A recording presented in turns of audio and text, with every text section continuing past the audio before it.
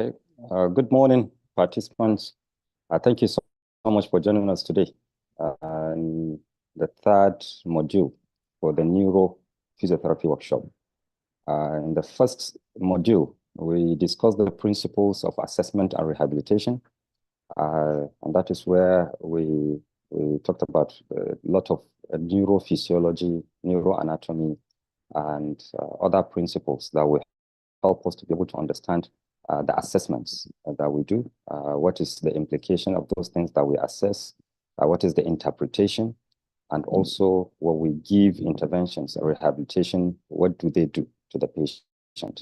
That was part one. In part two, we looked at neuroradiology. So during assessments of patients, how do we read images and how do we interpret them? Today, we are going to be looking at stroke. So we're now narrowing down to a particular condition.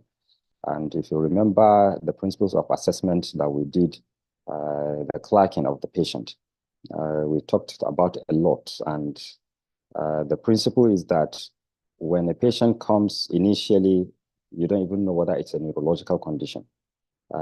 It's possibly might be a neurological condition, notwithstanding the presentation that you see come in with the upper limb looking like it's a stroke, but it might not be a stroke. You might have a patient that will come in with a lower limb problem, and you think it's a musculoskeletal problem, but it might be a stroke that is affecting the anterior cerebral artery. We have discussed all those things. So when a patient comes in, the general assessment, you start with the biodata, past medical history, family social history, drug history. And at the end of the day, you suspect a system. So it is possible from the risk factors, you must suspect a neurological affectation. And it's possible it is at the level of chief complaint, and notwithstanding whether you take the chief complaint first or you do it after taking the biodata, past medical history, family social history, the bottom line is that the patient is going to report either feelings, abnormal sensations in muscles, and other symptoms of a neurological disease or injury.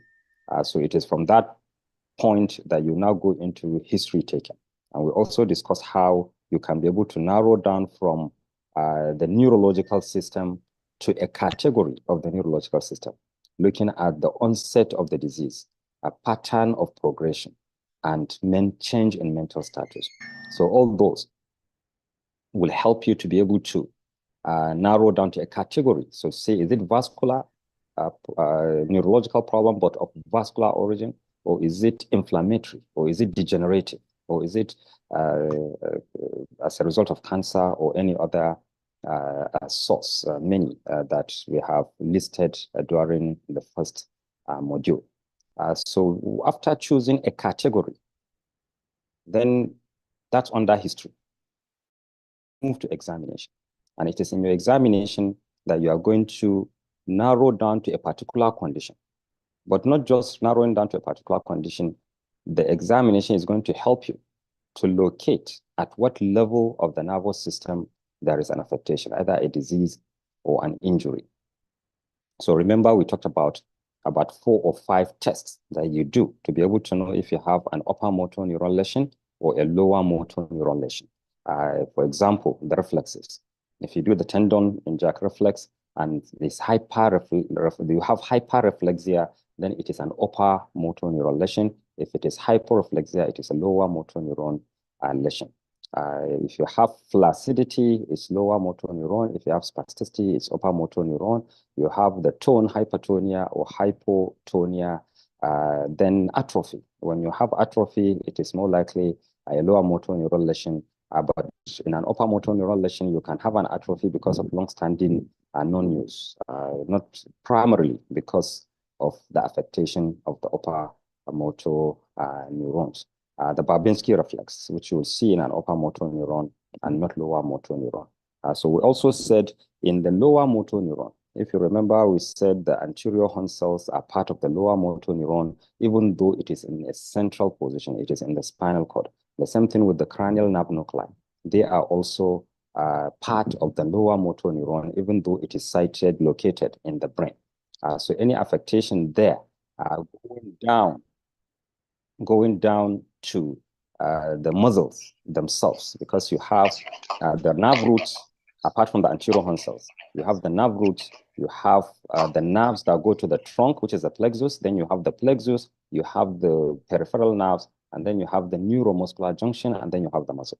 So all these are termed a peripheral neuromuscular junction, and it is during examination when you do your sensory tests and motor tests that you'll be able to know.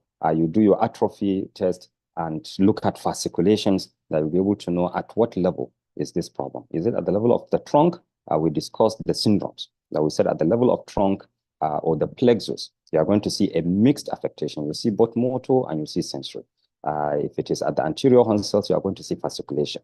But if it is at the peripheral nerve, there will be no fasciculation, but all of them are going to have atrophy. So these are some of the clinical features that after assessment, you'll use them to do what is called evaluation. And that evaluation is what is going to help you to calm down and narrow down to a particular condition.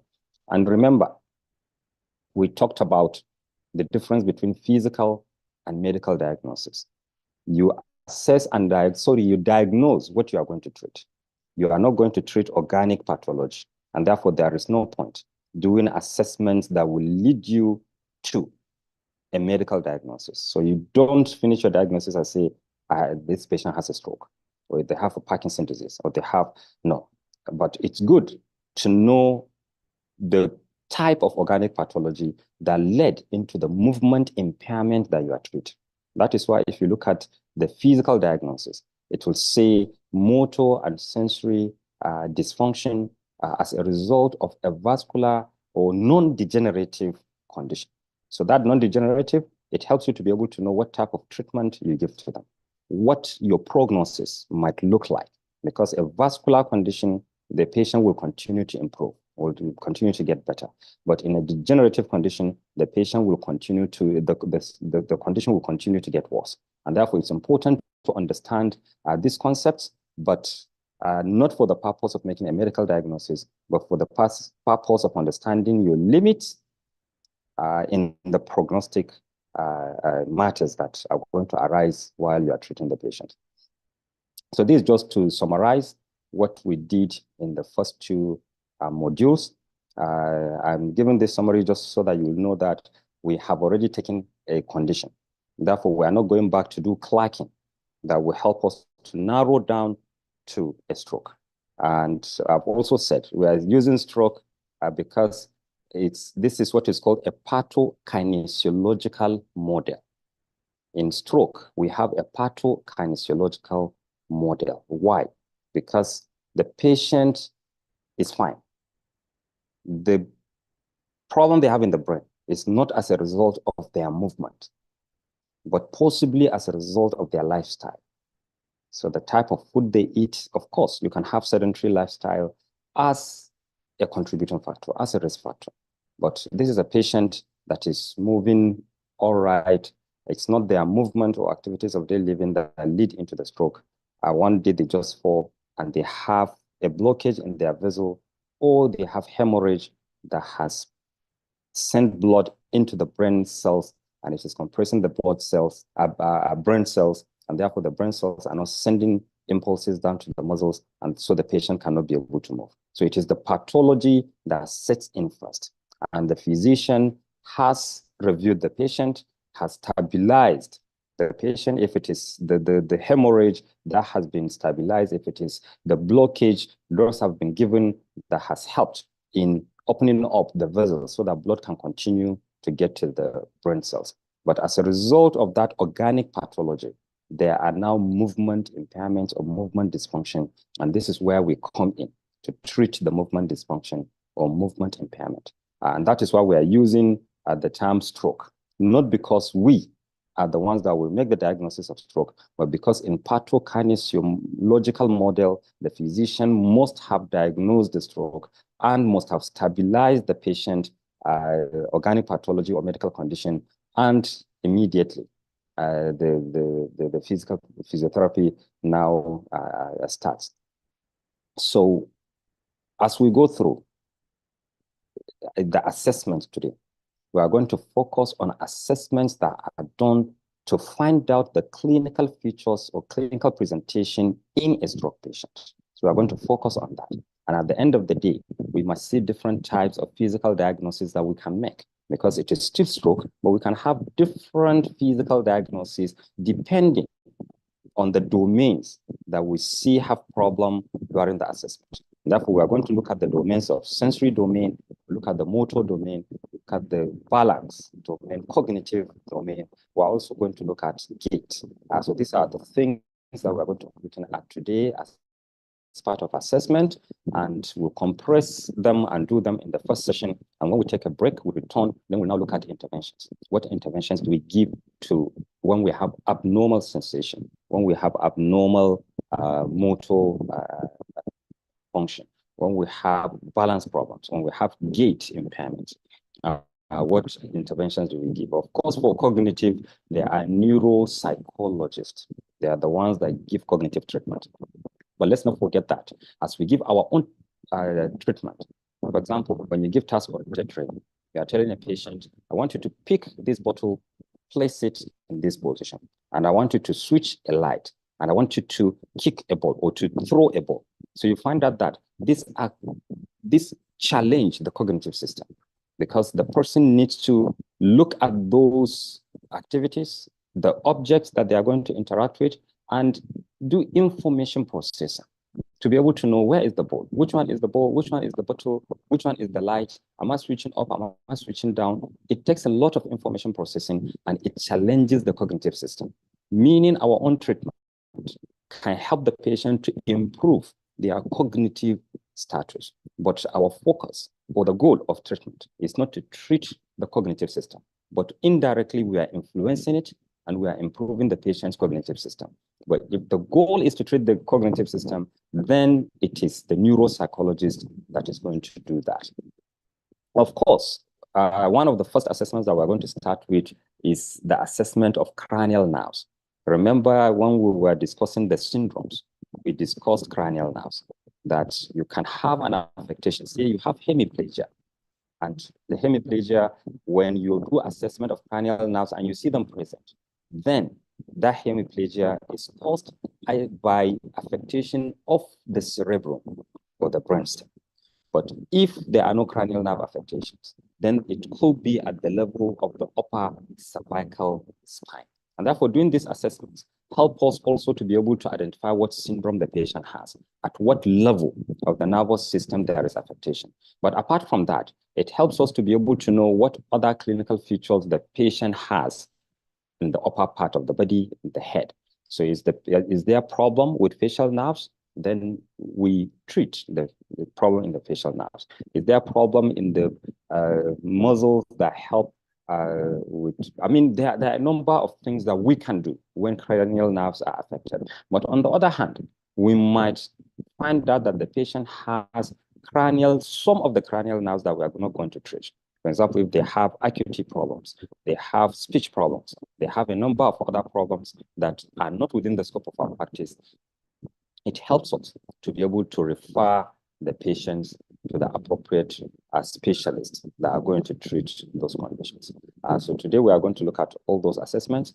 And with me here, I have two gentlemen that are going to support me, because today is not going to be theory, it's going to be more of practicals. Unfortunately, it's not a physical workshop. and you won't be able to have the opportunity to try it yourselves, and we assess how you do them.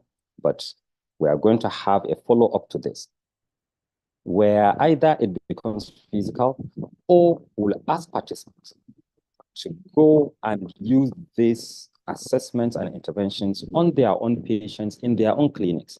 We'll have a consent form so that you give the patient the consent form to feel that they are happy for them to be videotaped while you are assessing them. And then you'll present the video. And then someone array is going to look at it. And if there are areas that you need to have feedback on how to do things differently, you'll be sent that feedback. And at the end of the day, you will do it again. If you do it right, then you are cleared. So there's going to be another session of the training that we are going to look at your ability to practice what you have learned in this particular workshop.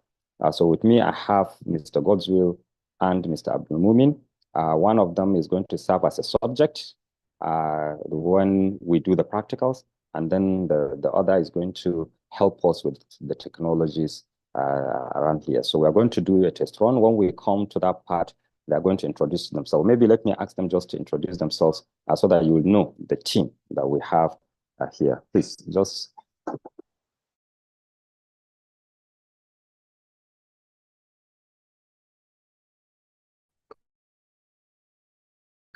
Because someone called and I think the network will call. Okay, so go ahead.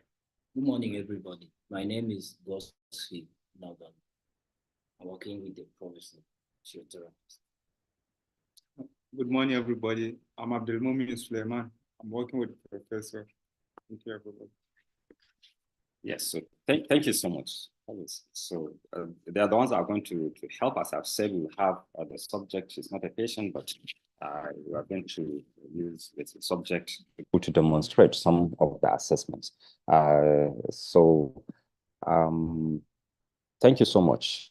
Finally, before we start looking at those assessments, I just want to thank you so much for showing interest in developing your skills and knowledge. It's really very overwhelming.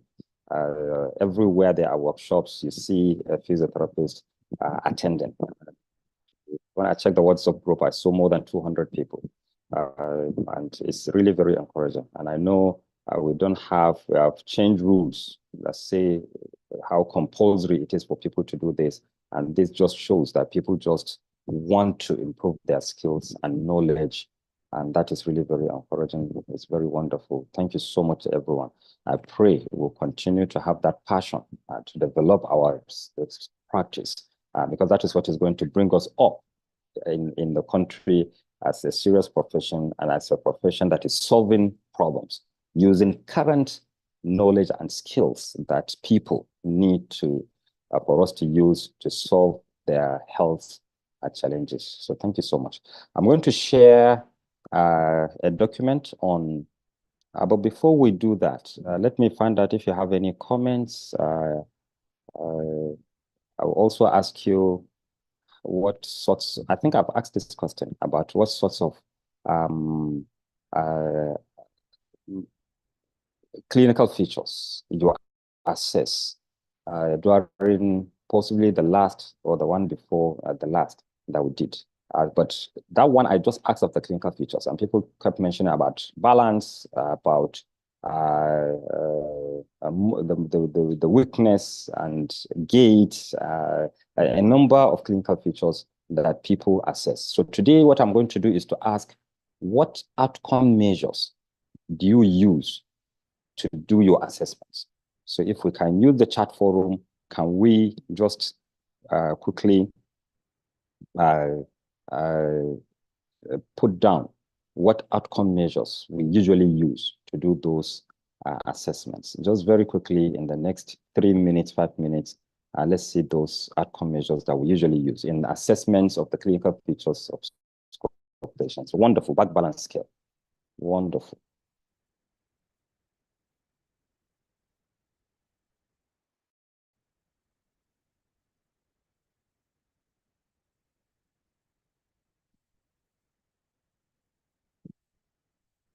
I can only see, okay, FIM.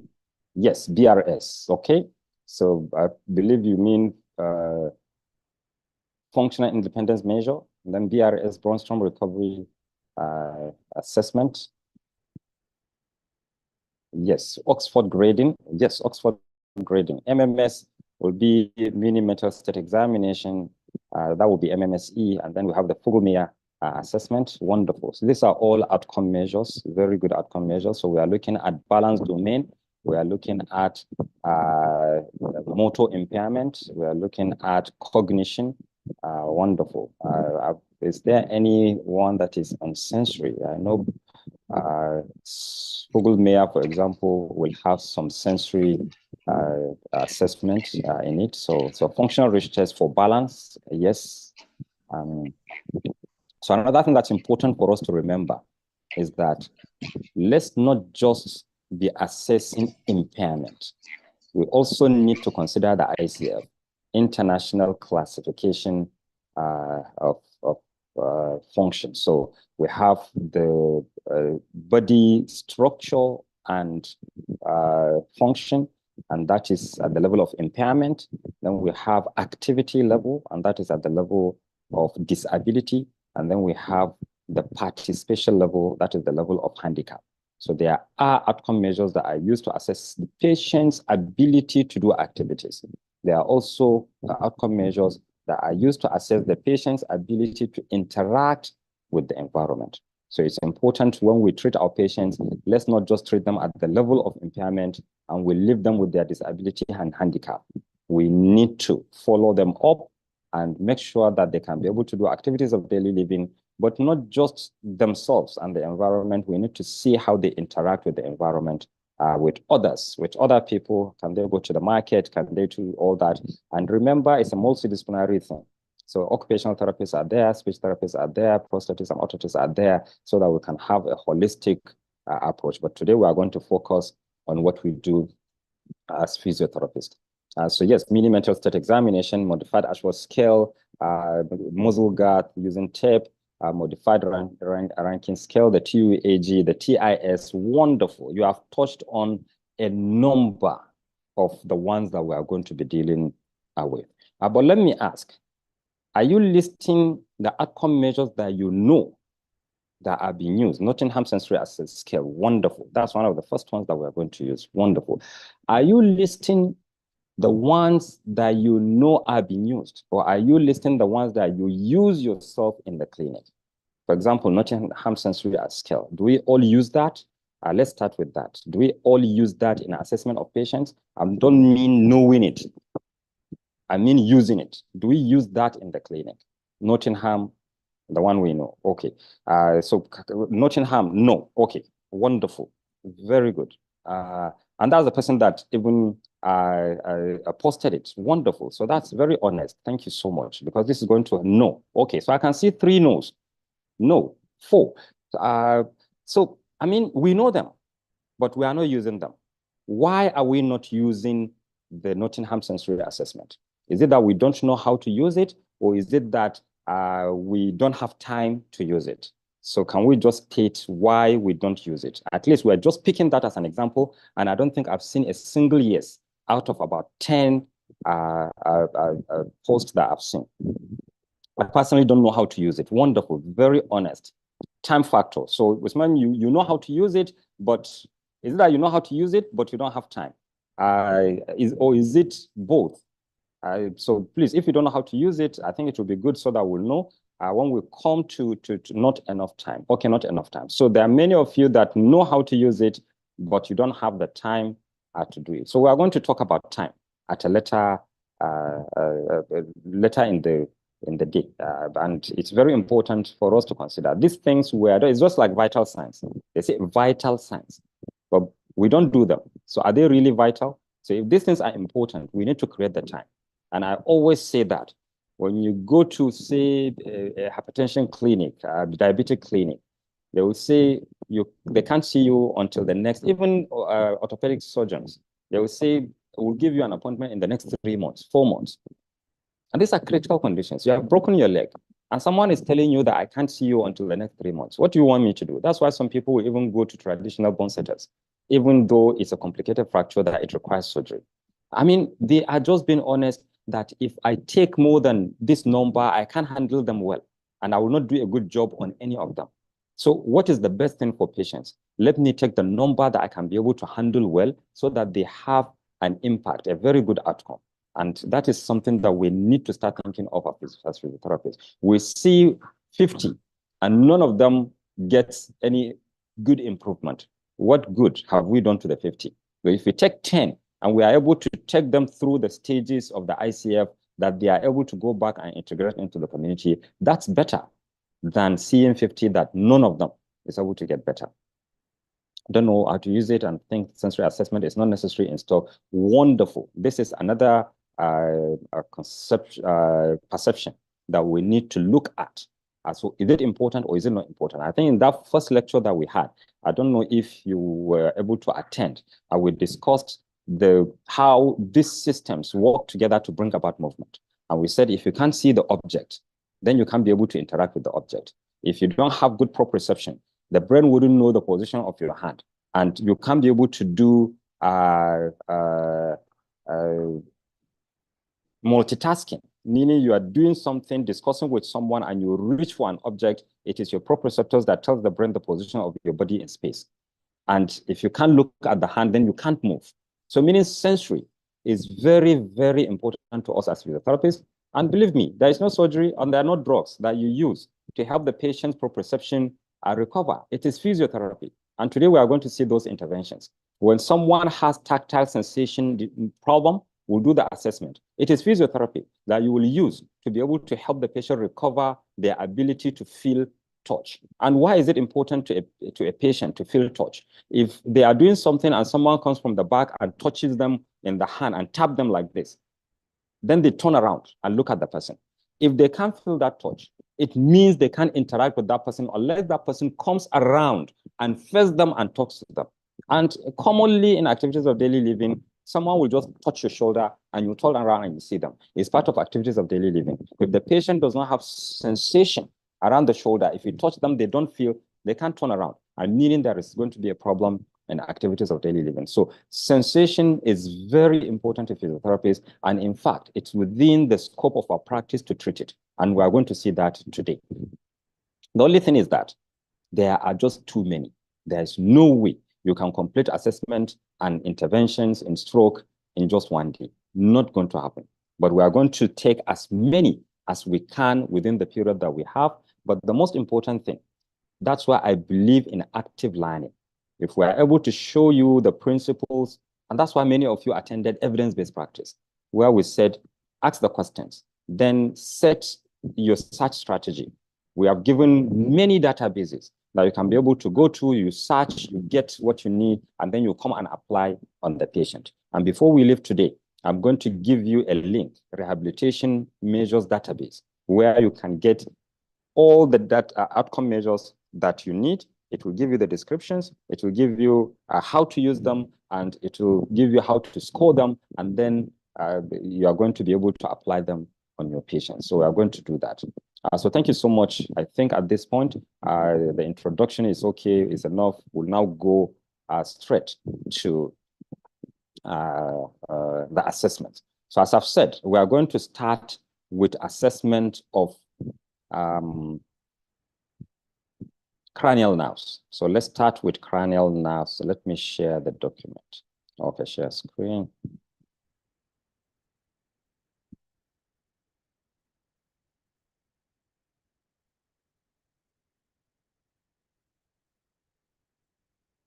Many things opened. I'll need to close as many as possible. Yeah. Okay. So another thing that I just want to say is that I realize there are so many videos out there, and because of the limitations that we have in technology, what we are going to do is that if we have a particular test or intervention that I can be able to get a video and I will share so that you would see, then we'll do that. But those that we can't get videos, but I thought doing it myself will be better in explaining them, then I will have Abdul Mumin use the phone or the laptop to show you what I will be doing as I do some of the assessments on Mr. Godswill. So just give us feedback. If you are not getting it, the technology is not friendly and whatever, please just feel free at any point in time to give a feedback. So we are going to start with the cranial nerves. I will explain them and then we'll do the practicals. So we are going to share all these documents that we're going to use today, and you are going to have them. So maybe you just follow since I've shared it for now. So cranial nerve number 1 is the olfactory nerve. So this is just use something that the patient can smell and ask them what that is. So of course, this is developed by people in the West, and you find out that they really see coffee as a very important thing, and therefore they will give the patient a coffee and he smells. But in our own locality, we can use something that people use very often and let them smell it and tell you what it is. So that's the olfactory nerve, which is cranial nerve number 1. For the optic nerve, which is cranial nerve number 2, it has 5 domains. 1, acuity, color, fields, that's the visual fields, reflexes, and then the fundoscopy. For the acuity, I'm going to show you a picture of the Snellen's chart. The Snellen's chart, you have letters written. And at the upper part of the Snellen chart, you have them looking big while they continue to become smaller until they become too small, that even a normal person cannot be able to see them. So there's a way they will be scored. I will explain that. Then the color. Now for acuity, if you can't be able to locate objects, so they are there, but they are too small for you to see, then you can't be able to interact with the environment. With color, if there are 2 panes, I think I have 2 panes on that table. You see a blue and a red. And let's assume I say, God's will, please give me the red pen. And he is having trouble locating which one is blue. No, I'm just saying it. I hope they can see that. So if they are having problem, if he's having problem locating which one is which, then he's not going to be able to pick it. He'll just be looking at them. Which one is blue, which one is red? So it's important to assess color. For us as physiotherapists, that's really very important. And the assessment done there is called the Ishihara test. And I'm going to show you pictures of that too. Then the visual field. I also mentioned during the first lecture that if you are looking at someone straight ahead, focusing on them and listening to them, and then you feel thirst, and there is a table beside you that there is a cup of water. As you are looking at the person straight ahead, you have a visual field. You can be able to see what's happening beside you, and you can reach for the object because the visual system, through the visual field, can be able to locate object around the visual field, and therefore you can be able to interact with those things. So if, for example, as you are sitting, you put your hand by your ears, you can't see them. But as you begin to bring them forward, there is a point while you are looking straight ahead that you can begin to see your hands. Just try it as you are listening. Just try it. Put your hands around your ears. See, can you see them? You can't see them if you are looking straight. But as you begin to bring them forward, this is where I begin to see my hands. And I'm not looking at the side with my eyes. I'm looking straight ahead. And that is where the visual field starts until it comes to the center. So we do that test so that we'll be able to know that if someone is looking straight, can they interact with the environment, anything that is within the visual field? If they can't, then they can interact with those things to do activities when they are looking straight ahead. That's the importance of the fields to us. Then the reflexes. So we are going to do that test for the visual field physically. I'm going to show you how to do that test. And then the reflexes is part of the optic nerve. So what you do is to shine that small bright light in the eyes, and you see the eye constrict and then go back to its normal position. And then fundoscopy, you have vessels in the eyes. When they use the fundoscope and they look through, they should be able to see the vessels and the blood that circulates and all that. So we don't do that because that's more of an organic pathology that will lead to that. And usually we leave it to the physicians, but just to explain it so that we'll be able to know what it's all about. So if you do this test, you'll be able to know if there is a problem in the optic nerve, either acuity, color, the fields, and the reflexes, and the fundoscopy. I would have stopped the presentation. Maybe that would be the best thing, so that we'll take each nerve, we'll do the test, and then we can share this document again to discuss the next nerve. So let me just show you for the acuity and the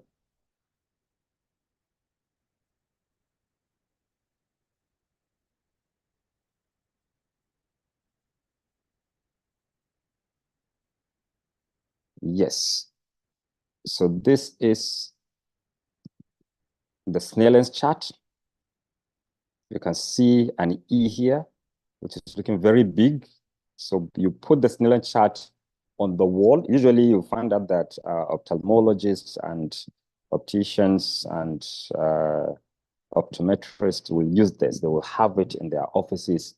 And while the patient is sitting at a particular distance from the Snellen's chart, they say, can you just read out what letters are there? Say it's an E, F, P, T, O, Z, L, P, like that. They will continue.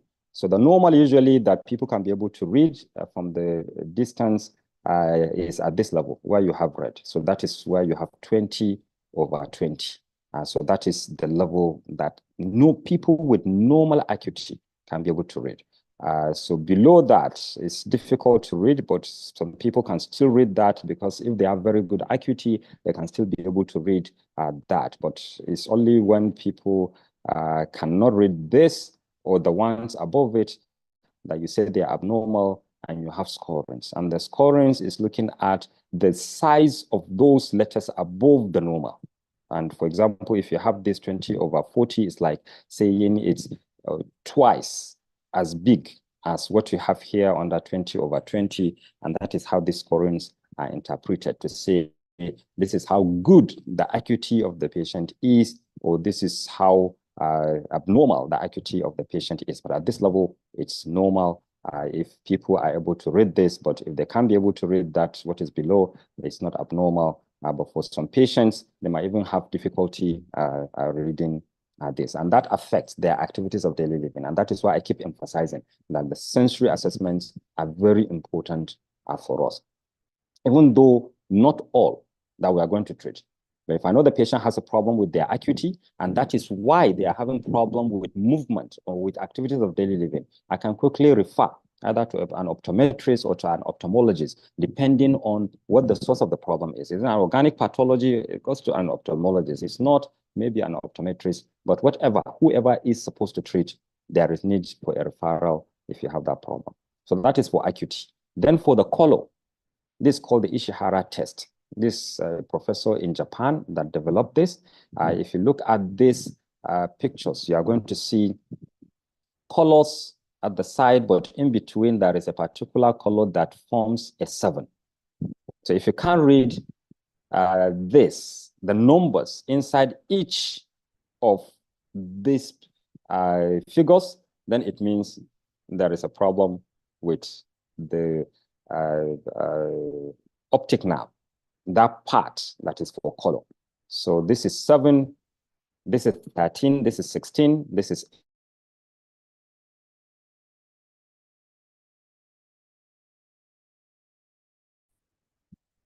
so it doesn't look like I have color blindness.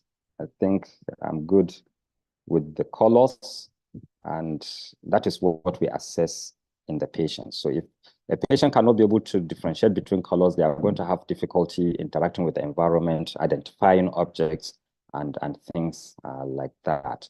So this is just those two. So now we are going to go into the next thing, which is the visual field. So maybe at this point, do a test. Let's see if this will work. If it's going to work, then we'll use that. If not, then I will connect with my phone. And so it is at this time that you're going to give us feedback. I'm going to see. Can you bring the chair? No, this one will work. No, this one will do. Just put it face me. This one. Let it face me. Then you can sit. Sit on it. Just sit back and relax. Sit. So let's see that we should see us. Yes. So please, can you just give us feedback? Can you see myself and yeah. Yes. Yes, sir. Around, can you see my hands up and down? Yes. Okay. Yes, sir. Yes. So what we are going to do now is to test for the visual field. So we are going to test for the visual field. So you are going to sit down facing the patient, and the patient will be at the same level, eye level. So what you do is you put your hands around where your knee meets the knee of the patient so that it will be in the middle.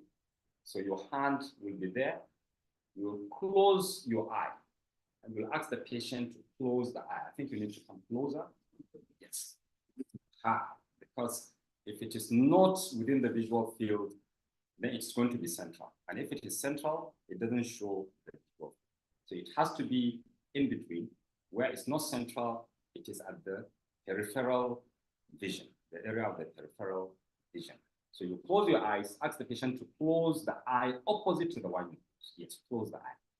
Your eye should keep looking at my own eye. Don't move your eye. Your eye should keep looking at my own eye. I'm going to put up my fingers, and I want you to tell me how many fingers I put up. So what you do is to have the upper quadrant, lower quadrant on the right, and then you now switch and you do the same on the left. So now I close my eyes, keep looking at my eye. I'm going to put up my fingers without moving your eye. Tell me how many fingers I put.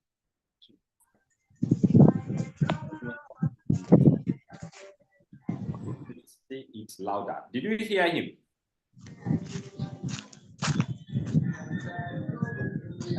Yes, we can hear him. He was able to know how many fingers I put up.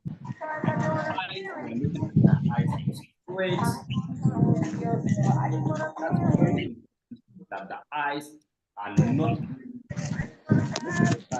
can't be able to know. Sorry, sir, please, there's someone is not meeting the mic. It's distracting the class. Okay. Isa, I think Isa Nazifi is meeting. Let the admin, please let the admin just control the system. I think anyone that unmutes the admin should just mute them straight away. Yes.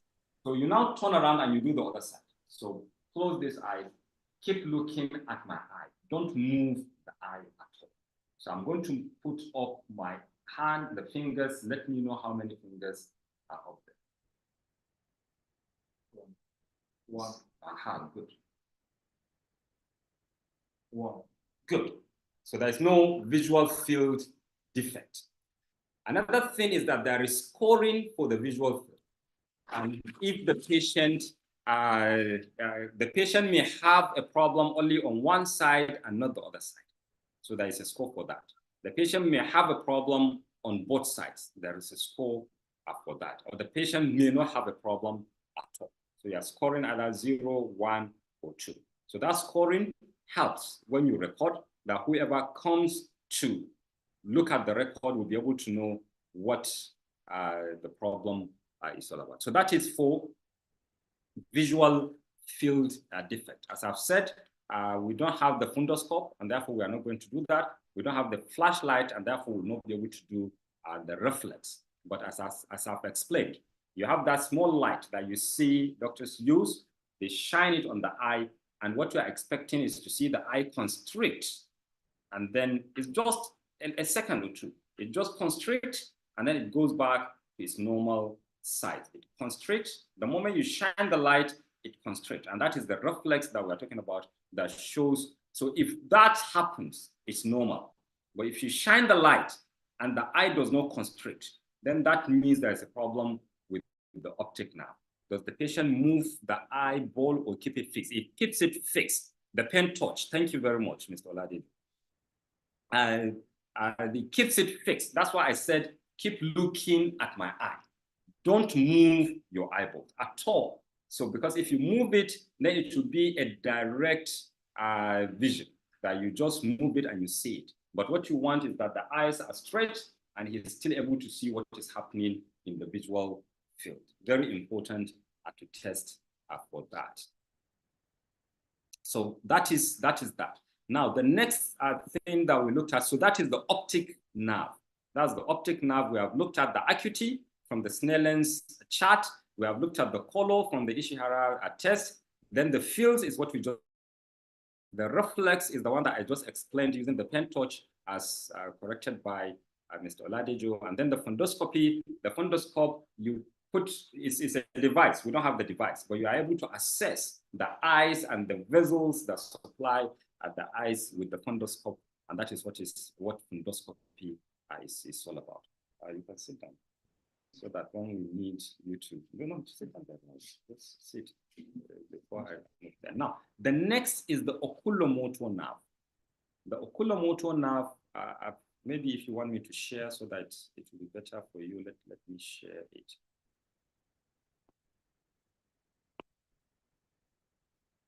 As I've said, feel free, give feedback at any point in time. Give feedback, that's going to help us with the understanding of what's happening. So the oculomotor nerve, that's number 4.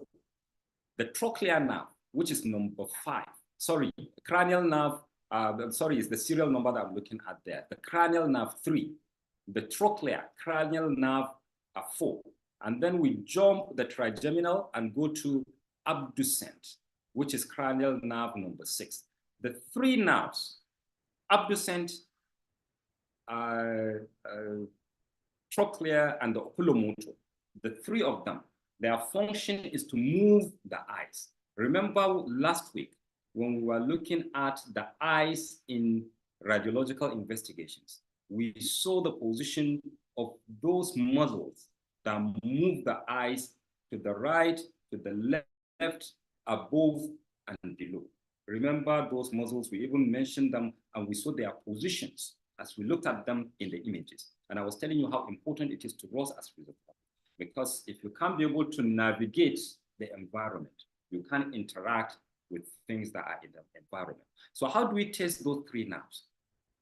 Each of them has its own supply to muscles that either move the eyes up, down, to the right, or to the left. So the way you do the test, so let's have this. Okay, let's sit it for us so that it can capture. I think it can capture. So what you do is to ask the patient to look at your finger. So you have your finger, the patient keeps looking at it. When we did the visual field, what we did was to say, I will put it up there, the eyes should focus on my own eyes. But in this test, for those 3 nerves, what you do is to ask the patient to look at the finger. And then you give them instruction. Without moving your head, follow the finger with your eyes. That is very important because you are testing the eye movement. And remember, we said those 3 nerves, they move the eyes to the right, to the left, above, and below. And you now want to test whether the patient's eyes can move to all those directions. So you say, keep looking at the finger. I want you to follow the movement of the finger with your eyes without moving your head. So let's go. Good.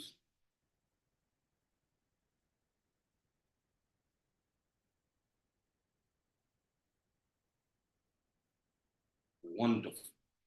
Wonderful.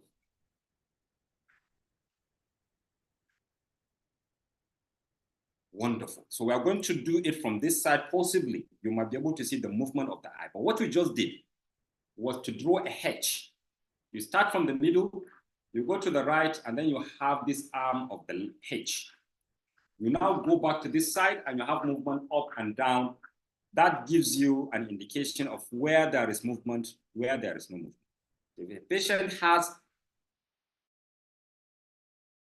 this oculomotor, trochlear, and abducent, then you'll be able to see that there is no movement towards the side that is being supplied by any of those three nerves. So can you just pick it and face towards that side? Just ask them if they can see movement of the eye. Just move your eyes. Ask them, just move your eyes to the right and to the left. Can you see the movement of the eyes? So let's do that. So I'm going to move, you follow, good.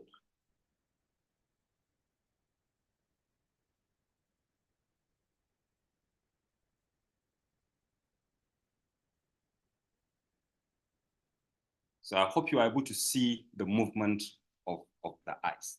So that is for the three cranial nerves, the oculomotor nerve, which is cranial nerve number 3, the trochlear nerve, which is the cranial nerve number 4, and then the abducent nerve, which is the cranial nerve number 6. So trigeminal is the one that is in between them, and this is the one that we are going to look at. For the trigeminal nerve, this is involved in the sensory supply to the face and motor supply to the muscles of mastication. So if we test for that, you need a cotton wool. So you will need to have all these gadgets in your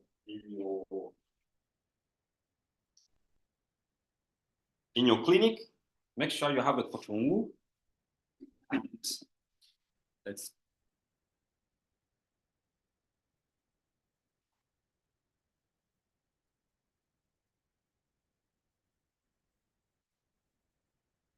So what you do to test for the trigeminal nerve, the sensory part of the trigeminal nerve, I'm going to touch you with this button. And when you feel the touch, you say yes, but you need to close your eyes.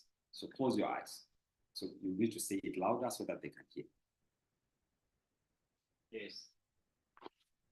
Yes. Yes. So you touch 3 different places because these are the areas that have been supplied, sensory supplied by the trigeminal nerve. That is the forehead, the cheeks, and the jaw line. So 3 areas, the forehead, the cheek, and the jawline. And you do that on both sides.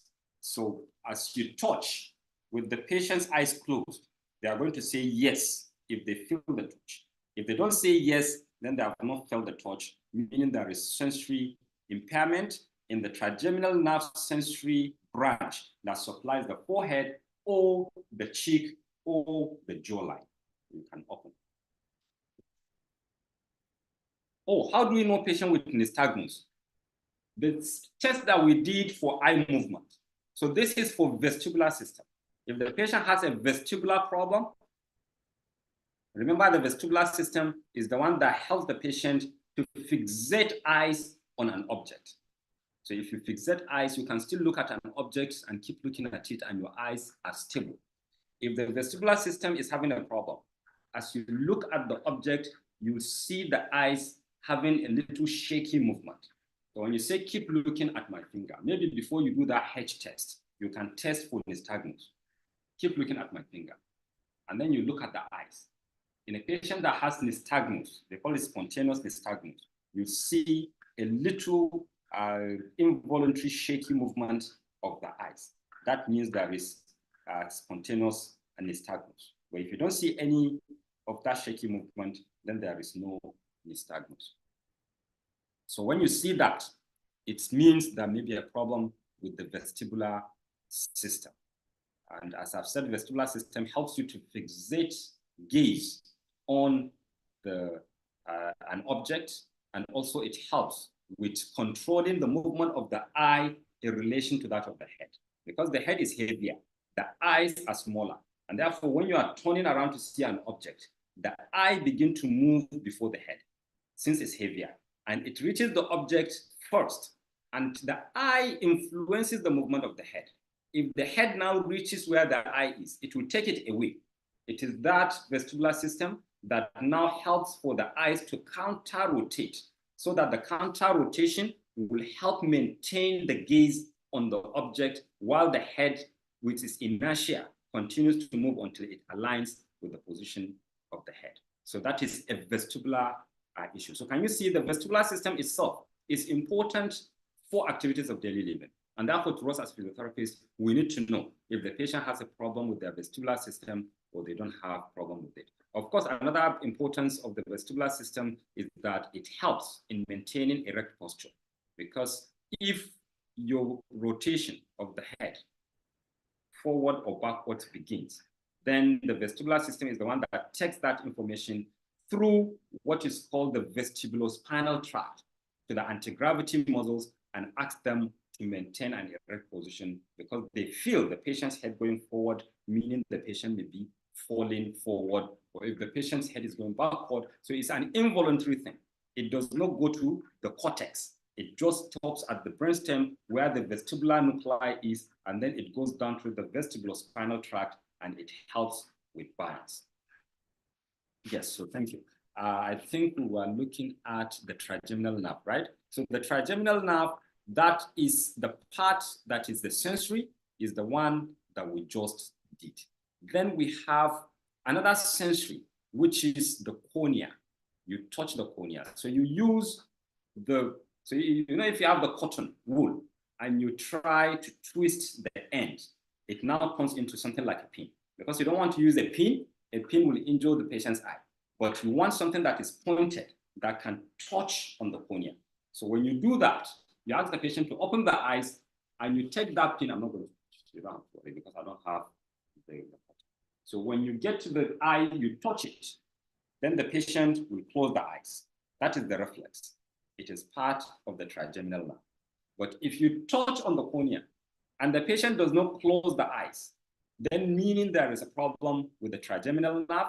It is not supplying the eyes with that reflex system that helps the patient to close the eyes. So that is for the trigeminal nerve, but the reflex aspect. Then for the motor supply, you ask the patient to clench their teeth and you observe the feelings of the masseter and temporalis muscle.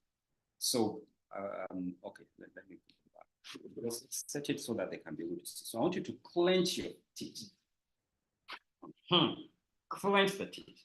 You now touch this. If there is a problem in the trigeminal nerve, its motor area, when he clenches the feet, you are not going to feel the tension here and then here. So these are the two areas that you touch and you are going to feel the tension. So you release it and do it again. I can feel it. The muscles are tensed as he clenches the feet. So that is how to test the motor aspect of the trigeminal nerve. And that is cranial nerve number 5, the trigeminal nerve. Of course, we have done that of the abducent nerve because it is part of those 3, including the oculomotor and the trochlear. So oculomotor, trochlear, abducent, and nerve. Then cranial nerve number 7 is the facial nerve. And with the facial nerve, you have motor supply to the muscles of facial expression. So what we do is to ask the patient to feel the forehead muscles. So I want you to, it's just like say wonderful. So just take it and let it face its face. So if the patient can't be able to do this, I know all of us know how to assess facial nerve. Maybe it might not even be important to go through doing it with details. But some patients you see, they can crease this side, but this side would not be creased. And therefore you have a problem in the facial nerve on that side. Another thing is that close your eyes. And then you try to resist the opening. I ask them to open, forcefully open. You can see the eyes open, because the muscles have been supplied by the facial nerve and it can be able to move the eyes against resistance. Another thing is blow out, blow. So don't allow me to. So you hold them out while you try to push. And if there is a problem in those muscles, we find out that he cannot be able to maintain air in the mouth and he will have to open it up. And so these are the 3 things that we look at with the facial nerve. Of course, that is a simple one because I know many of us treat facial palsy. Then the next is the vestibulocochlear nerve. So I'm going to share so that you can be able to see the apparatus that is used. This test is called the Weber's test, Ryan and Weber's test. So let me just quickly share so that you can see the equipment. I used to have it. Unfortunately, I was supposed to be in Kano in Ray. That is where we have the clinic and all the facilities. But I had so many engagements yesterday that I couldn't go. But we have started to obtain things that we are going to be using for practicals in Abuja here, so that wherever it is that we are, we can be able to do the practicals more important. So this is the tuning fork. If you can look at this picture, that's the tuning fork.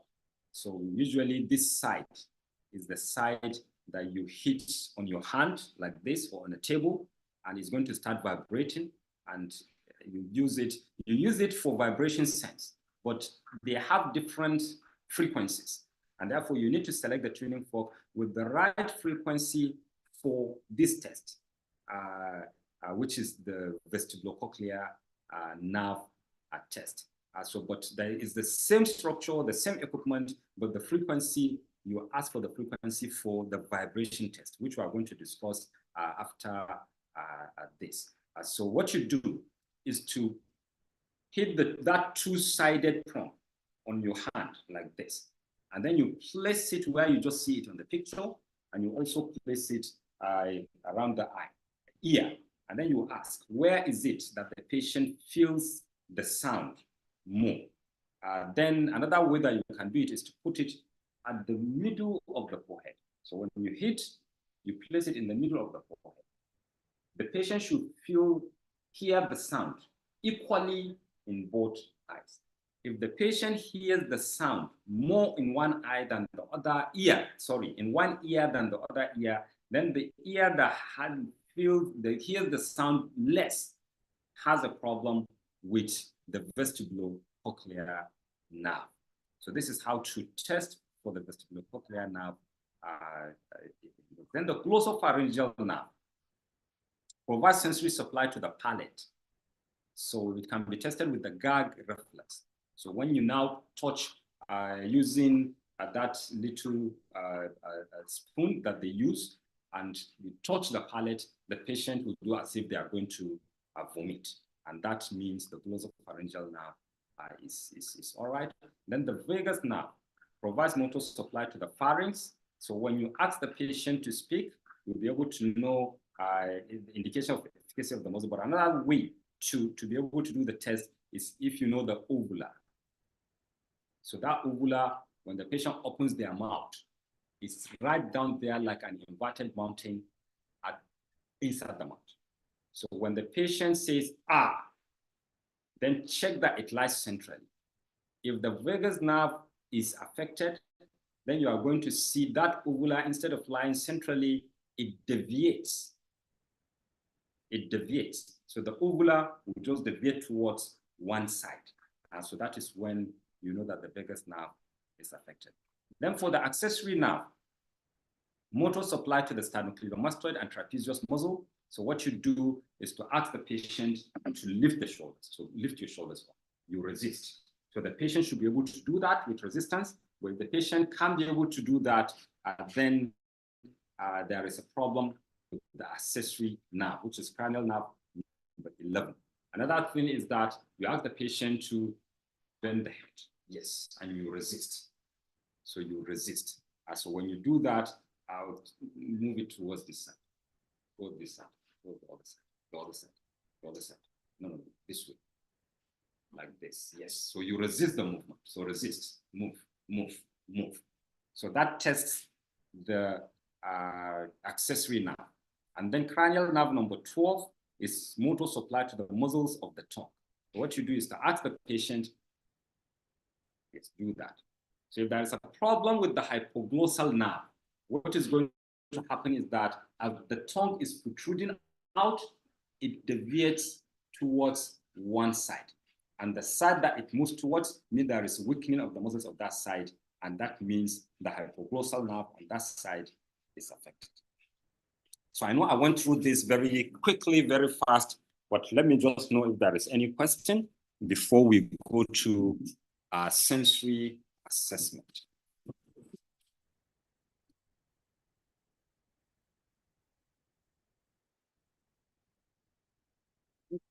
Any concerns, any question? Is there any of the tests that we need to work fast?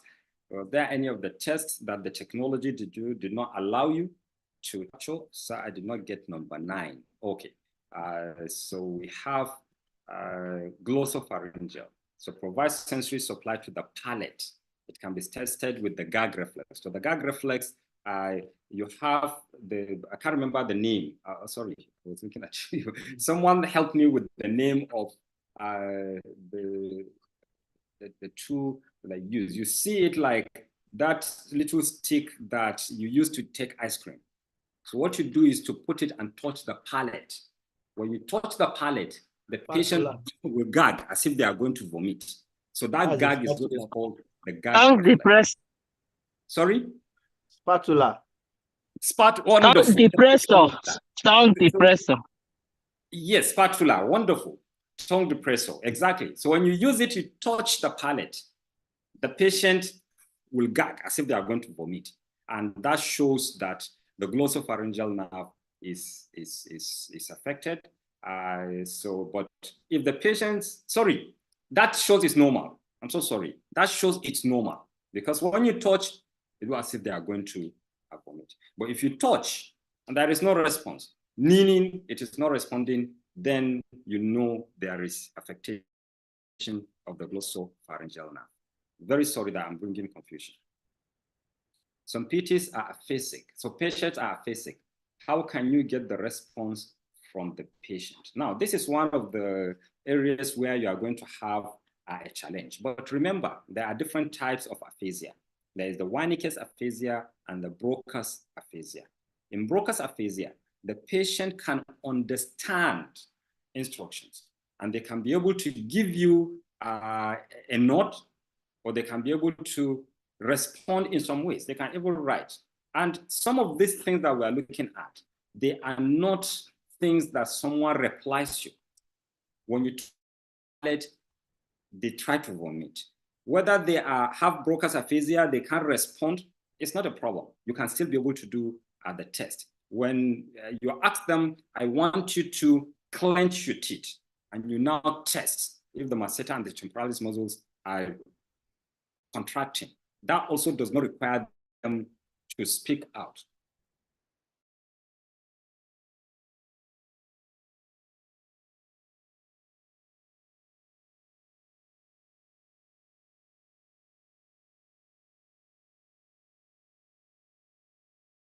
The same thing with the movement of the eye. I want you to do the H movement. All those will not respond what you say. Now, where you are going to have a problem is when someone has Wernicke's aphasia. Because in Wernicke's aphasia, when you speak, they are able to respond. So for those tests that are reflexes, that they don't require the patient's ability to comprehend what you say, the gag reflex, the uvula, or maybe with the uvula, for them to say, you need to instruct them. All those will be difficult, and these are the limitations. There are some tests that you cannot be able to do with patients that have cognitive disability, or they have Wernicke's aphasia, and these are limitations. You do the ones that you can be able to do, and that is why radiological investigations come into play. And that's what I was trying to explain the other day, last week, when we had this. So there are some situations where you can be able to reach a diagnosis with physical examination. But then you now have a challenge, cognitive problem, Wernicke's aphasia, any other thing that makes the patient not to be able to give information that will help you to gather relevant information to make a diagnosis. You go for the radiological investigations. They will help you to be able to see, especially MRI, that can be able to see soft tissues, injuries in soft tissues, and what have you. Yes, so I hope that helps. Yes, what about patients that have dysphagia? Well, as I've just explained now, there are some that all these problems will not stop you from doing those tests, but there are some that will. Unless if you are asking, how do you know? If those things are there, then that would be a different response. From YouTube, can talk on Bell's and facial nerve palsy with respect to their clinical assessment. So these are can be part of the stroke, because you can have those. So I think it's relevant, can talk on Bell's and facial nerve palsy with respect to their clinical assessment. I think we have just done that, assessing, so creasing the forehead, closing the eyes and moving it against resistance, and then closing the mouth to blow, and then you resist and you see if they can be able to hold air inside the mouth. I think we have done that during the assessments. So thank you very much. Okay, wonderful. So in the absence of any other question or comment, I think, okay, please repeat number 12. Number 12, we said, is the hypoglossal nerve. So you ask the patient, put the tongue out. So in a normal case, where the hypoglossal nerve is normal, the patient will do this, and the tongue will be central. When the patient starts to bring out the tongue, it goes towards this side, then it means the hypoglossal nerve on that side is affected. Or when they start protruding and the tongue moves towards this side, then it means the hypoglossal nerve on this side is affected. And that is the 12th cranial nerve. Yes, thank you.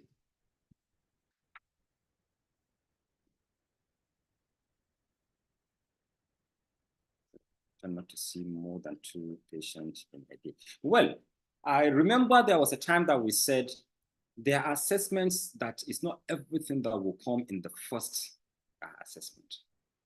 There are some other assessments that follow at the next session. And therefore, and that's number 1. Number 2, your experience doing it over and over and over. I told you, I saw a neurologist.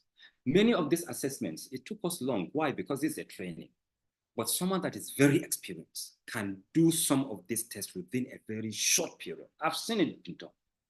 A neurologist was impressed doing Oxford chart. Within a few minutes, okay, can you pull in? Okay, pull out. Okay, move up. Okay, move down. And he finished all before he began to put it down. It's just like going to a tailor. I get impressed when the tailor will just take here, take the hand, take the leg, and at the end of the day, you just pick paper and you see him writing all the results.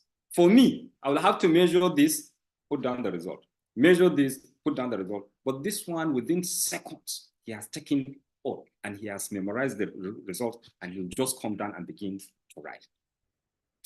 The more you do it, the more automatic it becomes, and the faster that you can be able to do many things within a very short period. But even with that, if you want to do a proper assessment, believe me, you can't just do it in 30 minutes. You need a period that will help you, because without the proper assessment, you can't be able to get a good diagnosis. That's just the bottom line.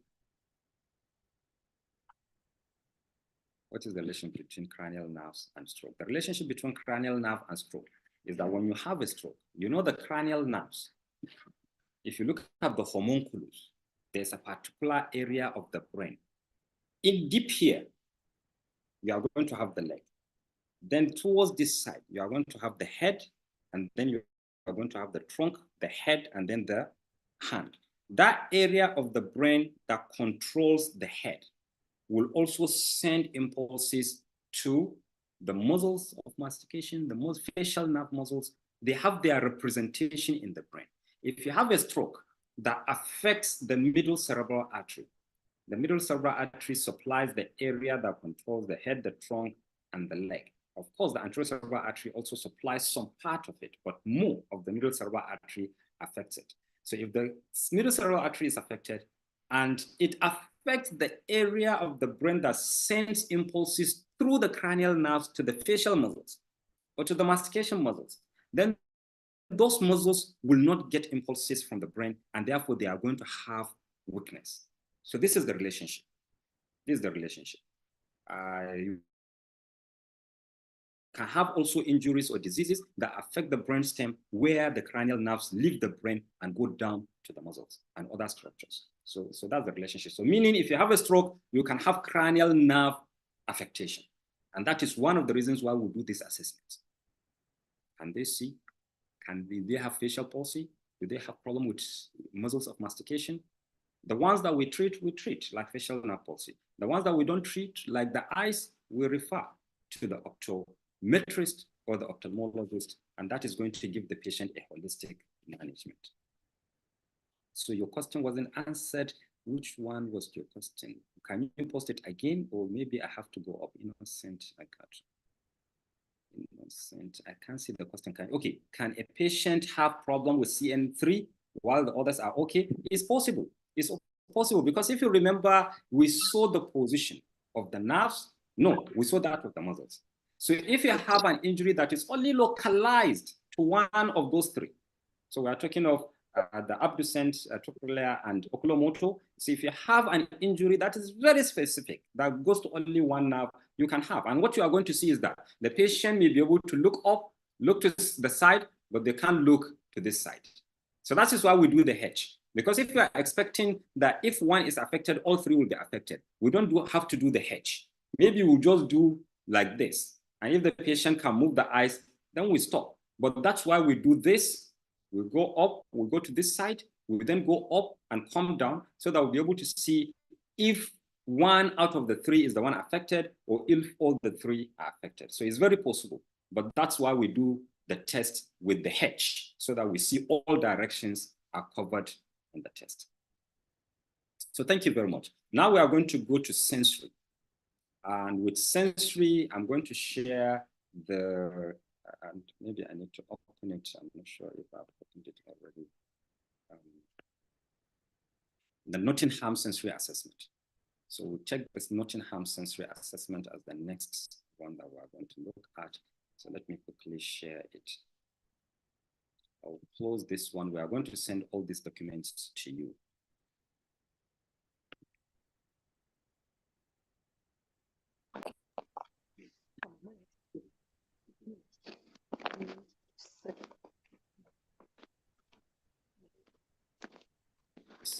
So this is the Nottingham sensory assessment. We are going to just discuss it and then we'll go straight and do the test. And maybe, as I've said, we may use our videos to show, because that will be faster and you will see it more possibly than what I will do, but I will still explain. Now, Nottingham sensory assessment. These are the instructions. You can read the instructions, but it is about the body area to be tested is marked on the body and all that. So, but you can read that. Let's just go straight to the test. Tactile sensation. So how do you test tactile sensation? Under tactile sensation, you have light touch, you have pressure, you have pinprick, and you have temperature. You also have tactile localization, bilateral, simultaneous touch, and all that. These are the equipments that you use blindfold because you need to close the eyes of the patient. You use the cotton wool, very important, neurotip, 2 test tubes, hot and cold water, that is for the temperature, and talcum powder. So these are the equipment that you will use. Now, how do you do the test? If the patient has problems communicating, begin testing light touch, pressure, and pinprick sections. Now, what you do is to remember the dermatomes. When you do tactile sensation and you can't remember your dermatomes, you are not going to have a good interpretation, because this test is going to tell you that the problem is from a nerve root and what nerve, or it will not what nerve root. So is it C2, C3 because there's no C1, C2, C3, C4, or like that? What nerve root has been impinged? Or it will tell you that this is not a nerve root distribution. This is a peripheral nerve problem. And which of the peripheral nerves? And I'm going to show you a video where someone, I think an Indian, beautifully tried to explain how you can be able to locate the dermatomes. Because looking at just the picture that I showed you of the human diagram with those positions, sometimes it's difficult to memorize and remember. But by the time we get to do this test, what is the scoring? The scoring is very, very important. You take the cotton wool and you touch areas of the dermatome and you ask the patient, When I touch you, if you feel the touch, say yes. If you don't feel, so don't know that you have touched and say yes. Just yes, you touch, yes, you touch, yes, you touch, yes. What is the scoring after doing the test? 0 is absent. So fails to identify the test sensation on 3 occasions, meaning for each dermatome, you are expected to do it 3 times. Please, sir, the audio volume is low. Okay, let me use my earpiece for this part of the explanation. Oh, how do one know the central lesion with the H? You wouldn't know the central lesion with the H. It is not the H that will give a central lesion. The H will only say that those 3 nerves are not supplying the eye muscles with impulses. But whether it is central or it is peripheral, remember we talked about reflexes, hyperreflexia, hyporeflexia, and other things. So there are ways that you do that for the cranial nerves too, to be able to know that it is central or peripheral. Another way is to use the radiological investigations so that you'll be able to see whether the problem is in the cerebrum or the problem is in the brainstem. And that is what is going to show whether it is central or it is peripheral. So that is also a different thing to do. Yes, so the patient you touch 3 times, and the patient fails to report that they felt the sensation, you give a score of 0. It is impaired when the patient identifies the test sensation, but not on all 3 occasions in each region of the body or feels duller. So either in one, he feels it well, and then say, oh, I felt it, but it's not as much as the first one. Or that they feel it in one, they don't feel it in the other. This is impaired. You give a score of 1. You give a score of 2, which is normal. Correctly identifies the test sensation on all 3 occasions. 9, they call it 9 instead of 3, because if you say 3, someone might feel that there is a score above normal, meaning it's super normal. So instead of using 3, they now just put 9. So let's assume someone has bones. You can't be able to test. So you just put 9, meaning you are not able to test. Or possibly the patient has cognitive problem, or the one case of failure that someone asked earlier. They can't comprehend the instructions. And therefore, when you touch, they don't say yes. That doesn't mean that they don't have sensation. It might only mean that they were not able to respond. And that is where you give a score of 9. So if in your record, in the file, someone has already tested, and you see Nottingham Sensory Assessment, tactile sensation, score of 9. It means they were not able to test for whatever reason. So you use the cotton wool to do the light touch. So you just press, and it is not to press and drag. No, you just press and you just place it on the skin and you remove it. That's the light touch. Then pressure. Press the skin just enough to deform the skin. Contour using the index finger. That's for pressure. But they all have the same scoring. Then pinprick. At the back of your patellar hammer, you'll see a pin. You remove it, you use it in the dermatomes. Then for temperature, that is where you use the 2 test tubes, a cold one and the hot one, warm one and a cold one, to see if the patient can be able to feel temperature. This is important to us as physiotherapists also, because if there is something hot around the leg there are patients that have reported they burnt their leg completely because a fire caught something and it touches the leg. They couldn't feel it until it completely got burnt. I mean, what can they do? They can't feel it. So you want the patient to be able to prevent themselves from danger, avoid danger. You need to be able to be sure that they have temperature sense. If they don't have that, and it is within the scope of practice of the physiotherapist to treat impairments in temperature sensation. Then tactile localization, bilateral simultaneous touch. So I'm going to explain kinesthetic sensation also, and then we'll now go and look at either the videos or do it practically. There's a difference between kinesthesia and proprioception. And I don't know if anyone wants to attempt to explain that. What is the difference between kinesthesia and proprioception? You can use the chat forum, or you can raise your hand if you want to speak.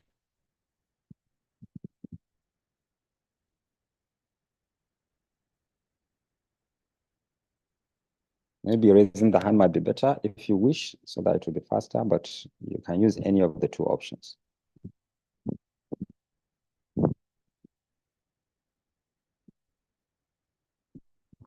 Someone asked if the audio was low. I hope it's better now because I'm using the earpiece. No response. So is it that we don't know, or we are reluctant to speak? Yes, Mr. Imoru, Dr. Imoru, please unmute and speak. Okay, thank you, sir. Yes. Let me attempt it. When you talk Okay. about proprioceptor, you are Yes. talking about joint position sense. Mhm. But when we are talking about kinesthesia, we are talking about movement sense. Movement sense. Wonderful. Wonderful. You are very right. You are very right. So when we come to do the test, if, for example, now you take the position of the arm in space, you just put this arm in 90 degrees. And you say to the patient, in what position? So maybe from the beginning you said, this is 0, this is 90, this is 120. I'm going to place your joint in one position. And I want you to tell me, is it 0 or is it 90 or is it 100?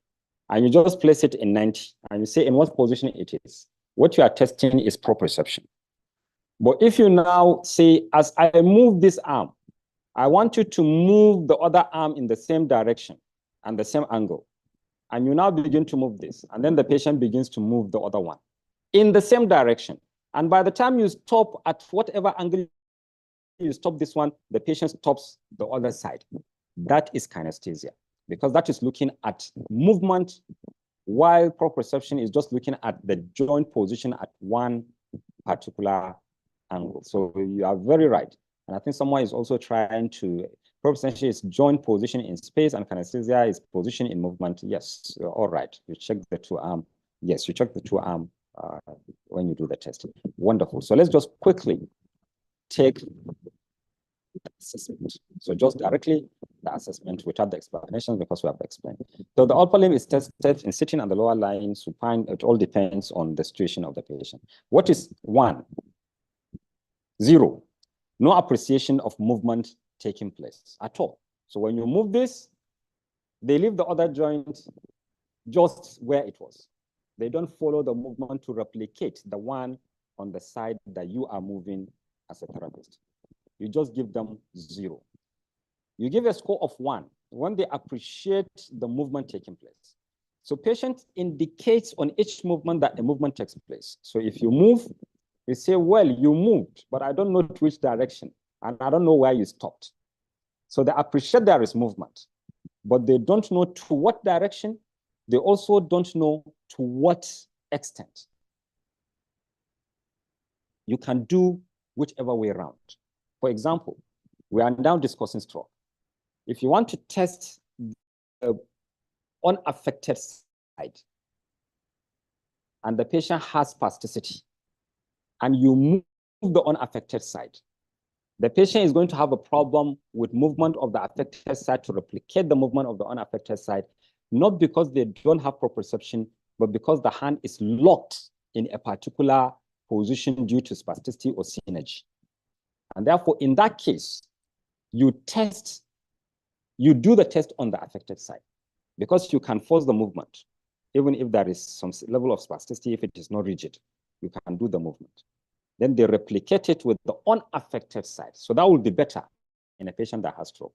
But in a patient that does not have stroke, you are testing for the proprioception. The concept is that if you move this and they replicate with this, then they have proprioception there. But if you move this and they replicate with this, they have proprioception there too. Because whichever way it goes, if there is no proprioception, there wouldn't be any replication. Yes, so that is the principle. So appreciation of movement taking place, as I've said, you give a score of 1 if the patient knows movement has taken place, but they don't know to what direction, they also don't know to what angle the movement stopped.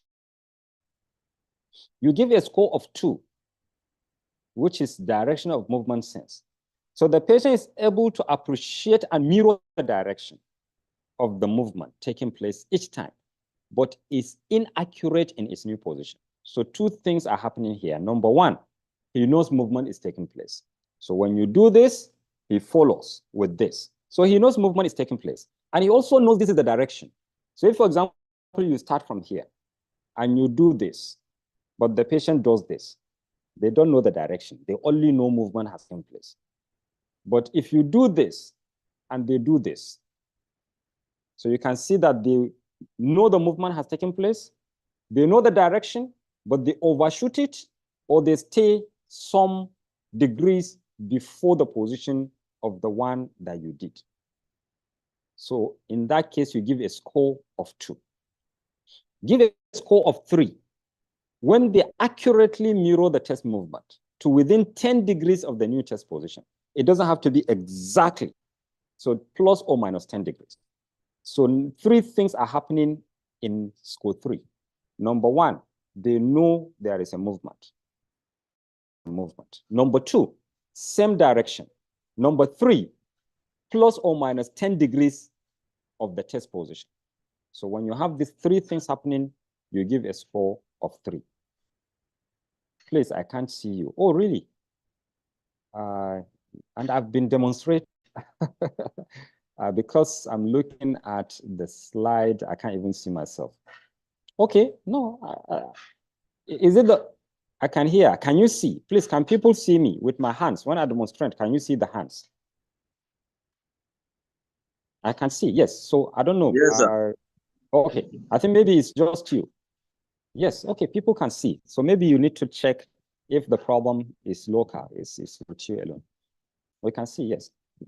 So these are the 3 things that we will look at, and that is how to test for proprioception.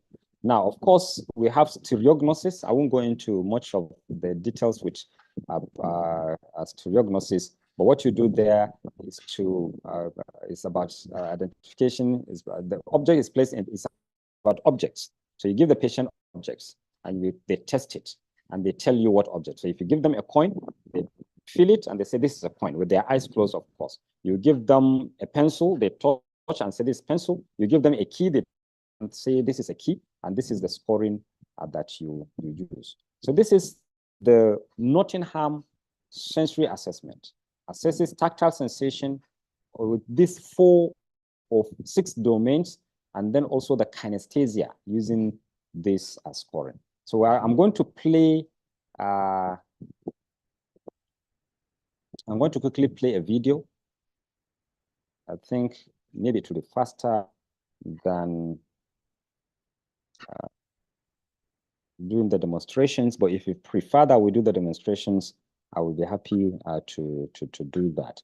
But let me just quickly play video. And I think the video is going to help us to be able to even understand that some of these things we can just go to a video and get them. So we can teach ourselves. So let me see which one do I share. Let me share this one. Hopefully it will be very fast. As I change the browser. Oh, good, it's fast. So let me just share this.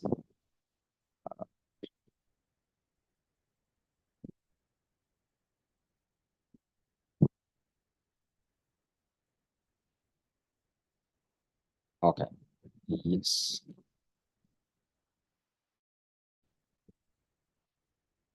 Okay. I'll just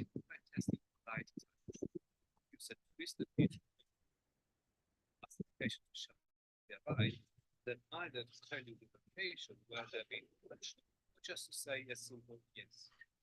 Aim to test most of the dermatome, particularly in upper and lower limb.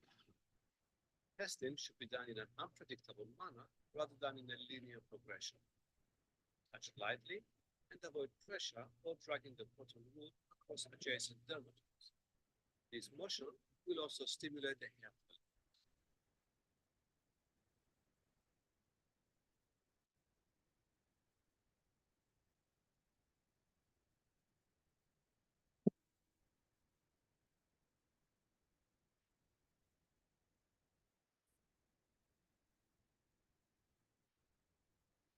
Oh, I hope you can see because it's telling me that your screen sharing is paused. Were you able to see the video? Oh, no. Sorry, can I get a feedback? Are you able to see the video? Oh, Yes, no. Oh, were you able to see it? Yes, sir. And I'm you seeing it. could hear, okay. Oh, just the audio. Okay, let me play it again. It's not showing. Okay, let me play it again. And that's why possibly doing it physically will be better. So let me just try one more time. If it works, fine. Why I'm trying to do these videos so that you can be able to, you can understand that you can get these things online out there. So let me just see if stop sharing. Okay.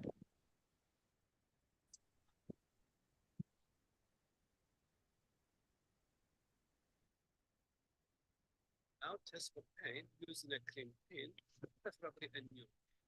Never use a hypodermic needle or a previously used pin. Demonstrate to the patient what you're going to do and what is expected of them.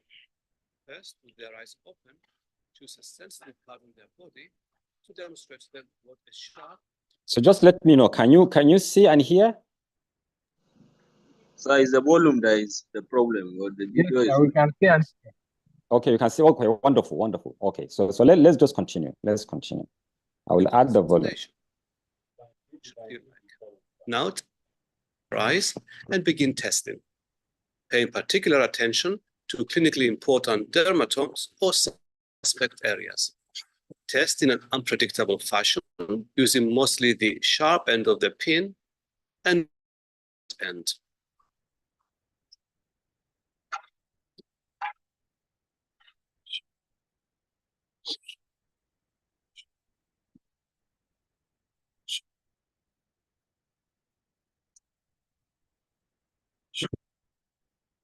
Sure.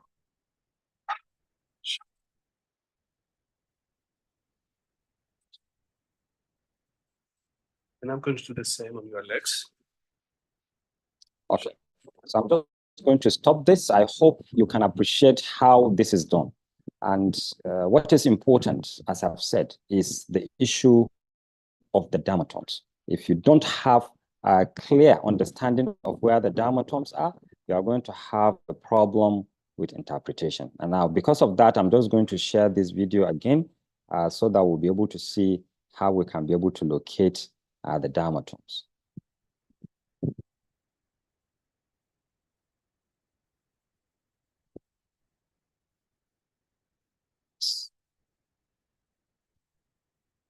Are you a STEM professional and are looking to apply for U.S. permanent residency? Then be discussing an exciting option for certain professionals. Yes, so very quickly, let's see this. Welcome to Medical Maniacs. Today, I'm going to teach you how to remember the dermatomes easily. So these are the two rough diagrams, anterior and posterior view of human body in anatomical position. Before we go to the mnemonic, there are a few rules which you have to remember so that you can remember the whole dermatomes easily. The first rule is C1 gives no supply. Since C1 doesn't innervate anything, the innervation starts from C2, that is, the entire occiput is supplied by C2. Then comes C3 and C4. So the neck part is supplied by C3 and C4. So C2, C3, C4. Then comes C5, C6. So we'll divide the arm and forearm into two parts.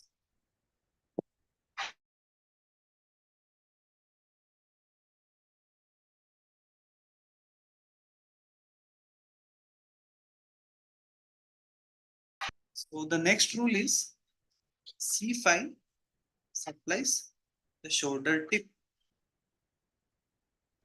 So the dermatomal innervation comes from outside half to the inside half. So this is the outside half. C5 supplies the shoulder tip.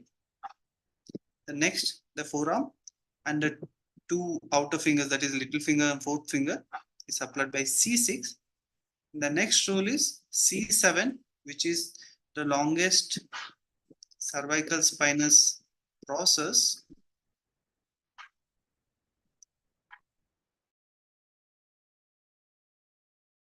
Middle finger.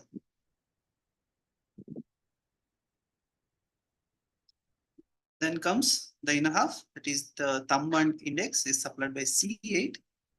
And then this is supplied by T1. Okay. So this is T1. The next one is T2. Okay, so I hope we got that, at least, just so that you can know there is a way that you can be able to simply remember where the dermatomes are. So what we saw in the earlier video was that the clinician was touching on these different areas. So if he touches this and he said, yes, I can feel it, then you know C5 is okay. But if he touches this and they can't feel, then you know C6 is not okay. And therefore you say the root, there's an impingement in the C6 in the spine. And that. So if you go through the whole video, I'm going to send the slides with these links. You can be able to see that when he comes to this side, he's going to now look at, instead of the roots, we're looking at the peripheral nerves. And there are so many other videos that you can get to be able to see how this is simplified. And that is how you can be able to make an interpretation. Because of time, we are not going to go through a lot of this, but let's look at kinesthesia now. If you want me to do it practically, I can, but just looking at the time that we have, because there are so many other assessments, and also we may have to come and look at interventions. If you can't see or hear, just let me know so that we don't continue. We are not getting it.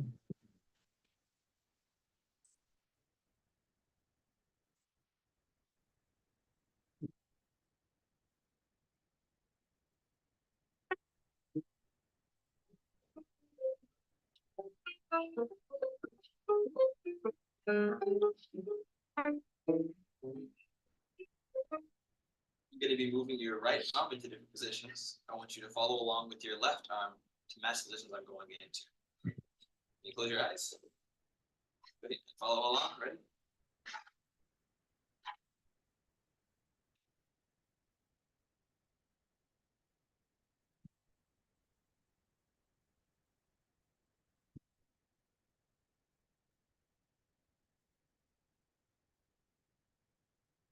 Okay, so this also just to show practically how to do some of those tests. I had someone saying we should do the practical. Is that a general consensus? Do you want us to still go and do the practicals, or do we move to the next tests because of time? Just let me know quickly through the chat for.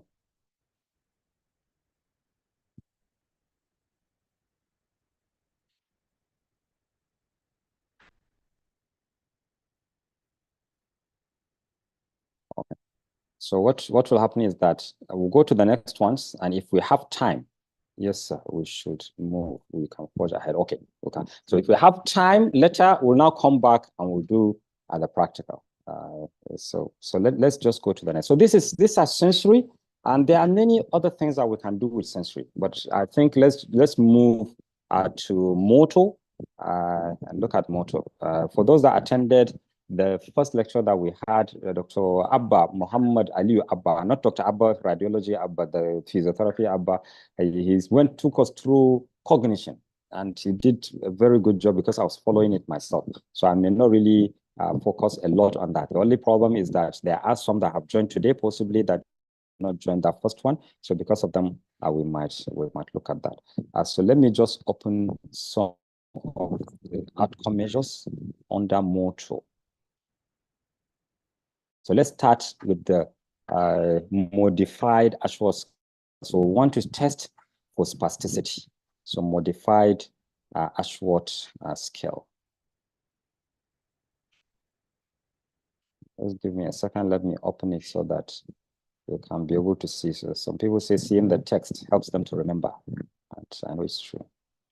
So on this one, we are going to do a practical, even though the interpretations is you when you do it and you feel the resistance, and that you'll be able to know what the result should look like.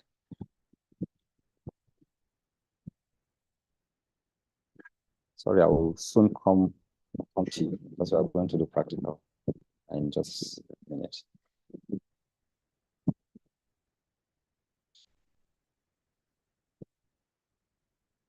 Okay, so this is the modified Ashworth scale. I'm not going to go through the whole scale, but this one is just showing how you position the patient. You can read about that. What is important is that what do you do? When you put the patient in a position where you can move the joints. And testing for spasticity is just like doing an Oxford grading system. There is nothing like gross muscle power when you are doing an examination. Remember, when we did systems review, I explained that you can have gross muscle weakness in history. So either when you are doing history or when you are doing systems review.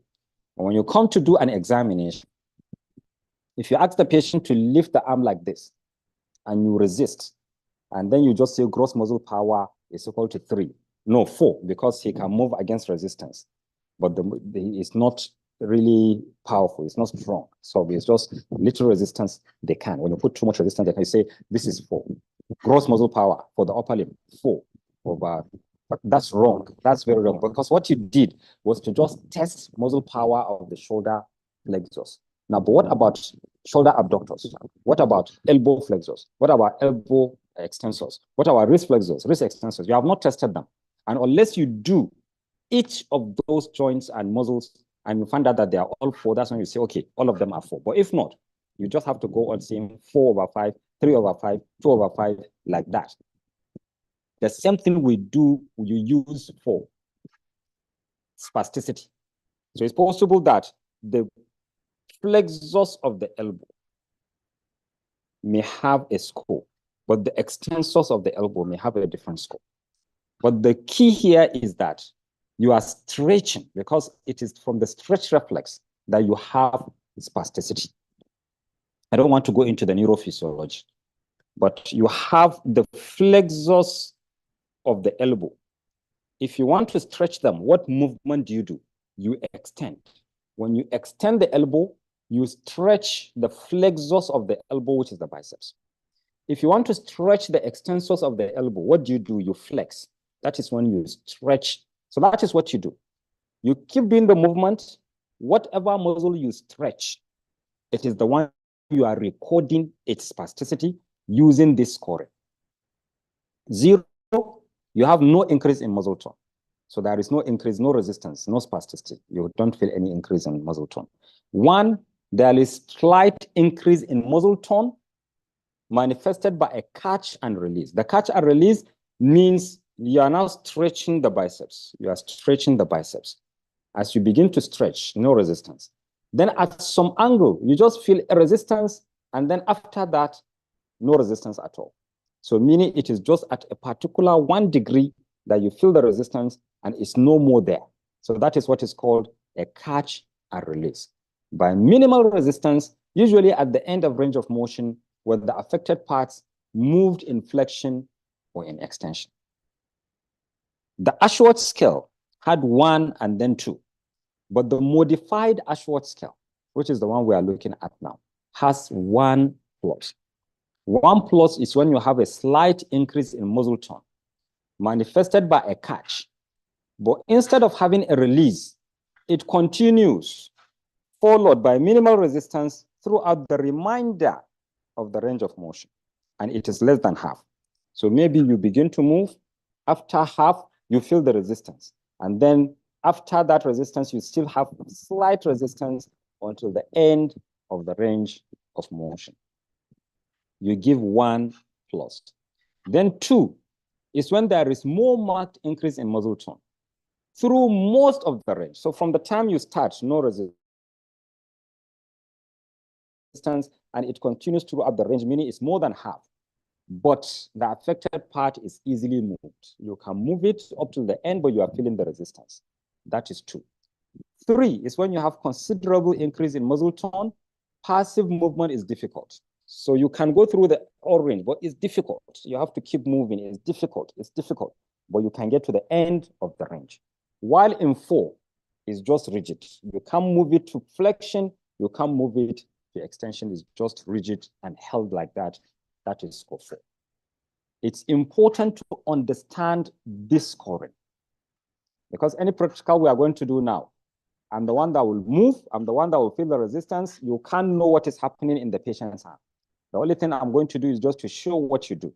But how you interpret it will depend on your understanding of this scoring, so that when you do it on the patient, you'll be able to know whether it is 0, it is 1, 1 plus 2, 3, or it is 4. So we are going to go to the practice. I don't know if there is any question or any concern before we do that. This is called the modified Ashworth scale. Any concerns? Just let me know if there is any before we move. Subject. Okay, so how can we differentiate between level 4, spasticity, and contracture? Now, wonderful, very good question. The modified Ashworth scale may not be able to differentiate, but what can differentiate between whether you have is a spasticity or something else is what is called the Tardieu scale. The Tardieu scale. But even the Tardieu scale may not answer this question, because if it is rigid, the Tardieu scale, what it does, because the definition of spasticity says velocity-dependent resistance to passive movement. And therefore, if you do the modified Ashworth scale, it doesn't differentiate whether it is velocity-dependent or not.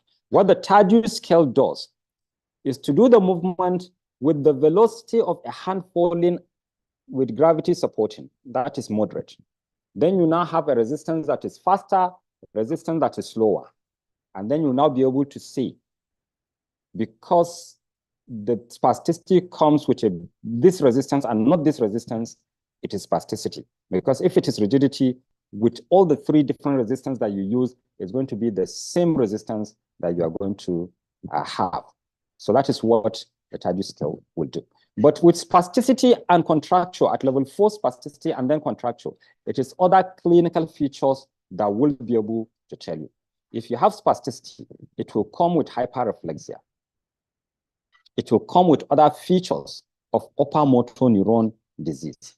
But a contracture, unless if it is a contracture that comes as a result of an upper motor neuron disease, you are going to have different manifestations and that. So these are some of the ways that you can be able to differentiate between that of spasticity and that of contraction. Is there any other question, or do we go to the practical? Wow, surprisingly, it is already 12. Okay, so let's go. So can you get on the bed? And I think for now we don't have to.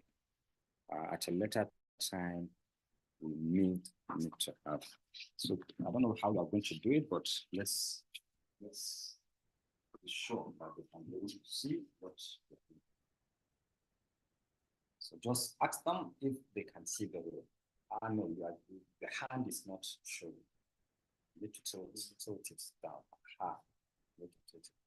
So just please, can you see me move his forearm? Either through the chat forum, just let me know. As I've said, we have all these gadgets, the stands and everything, but they are in way in Kano, so just bear with us. Next time I'll make sure that we have everything in both. Okay, wonderful. So now remember, I said identify which muscle is stretching. If you do this, you are stretching the biceps. You are going into extension. So meaning the rule is that you go opposite of the side that you are testing. Opposite the muscle you are testing. So the bicep muscle, oh, that's why I wanted to change.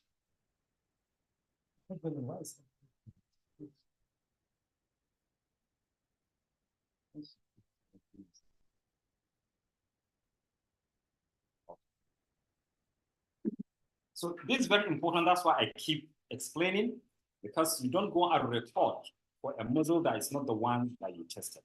So the bicep flexes the elbow. So if you are going to stretch the bicep, what you are going to do is to extend the elbow. Of course, you know your positioning. I'm not going to first positioning here, patient comfort, but you hold, you extend.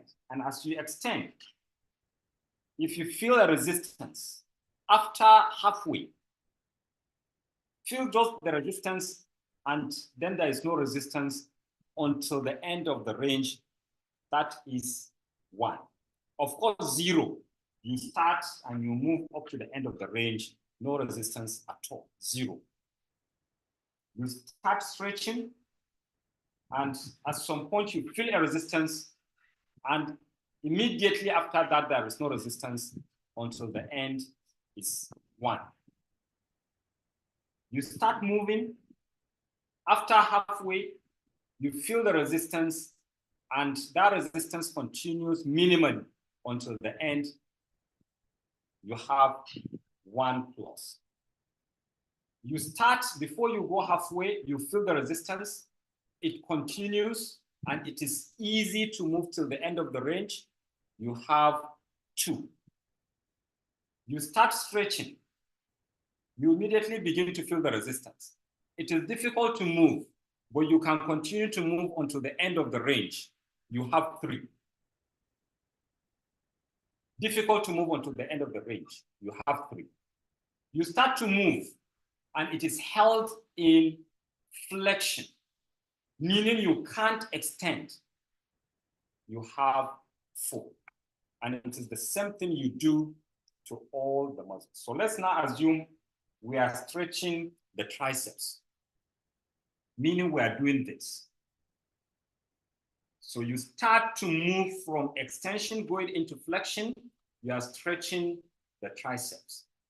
So as you begin to move, at some point you feel the resistance, it's released, you get to the end, you have 1. Of course, 0, all through, no resistance. You start to move.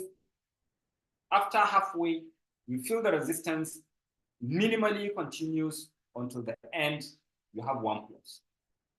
You start to move. After halfway, you begin to feel the resistance. It's easy to move, but it is all through. 2. That's 2. Then 3, you start to move. It's start from early. It's difficult to move, and it continues up to the end. 3, you start to move. It is held in extension. You can't move into flexion. That is 4. So just like I described for the elbow, that is how you do the same thing for the wrist, for the shoulder, for the elbow, and the wrist. Sorry, the hand. Thank you. I think you can have a second. Let's see. We are coming back. Okay, is that clear? Or do you want us to demonstrate it again? Is that clear? Can you be able to do this with your patients for those that have not been doing it? Is it clear? Is there any question on that?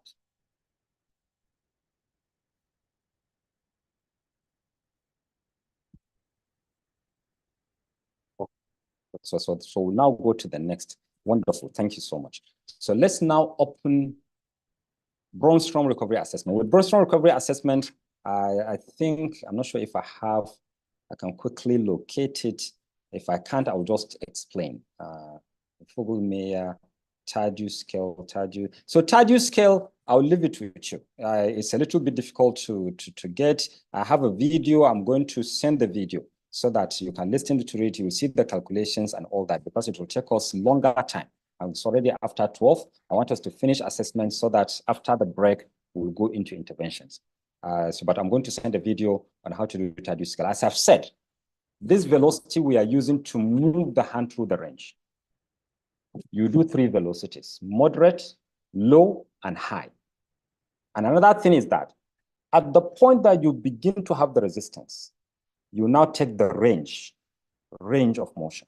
So you are going to use the velocity, the scoring that we just did, and the angle that you measured at the point that the patient begins to show the resistance. Those 3 things are the parameters that you use in a particular formula to be able to know the exact spasticity. That is the TADU scale. We are going to share the TADU scale and also a link to a video that is going to explain how to get a better information with the TADU scale than the modified Ashworth scale will give. So that is it about spasticity. So let's look at Brunnstrom recovery assessment. Remember, I said during one of the lectures that if a patient has abnormal synergy, the joints are locked into one position, don't go and assess Oxford grading system. You can only assess Oxford grading system even in a patient that has stroke when the patient begins to have separate or individual joint movement. And this happens with Brunnstrom recovery assessment score of 6. And I'm going to show you the different scores for the upper limb and lower limb. I will not do that of the hand because I have not been using it. I use dexterity test. Therefore, I can't remember the scoring, but just want to let you know that there is a scoring for the hand, there's a scoring for the upper limb, there's a scoring for the lower limb. So we are now going to look at the scoring for the upper and lower limb. And I will do it practically because I can't remember where I kept the for the Brunnstrom recovery assessment, but I will send it to you when I locate it. So let's go. And we can do this either in sitting or lying. Sit, just sit down and face me. Sit down. So we are testing the upper limb. We are testing the upper limb. I'm going to give, I should have given that before coming here. But I think it's better that, okay, let's just do it here. Now, there are 6 scores, 1 to 6. Score 1 is when the patient cannot move at all. So move your hand. The patient cannot move at all. So usually, you know, at that stage of spasticity, as flaccidity, when the patient just has the stroke, they can't move at all. That is score of 1. Score 2 is when the patient coughs or yawns or sneezes. You see a movement. It's a reflex movement. Just cough and you see the movement. So usually when you ask patients, say, when he coughs or yawns, does this seem to say, yes, you see that movement. What's it about? So they will be wondering what that is about. That is when the patient has a score of 2. A score of 2 will also mean that they have movement, but it is not within the synergy. So they can just do this. They can do this. It's a little movement, but you can't say it's within a synergy. But let's even explain the synergy. What is the synergy? The synergy is like, remember when we were explaining the basal ganglia and how it selects a better pattern of movement. So that pattern is a synergy. It has components. And what are the components? In the shoulder, you have elevation. Then you have retraction, because that's what they do. They do this. They elevate the shoulder, they retract the shoulder. And then flexion at the shoulder and at the elbow. And I think someone corrected me the last time we had this, I think Dr. Ajiboye. Please feel free. If I miss any of the components, please correct me. So you have abduction, elevation, retraction, and then we have flexion. And then we have, this movement is supination, right? Then we have supination. So that is, these are the components that you have that form one pattern and the patient cannot be able to move outside of that pattern. So meaning they can't do extension at the time that they're elevating and retracting. And they can't be able to do supination at the time that they are elevating and retracting. It has to be those components that I mentioned. If I mention them right, if there is anything wrong, I can see the chat forum. Can you come again with level 2? Level 2 is when you have movement when the patient yawns or cough or sneeze, or when they have little movement that is not within the synergy. That is why I jumped to number 3 to explain the synergy, so that if the patient does not have that synergy, then you are moving down to say they are in level 2. And I've given the components. Please, Dr. Ajibo, if you are here or anyone that uses it, if I miss the components, please correct me. But you have elevation, you have retraction, you have abduction, you have internal rotation and pronation. Is it pronation or supination? That's why I say I confuse them. Supination. And so these are the components. So if a patient does a movement, so let's say, for example, I say, touch my chest, touch this man's chest. And the patient is supposed to go with extension. Even if there is elevation, they're supposed to go there. What they are going to do is still to do this. So since they can't do extension at the elbow, they want to move their trunk to touch the chest. So if you ask them to touch the person that is beside them, they are still going to go with that pattern to take their body to take it. Every movement they do with the upper limb must be using that particular pattern with those components that I've mentioned. And that is why I said you can't do Oxford breathing system. I think score 2 is the initiation of the basic limb synergies, but they haven't mastered it. Yes, it's the initiation, but that yawning, coughing is a reflex, you see a movement. Or they have a movement, but it is not having complete components of that synergy. That's why I say you can have little movement, but it's not within the synergy. They can just move. Just move it. Sometimes they even use their trunk to move it. But in as much as you see a movement, but the synergy is not there, then it is a score of 2. A score of 3 is when they have the components of the synergy. So you ask them to touch their head, they go with this. You ask them to touch something in front, they still go with this. You ask them to touch something beside them, they still go with this. So they are within the abnormal synergy. Now, 4 is when you ask the patient to touch their back. So touch your back. They can be able to take the hand to the back, meaning they are beginning to break the synergy and have other components that are not within the synergy. So you can bring it forward. So if you ask the patient to take the hand to the back, and they do this, and the hand cannot even go beyond the anterior superior iliac spine, then they are still in 3. For some patients, they can go beyond the anterior superior iliac spine, they are still in 3. It's only when they can take the hand to the back that they are in 4. What component is out of the synergy? For you to touch your back, you must have an adduction. And with adduction is not part of the synergy, you are beginning to break the synergy because you are having some components that are not part of the synergy being introduced. Then 5 is when the patient can be able to have abduction. But instead of maintaining the hand in this position, they can be able to open the palm up. They have extension.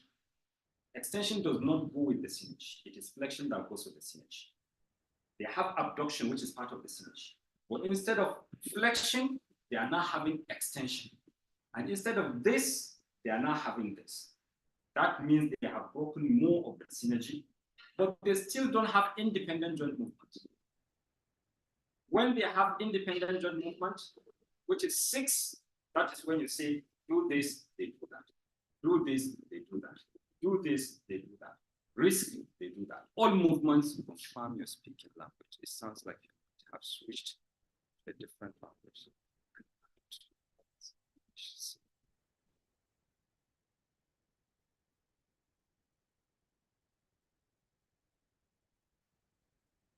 Yes. So I hope you can hear me. I was far from the system. So let me repeat again. One is when you don't have movement at all. Two is when you have movement when through a reflex. You cough, you yawn, so all that, sneeze. You see a movement is two. But when you have little movement, but it's not within the synergy. Three is when whatever movement you do is within the synergy. Four is when the patient can be able to touch their back, meaning they can have an adduction coming with the synergy instead of abduction. Five is when they can be able to have abduction, but instead of flexion at the elbow, they can maintain extension. And they can be able to open the palm up instead of down, which goes with the synergy. This is 5. 6 is when they can have every single joint move separately. So when you are doing the test, what I will advise you to do is to start from 3, the assessment. If the patient is at 3, then you now move up to 4 or 5. But if the patient cannot achieve 3, then you now come down to see whether they are at 2 or 1. So for example, if I say, can you touch your head? The patient can touch their head, and they are having those components of the synergy. Then the next thing I will do is to say, can you touch your back? So if they can touch their back, I know it's 4. Then I now go, can you put your hand out like this? I want you to turn your palm up and down. They can do that, it's 5. So if they can do individual joint movement, then I would say they are in 6. But if not, I will now maintain it at 5. But now, if I ask you to touch your head, don't get there. Try the movement, but don't get there. So touch your head. So no, that will still be the synergy. If the patient if you know, means to have the synergy, you'll be able to know the components. If the patient does not show movement in all the components, then he has 2. But when you say move, touch your head, and you don't see any movement at all, then you know it's 1. But when you ask the patient, when you cough or you yawn, do you see movement? Then yes, then it's a 2. So these are the stages for the Brunnstrom recovery assessment, 1 to 6. For the upper limb. For the lower limb, it's a similar concept. The only difference would be what are the components of the synergy at 3. So let me start from that. The components are flexion in the hip, flexion in the knee, dorsiflexion in the ankle, and then external rotation. So these are the components of the synergy. Whatever the patient will do with their lower limb, they are going to go with flexion at the hip, flexion at the knee, dorsiflexion at the ankle, and then external rotation. So if you ask the patient to do that and they can't do that, there is no movement at all, then you give a score. If there is movement in the legs with the reference, yawning, coughing, and sneezing that I mentioned earlier, then you give a score of 2. But if you ask the patient to do whatever movement with the lower limb, and they must have flexion in the hip, flexion in the knee, dorsiflexion in the ankle, and external rotation, then the patient is in 3. The patient will be in 4 if they can be able to drag their foot under the chair or under the table. If they can do that, then they have 4. Why? Because the synergy needs to have flexion at the hip. But when you draw your foot under the table, you limit flexion at the hip. You only have flexion at the knee and dorsiflexion. You also have limited external rotation. And that is when you say the patient is at 4. So it's either while they are sitting on a couch, you say, can you drag your foot under the table? A patient that is at 3 will not be able to drag the foot. What they are going to do is to flex the hip and knee and externally rotate, even though they are trying to drag the foot under the table. It would have been best if we have a patient, because that is when you'll be able to appreciate the synergy, but this is a subject. Kindly re-explain 2 for the lower limb. 2 for the lower limb is the same as the upper limb. The only difference is that if the patient yawns, you see a jerky movement in the lower limb. If the patient coughs or sneezes, you see a movement in the lower limb. Or when you see just a little movement, but it does not have the components of the synergy, which are flexion in the hip, flexion in the knee, dorsiflexion in the ankle, and external rotation in the hip. So if he has a movement, but it's just a small movement, it does not have those components of the synergy, you can still call it 2. Or when the patient sneezes, yawn, or cough, you see a reflex movement in the lower limb, you can still give a score of 2. A score of 3 is when whatever you ask the patient to do, they are going to have hip, knee flexion, dorsiflexion at the ankle, and they will have an external rotation. So if you ask the patient to drag the foot under the bed, and they still go with flexion at the hip, the moment you flex the hip, the leg will move up, and it cannot go under the table. And therefore, people that are 3, if you ask them, push the leg under the table, they are going to still do this, and dorsiflex. The leg cannot go under the table. So you can do it while they are sitting on the chair. I want you to move, let me show my leg. I want you to move, tilt it down again, yeah. Move your leg under the desk, under the table. So they will do this. So you know they are in 4. But when you say move your leg under the table and they begin to do this, they want to put it under the table, but their hip is flexing because it is already part of the synergy. So move your leg under the table and they begin to now do this. Because when you externally rotate and you flex the hip, the leg cannot go under the table. And that still makes the patient to be at 3. So 4 is when they can be able to isolate, remove the flexion of the hip and external rotation, and they can be able to drag the foot under the table. That is a score of 4. A score of 5, you ask the patient to strengthen your leg. Good. I want you to move your ankle up and down. Move ankle up and down. Up and down.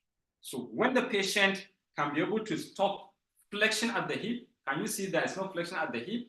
There is no flexion at the knee, but he can be able to dorsiflex and plantar flex. That is 5.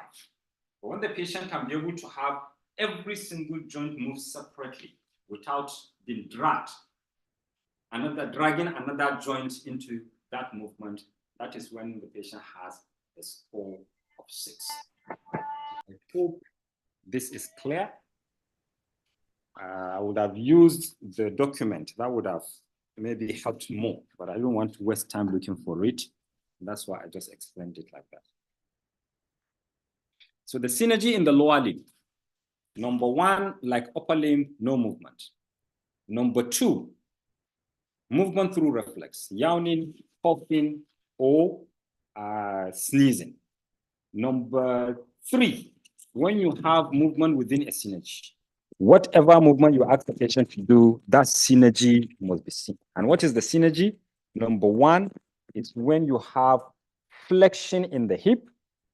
Number 2, flexion in the knee. Number 3, dorsiflexion. And number 4, external rotation in the hip. So these are the 4 parts of the synergy.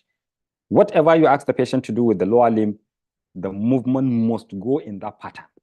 Flexion, hip flexion, knee flexion, dorsiflexion, and external rotation. It must be in that pattern. At 4, you are going to have the patient able to drag their foot under the table, either while sitting on the chair or on a couch. They can be able to do that.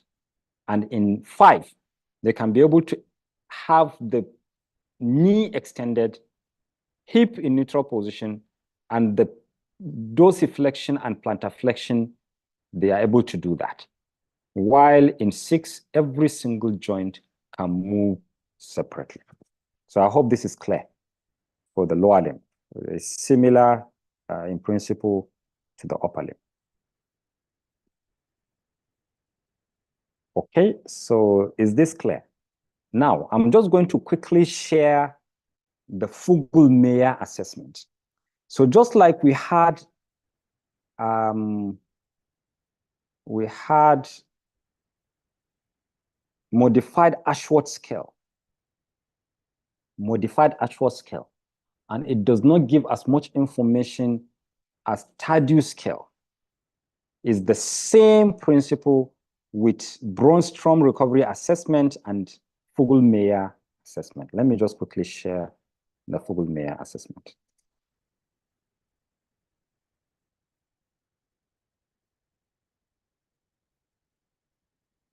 Yes, so this is the Fugl-Meyer assessment. So you start, so it's more objective. It's more objective. It takes longer, I think about 15 minutes or 10, I can't remember. Maybe when you get to the end, you'll see the time it takes, but it gives more information, definitely. And usually this kind of things, when you come to your first assessment, just to be able to know if the synergy is there, you can use the BRS.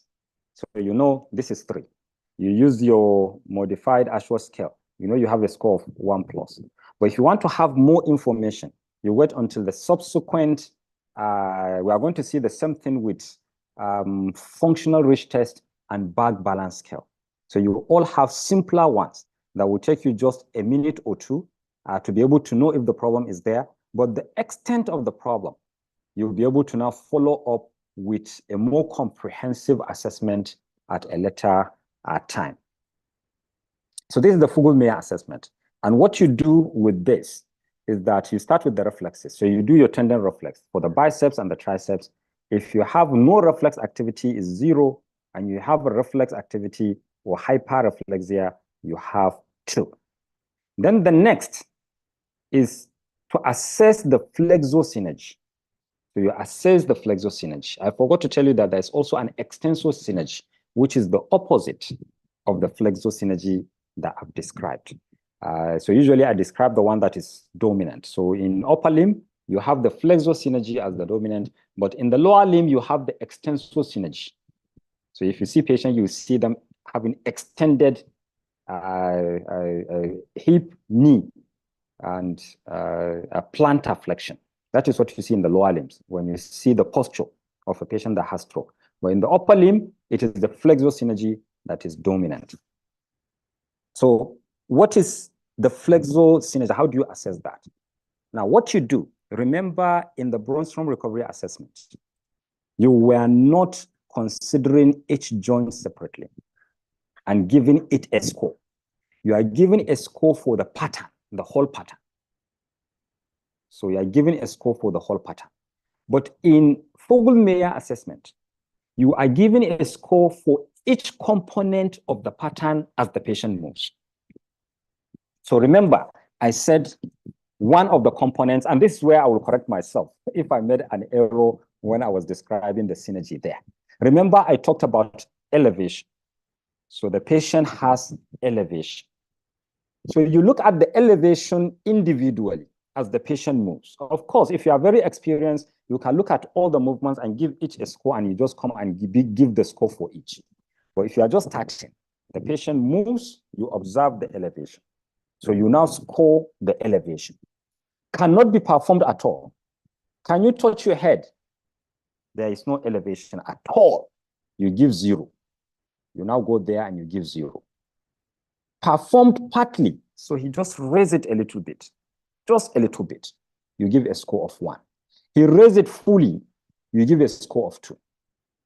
Then shoulder retraction, moving it back, because that's what they do. They raise it and they move it back.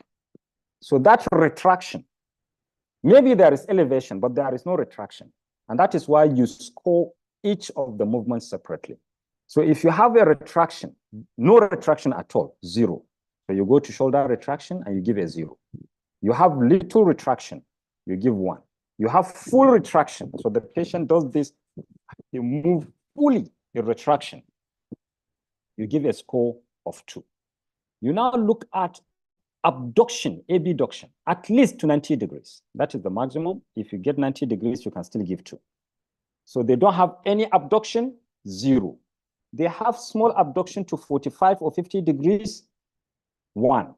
They can go up to 90 degrees, you give a score of 2. The next is external rotation. So they are moving this, and they do this. external rotation. External rotation. I think that is where I made a mistake in one of the workshops that I was corrected. I said internal rotation. But this time around, I think I don't remember if I mentioned it correctly. It's the external rotation. Then elbow flexion.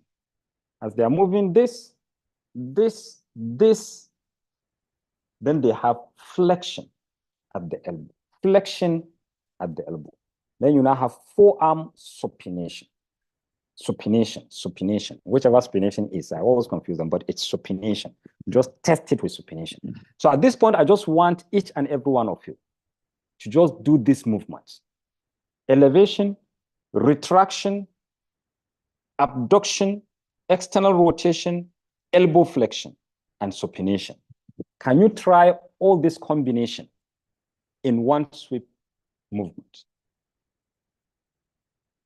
I can't see the video, so just have to agree with you that you have done it. Okay. Good.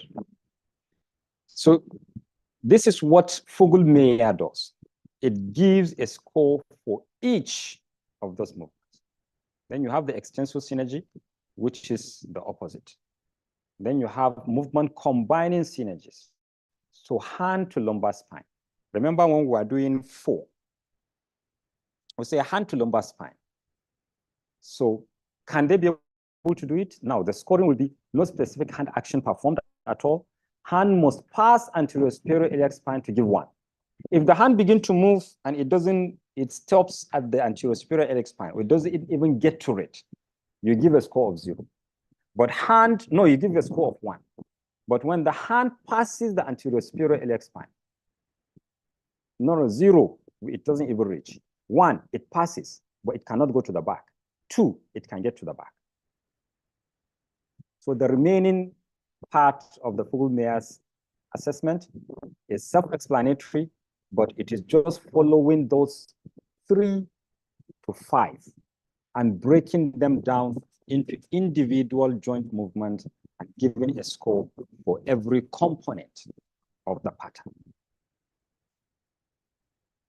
Please repeat. Okay, is it that of taking the hand to the back?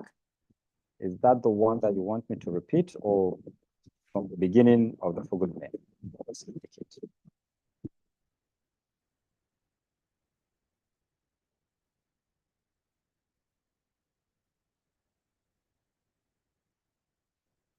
I've not seen any feedback there, but I'll just quickly repeat that of the hand to the spine. So with the hand to the spine is number 4 in Brunnstrom recovery assessment. It gives you a score of 4. That is where you ask the patient to touch the back. The pattern you want us to make. So, oh, the one I want you to make. I've already explained the flexor synergy. I said elevation. Oh, can't you see it? I've shared it. Let me make it bigger. Flexor synergy. I said do elevation, shoulder retraction, abduction, external rotation, elbow flexion, and supination. So that is what I was asking. Now combine all of them. So you are doing something like this. So combine all of them, because that is what you are expected to see in a patient. And if you can be able to now demonstrate it, then it will be easier to observe it in a patient. Yes. So as I've said, the Fugl-Meyer assessment, if you go through it, is self-explanatory. It is just looking at, I think it's pronation. No, maybe what I'm doing is pronation. But what is there in the flexor synergy is supination. That's why I said, please don't worry about me. I confuse pronation and supination. But just do supination. That is what it says there. As stereognosis and kinesthesia, I confuse them. Supination and pronation. So just pardon me, please. Pardon me. Yeah, so I'm going to stop sharing this because I know all the remaining is self-explanatory, and at the end of the day, you are going to have a total that will give you a more objective. You have total for the lower limb, you have total for the upper limb, and you are going to use that objectively after treating patients to be able to know if they have improved in the area of synergy. Yes, thank you. Okay, so let me stop sharing this and go to another outcome measure. I know we have done over 2.5 hours. You might want to have a rest, but I was just thinking if we can quickly finish with some of the outcome measures that we're looking at, and then we'll go to break. When we come back, we look at interventions. So we have dexterity, but I'm not going to take a long time, but it's good to know what sorts of tests you do. Because what we did for the is for the upper limb. So let's look at something for the hand. So I'll just quickly share a document on dexterity. And yes, so this is a document. We are going to release all this on the platform. So it's important if patients are going to manipulate objects that you test their dexterity. And some of the outcome measures you can use there, Purdue pegboard. I've used this a lot. So in this Purdue pegboard, and you can ask a carpenter to make this for you. You have nails. So they chisel out this part and they put small nails. And then this vertical line like this, it's just a hole that they make that the nail can be slotted into that vertical. Let me increase it. Yes, so this is how it is. You can have a carpenter do this. Chisel this area, put in nails. So the test is done by asking the patient, when I say go, I want you to pick the nails and be slotting them into these holes. So and it's for 30 seconds. So you say go, and the patient begins to pick them, put them in, pick them, put them in, pick. And in 30 seconds, you stop, then you count the number of nails that they're able to put into the holes. That is the score. So the number of nails is the score for the Purdue pegboard test. There is another one called the grooved pegboard test. It's a similar thing, but you can read them. There's a Minnesota manual dexterity test. You can also read how it's done. It's all about dexterity. There's the hand tool dexterity test. There are explanations, and you can have carpenters do the something. It's best to buy because of copyright. I don't know if some of them have copyright. You have to get permission from those that develop them. But all this, as you see them, are dexterity tests with different levels of difficulty to do them. And it's important to test for the dexterity. So that is motor. Let's look at balance. Look at balance. So we start with the functional reach test. I can't remember. I think I also did not get a tape, but I'll just use something, maybe a phone, this thing, USB, just to show you how to use it, but you are going to use a tape when you use it. I may not necessarily show the slides, but you can use the slides to get more information and directives on how to use the modified or the functional reach test. So let me just explain very quickly. The functional reach test, because I have the earphone, just to explain the process, and then I will do it on the subject. You ask the patient to stand. So the patient will stand. There's a modified one that you do in sitting for patients that can't be able to stand. So the patient stands. The best, if you have a place in your clinic where you can have a meter rule on the wall that can be adjusted to the level of the shoulder of patients, different patients, that's better. So you ask the patient to stand by the wall and they stretch their arm, shoulder at 90 degrees, elbow at extension, full extension. And then you ask the patient to make a fist so that you can see the third metacarpophalangeal joint. So the patient will stand against the wall, against the ruler, and then you now take the reading of where the position of the third metacarpophalangeal joint is. You now ask the patient to reach forward as far as they can, maintaining shoulder at 90 degrees without moving down and without taking a step. So they reach forward as far as they can. You have already taken the position of the metacarpophalangeal joint in the resting position, and as they reach forward, you now take the second reading, you subtract the two, and you get the score. And that is what gives you the indication of balance. So the farther you go, the better the balance. The smaller the patient moves forward, the less the balance of the patient. So we're going to just quickly do that. The modification, if someone cannot be able to do it in standing, is to do it in sitting. And you can do the same thing. The patient is sitting, they reach forward. Or another version of the modified is for them to be able to do it towards one side or towards the other side. So when they go towards this side, take the position of the metacarpophalangeal joint, and as they reach forward towards the side, you now take the second reading, and whatever difference you have is going to be the score of the functional reach test. So I'm going to send all these outcome measures to you. So can we try to do this? So I'm going to use the USB. Let me see if I have it.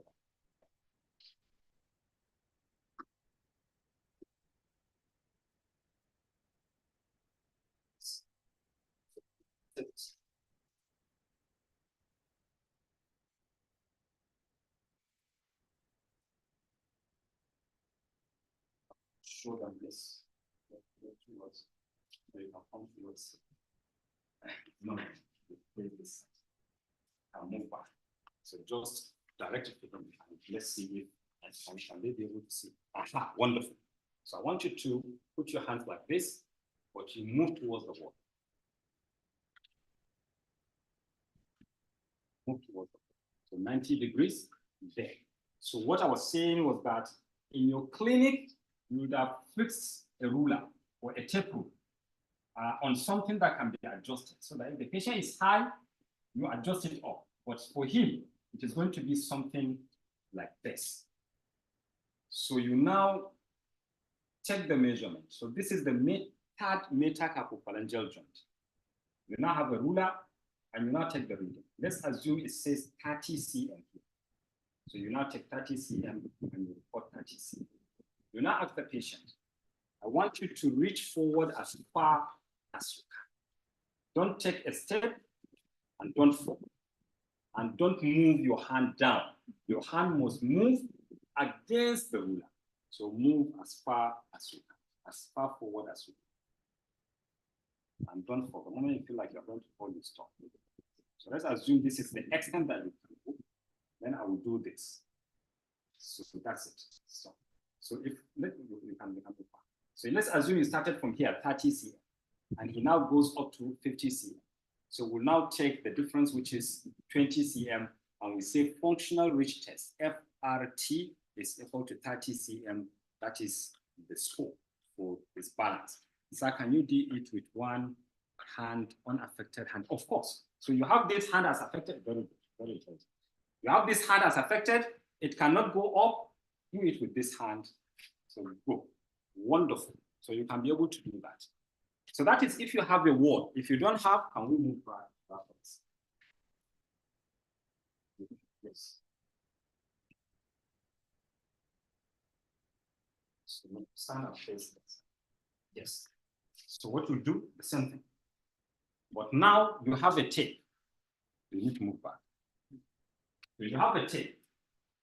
You now put it against the third metacarpophalangeal joint. Third metacarpophalangeal joint, and you now ask the patient to reach forward as far as they can. So in this case, you are starting from 0. So move forward as far as you can. Follow the tape. Wonderful, wonderful.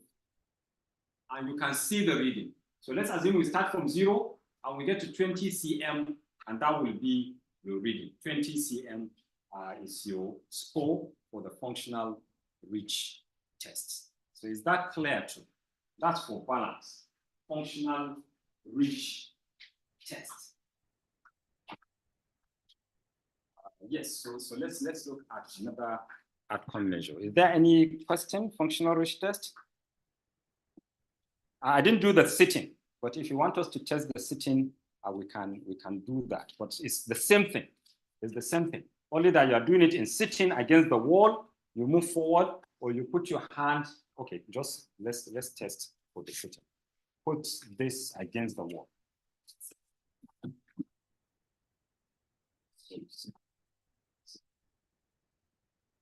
So I hope you can see exactly. So we take the reading, and then he moves forward. So you can do that for a patient that can't be able to stand. Then we check the reading again, we check the difference. So can you stand? So another modified one is sitting, sit down. Might use a chair that does not have armrest. So I want you to put your hand out there. Yes. So I'll take the reading, and then I'll ask him reach towards the side as far as you can. Wonderful. That's why you need a chair without armrest, and then you now take the reading again. So that is the modified version of the functional reach test that you do in sitting. So let me see the next one. Okay, yes, secondly, do sir. I hope that was clear. We did it against the window. I hope the lightning did not affect your vision. So that is the functional reach test. So there is timed up and go test. We are not going to do it because it's simple. As the patient is sitting on the chair, or maybe let's just quickly do it. So I'm going to send you the outcome measure so that you can be able to read more. As he's standing, I'm going to tell him, I will ask you to stand. You go to that point, and then you go around the point, you come back, and you sit. So when I say go, don't tell them you are going to time them. But when you say go, you begin to time.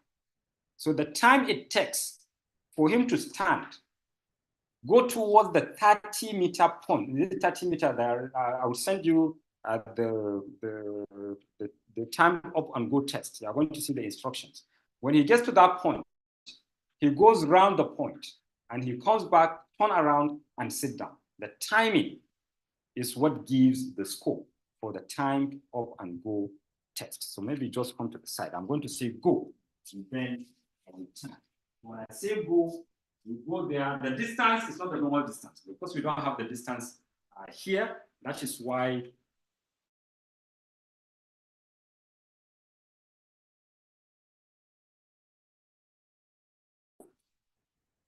okay.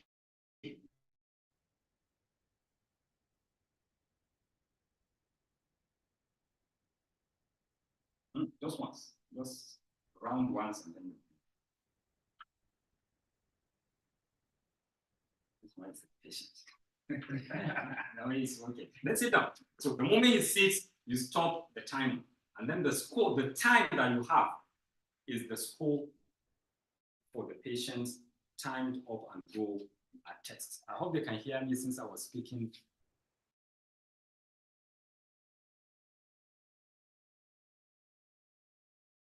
Thank you.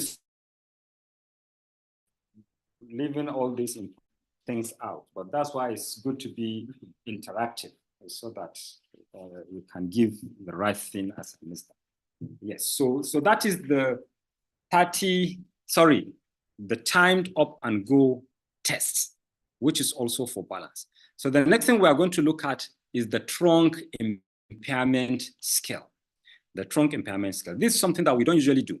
And what we don't really consider is the fact that if you don't look at the trunk, then it's going to be a weak link.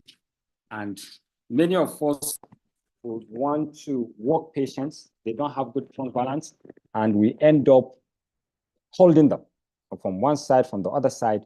But if you assess the trunk and there is a problem in trunk, and you give exercises in the trunk, by the time they stand erect, they stand with good balance, and you find out that their walking is even better. With neuroplasticity, if they don't have good trunk balance, at the end of the day, they will end up walking with bad postures, and the brain will learn that, and it will be difficult to reverse it.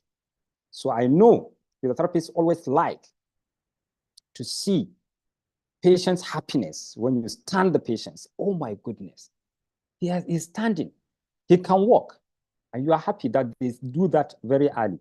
But sometimes it might be counterproductive, because if you don't train the patient to be able to roll in bed, to be able to sit with good balance, to be able to stand with good balance, before you walk them, they will just begin to walk with very bad postures, and the brain will learn that, and very difficult to reverse.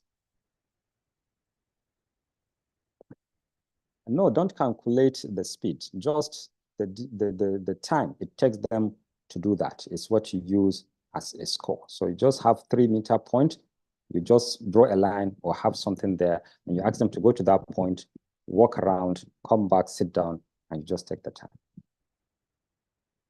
What about the frequency? Just the time. You know, outcome measures, you can modify it and take it through psychometric assessments. And then you will now say that it's better for us to use this speed or to use this frequency or to use this. Is very okay. But in as much as the developers use a particular assessment, then you just have to use it until someone modifies it and shows that it has good psychometric properties. Just stick to what they have reported.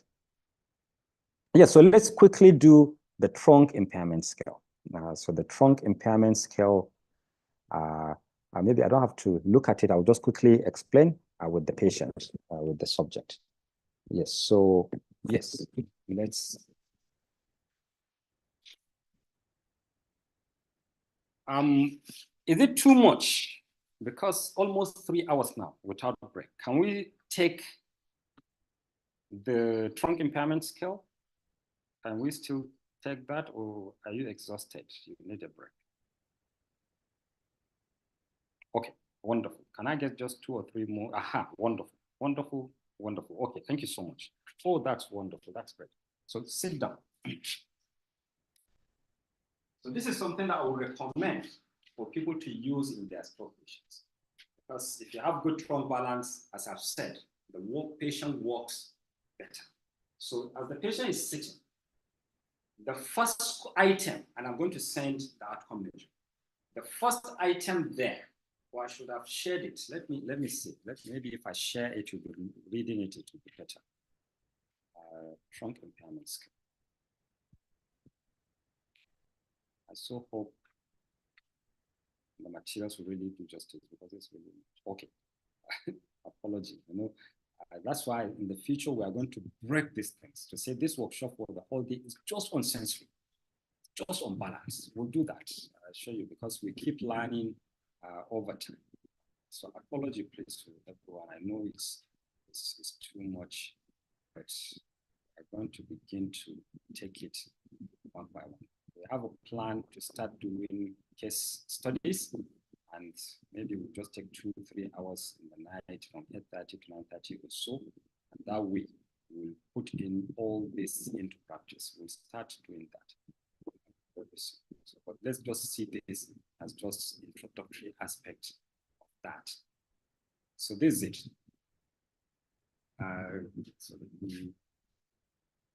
So that we can be able to see.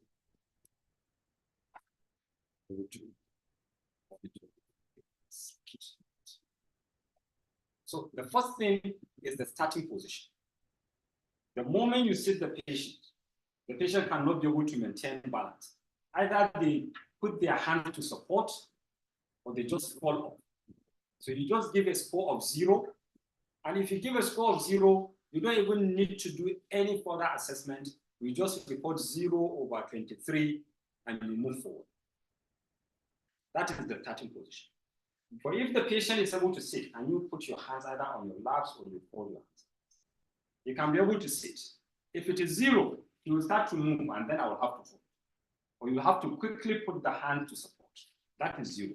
But if you can be able to sit, I always look at the chat forum to see if there are comments. Assuming a patient has small functional rich chest, are there treatment that can be improved? Oh, we are going to come to treatment. So just be patient. In the second session after break, we are going to look at treatment. So of the materials. Yes, materials will be sent, and we are looking at them, some of them. And the video is there that you can be able to also go back to. And as I've said, we are going to have follow-up sessions. I assure you of that. So yes, so 0, just write 0/23, just move ahead. The patient's trunk balance, very poor. But if the patient can be able to sit like this, they are not supporting their hands, they are not falling, you give a score of 2, and then you now move to the next item, which is the starting position is therapist crosses the unaffected leg over the hip region. So which side is affected? Which side is affected? This is the side that's affected. So we are now crossing the unaffected, which is this side, onto that. So I just want you to hold your wrist, chest, wrist of chest. So this is the unaffected side. I will lift and place it on the affected side. So then I will observe. Now, what do we observe? If the patient falls or cannot maintain sitting position. The moment I lift, the patient falls, or they can't maintain the sitting position for 10 seconds. But if the patient can maintain sitting position with the leg crossed, then you give a score of scoring is there by the side. You can be able to see 0 and 2. The first one, 0 and 2. The second one, 0 and 2. Then the next is to ask the patient to lift the unaffected side and place it on the affected side. So you lift the affected side, place on the affected. Now, what do you observe? 0 if the patient falls. 1 if the patient cannot cross the leg without arm support. So he can cross the leg, but you have to remove his hand and support. 1. Patient crosses the leg, but displaces the trunk more than some degrees, 10 cm backwards. So you hold, cross, but he moves the trunk back. Why? To widen the base of support. So if he has to do that to be able to cross, then you give a score of 2. While in score of 3, the patient crosses the legs without trunk displacement or assistance, which is a score of 3, just like he did. That's what he did. But in a patient that has to, he must move back about 10 cm before they are able to maintain that leg crossed. The next is the dynamic sitting balance. Dynamic sitting balance. So I'll just describe it, and then we'll now look at score. So put your leg back. So the dynamic sitting balance is patient is instructed to touch the bed or table with the hemiplegic elbow by shortening the side they are going towards and lengthening the opposite. So just hold the hand. I want you to touch the bed with your elbow this. So can you observe what he's doing? Then come back, sit. So we do it to one side and give a score, and then we do it to one side. And when we score, we are considering 3 items. Number 1, can the patient do it without falling? That's number 1. So you give a score of either 0 or the next score. I can't remember whether it's 1 or 2. So he was able to do it, and he didn't fall. It didn't matter if there were compensations or not. For item number 1, we only score his ability to do it without falling. But the second thing is to look at the shortening and the lengthening. Can you do it? Can you see that this side of the body shortens while this side lengthens? So as he moves, this side shortens, this side lengthens. So the side he's going towards shortens.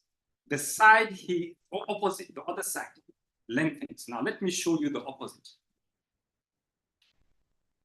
So if I'm afraid of falling, I'm going to shift my head and my shoulder towards the other side so that I will make sure that the center of mass is within the base of support. In that case, I will be shortening this side and I will be lengthening this side. So that is not a good thing. What is good to show that he has a very good balance is to shorten this side, lengthen this side, meaning his head is going towards that side, his shoulders are going towards that side. But if he moves towards this side and turn the head this way and the shoulder this way, he's going to shorten this side and lengthen this side. And that is a score of 0. Meaning in the first item, he has 1 because he's able to do it without falling, not looking at the shortening and the lengthening. But in the second one, you are not looking at whether he's able to do it without falling. You are looking at whether he shortens this side and lengthens the opposite side as he's going towards this side. That's the item number 2. Item number 3, you are not looking at the shortening or lengthening. You are now looking at compensatory mechanisms. Cool. Can you see that as he goes, the leg is being abducted? So he's supposed to maintain the leg in the position that it is. But the moment either he abducts or any other movement that you are going to see list of them that shows sliding of the feet, knee flexion, all these are compensatory mechanisms. If there is no compensation, you give a score. If there is compensation, you give 0. So that is the next. Sit down. Then the next one is to now do it towards the unaffected side. And you do the same thing. Number 1, can he do it without falling? Number 2, can he do it with the right shortening and lengthening? And then number 3, is there any compensation or not? That is how you give score. Then the next item. Patient is instructed to lift the pelvis from the bed or table at the hemiplegic side by shortening the hemiplegic side and lengthening the unaffected side and return to the starting position. So sit down. And you lift the pelvis. No, not the leg, just this. And when you lift, you shorten this side. And you lengthen that side. So you're supposed to lift that side. So let me show you.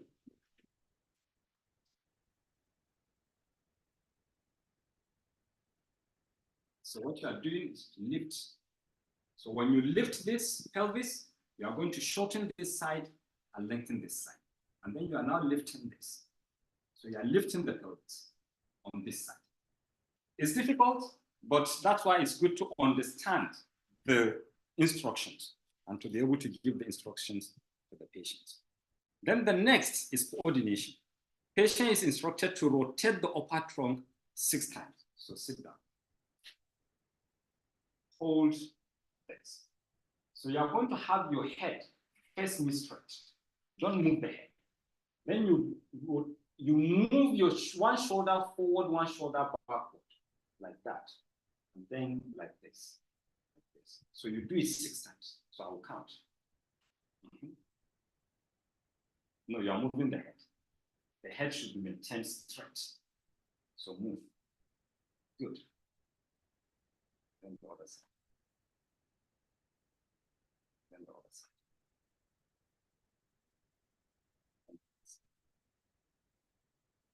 So what are the things we observe? We are going to see the result there. One is the symmetry. As this one is going forward, this one should move backward.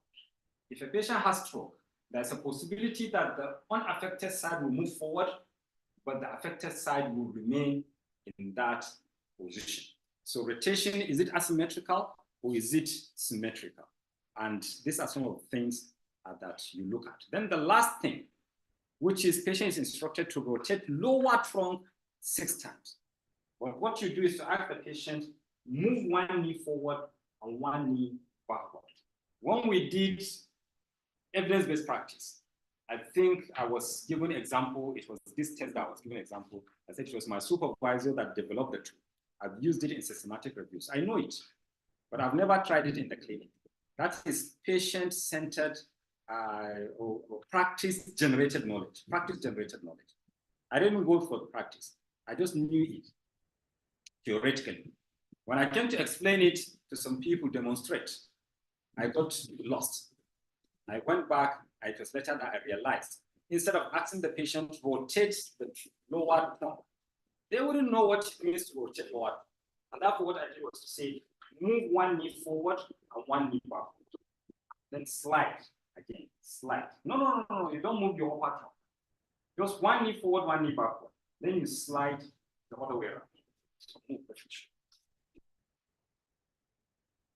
So we are sliding this one forward, this one backward. Then you slide. Slide. As you do that, the lower trunk will be rotated. And also assess for symmetry.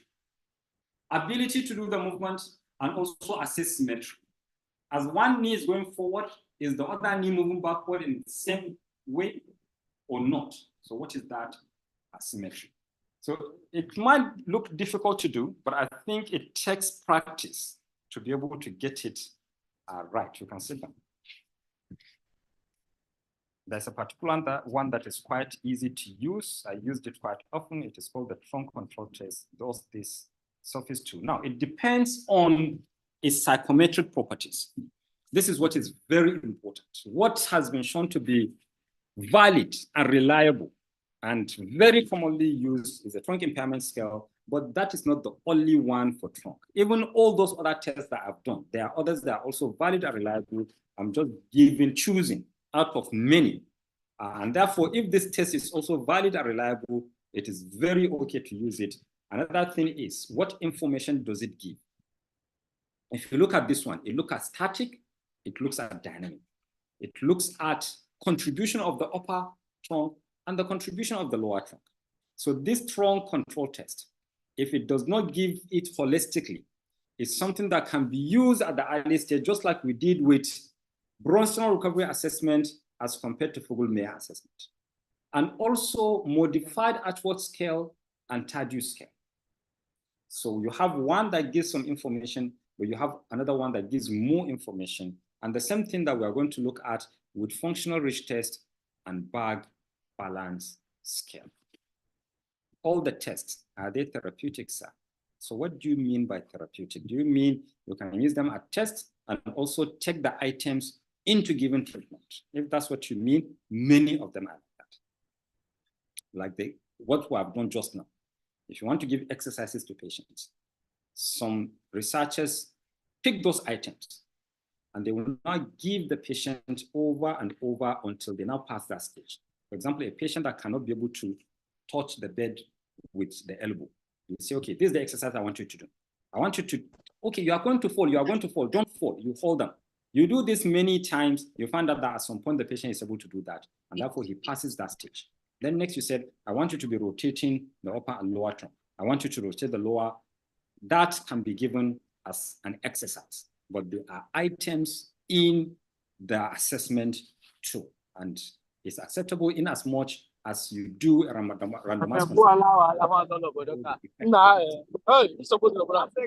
Any other questions?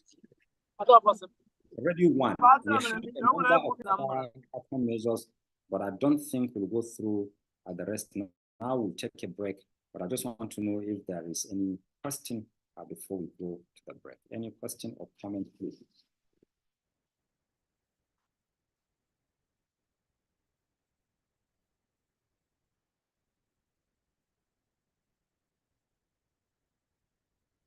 Yes, so please bear with us that we are putting too many things for you within just one day. I think the idea would be get familiar with these things. Active learning will help you to be able to go back because you are not in school, you have all practice. Some of you have more experience than myself, I believe. If we stand patient, maybe I'll talk, I'll show you theory. Some of you may really show me paper on when it comes to practice generated knowledge. So this is not something that we are taking you from the basics from early stages. Is something that you are familiar with, and just to add more, and then you take it into the clinic, you perfect it yourself. But as I've said, we are going to have some sessions going forward that is going to be on hands-on that you do a report, and then you'll be giving feedback. That way, we'll be able to know if each and everyone has captured the skills that we are trying to do. Yes, so in the absence of questions, I think we'll go on a break. We'll take 1 hour, we'll return by 2. And then when Sorry, we sir. Yes, go ahead. Yeah, good afternoon, sir. I appreciate the lecture all the while. I just want to use an opportunity that I'm currently with a stroke patient, which I am trying to use I'm trying to build the muscle strength of the, which I have been able to get some activities on the upper limb.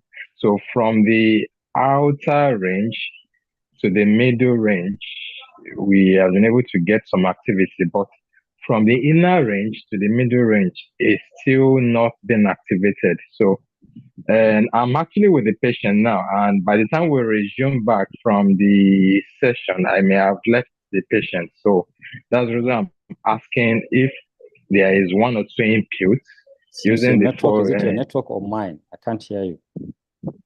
Okay, can you hear me better now, sir? Can you hear me better?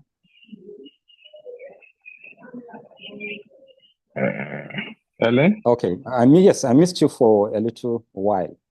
You said you are with the patient. I can hear you now. Okay, all right, that's fine. So I am with the patient, and I'm just thinking by the time we come back from the break, I may not be with the patient physically now by that time. So that's why I'm asking if there's any input that can be of assistance. What intervention are you using that helps you to achieve that range within, is it the inner range you said, but you can't be able to achieve? What have you been using? What intervention have you been using?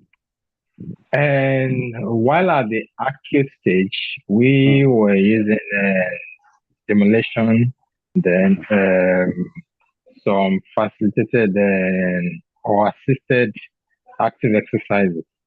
So which were able to bring him what would you say is the synergy level, Brunnstrom recovery assessment? Remember what we explained about Brunnstrom recovery assessment. Will you say this patient has movement fully within the synergy, or will you say that can he touch his back with his hands? Can he stretch his hand out and move the palm up and down? What exactly do you think the patient can be able to do? I think it's still at the stage of 2.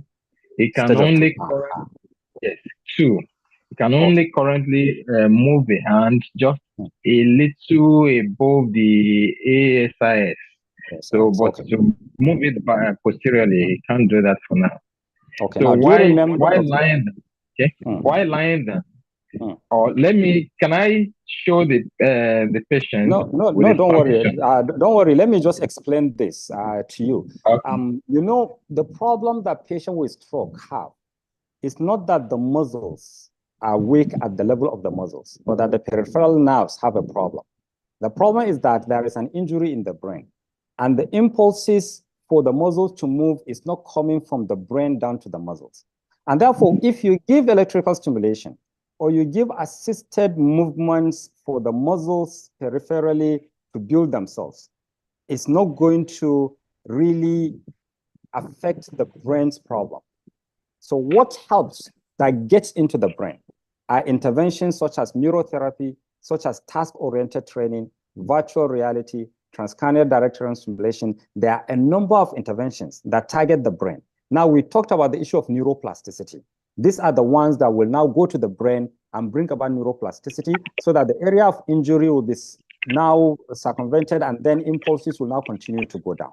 So if you give electrical stimulation alone, without the patient making an effort, it does not go to the motor area of the brain. It only goes to the sensory area of the brain.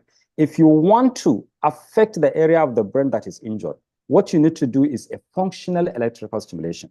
As you give the electrical stimulation, when the patient sees the movement, you tell them, as you see the movement, I want you to go into the movement. I want you to make it yourself. That effort they make is what is going to lead into neuroplasticity. If not, then you can use neurotherapy. You can use task-oriented training. Put objects, ask the patient to reach towards it. As they reach towards it, the brain will be influenced and neuroplasticity will take place. It's only when you reach that stage of 4 or 5, it has been shown in patients with stroke that the number of motor units in the muscles keep reducing because of non-use. It is at that stage that electrical stimulation and strengthening exercises are going to work on the muscles because there is something that is a peripheral as a problem. But at that early stage that you have a brain injury, your electrical stimulation, your, strengthening exercises are going to work peripherally, but they will not go to the brain. What will go to the brain is what you need to do. And these are the things that we are going to discuss when we come back from the break. So I just hope that that as a summary will be helpful to know how to select interventions depending on what the assessment shows. And that's why I asked you right from the beginning, was there synergy or was there no synergy? If there is, you need central activations, not peripheral activations. Thank you. All right. All right. Thank you. Thank you. We are going to deal with this in more details when we return from the break. All right. Yes, someone said repeat the dynamic balance, but I think it's already almost 1:15. Maybe when we return, I can start with that, and then we'll go to the next phase. So now that we have gone beyond 1:10, I think we can come back by 2:10 so that we can take 1 hour fully as a break. Thank you so much.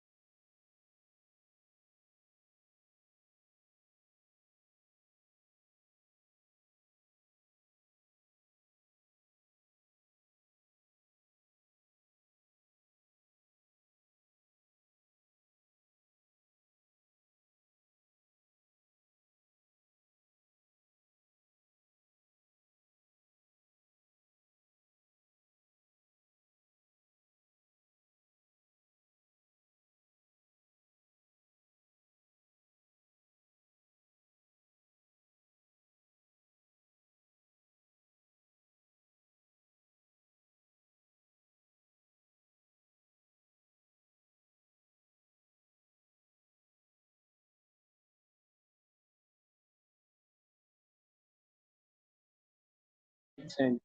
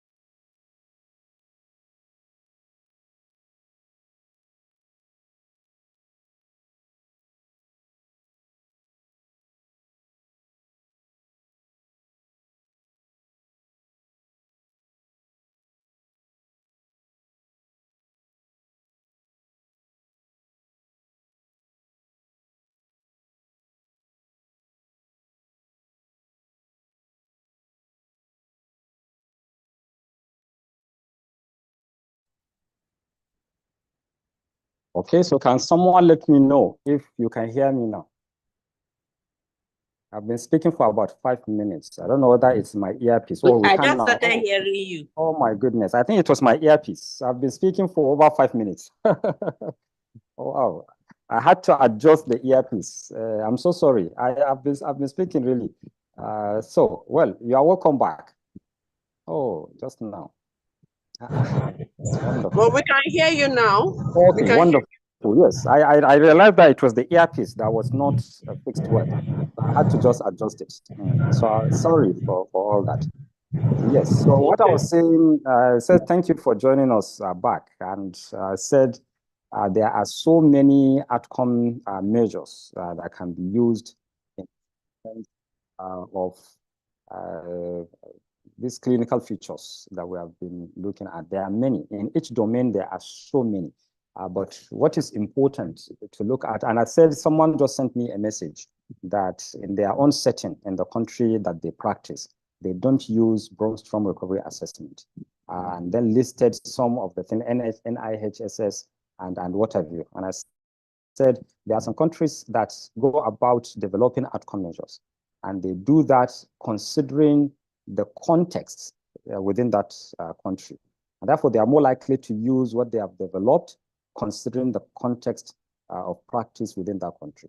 And it doesn't mean that other countries using other things mean they are not right, or it's not the proper outcome measures to use. There are other factors that are considered. Number one, most important thing is that are they valid and reliable for use in that particular setting? If yes, even if one country is not using it, another country is using it, is still in order. Another thing I said is the issue of traditionally, you have, what do you call this? I mentioned it earlier when I was speaking, and the schools of thought. So you find out that there are some schools of thoughts that come from a particular country. And you find out that people would want to use that school of thought because the treatment there or assessment there is similar with other school of thoughts, but they prefer what comes from their country. So all these things are possible, but what is important is to look at your patient and be able to see what is it that is much more valid and reliable for use. And if there are things that are similar, then another thing is that how long does it take to use it? And how does it show improvement in patients and all these things. We did a workshop on clinical reasoning, and it's very important for people to use those concepts of clinical reasoning to be able to make judgment as to what should I use, what is it that I shouldn't use, looking at the situation of the patient and the context within which the practice takes place. So all these things are important.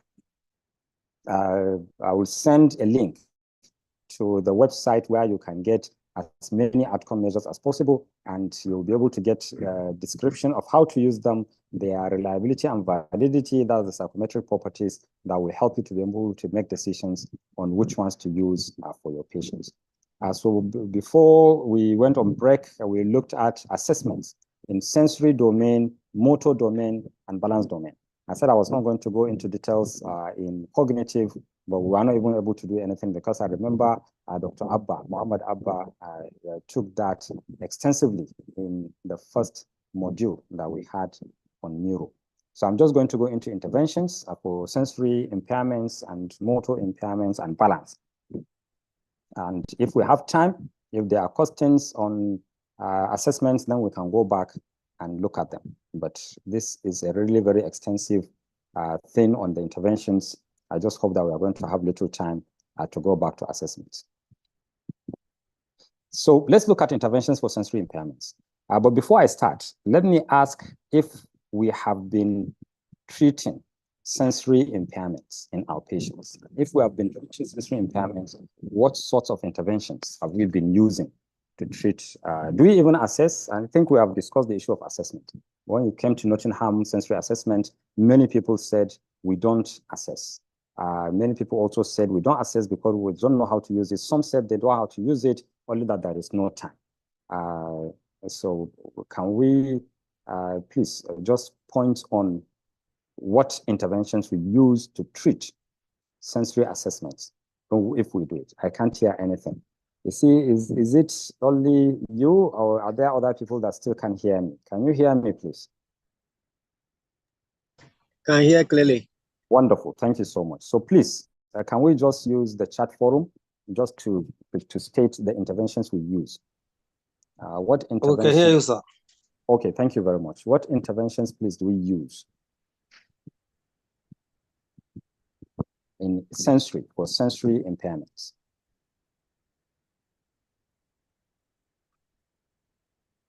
Okay, we assess but do not treat. Okay, good. We assess but do not treat. NDT, okay, NDT, neurodevelopmental. So that's good. So any other one? Sensory bombardment. Now, I hope whichever one we post that will have, it will be evidence-based. I can't ask you to now say from what's the evidence, but I hope that it's evidence-based.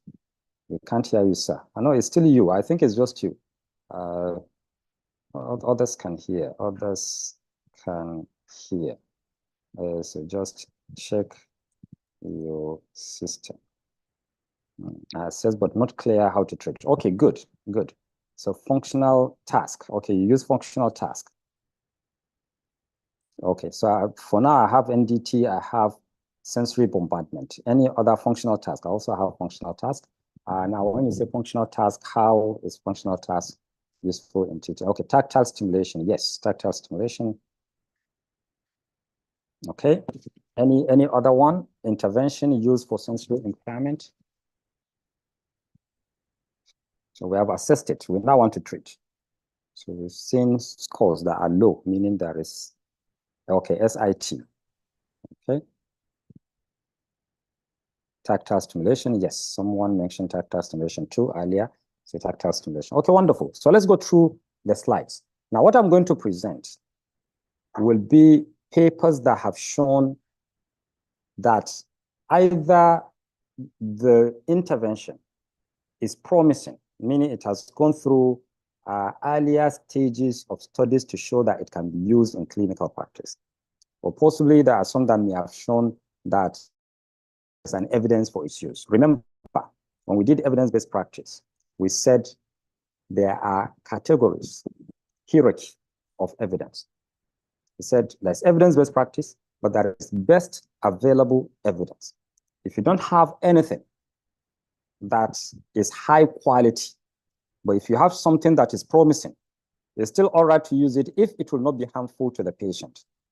Only that you are not sure of how much of improvement it's going to give to the patient is still all right. That is what is called best available evidence.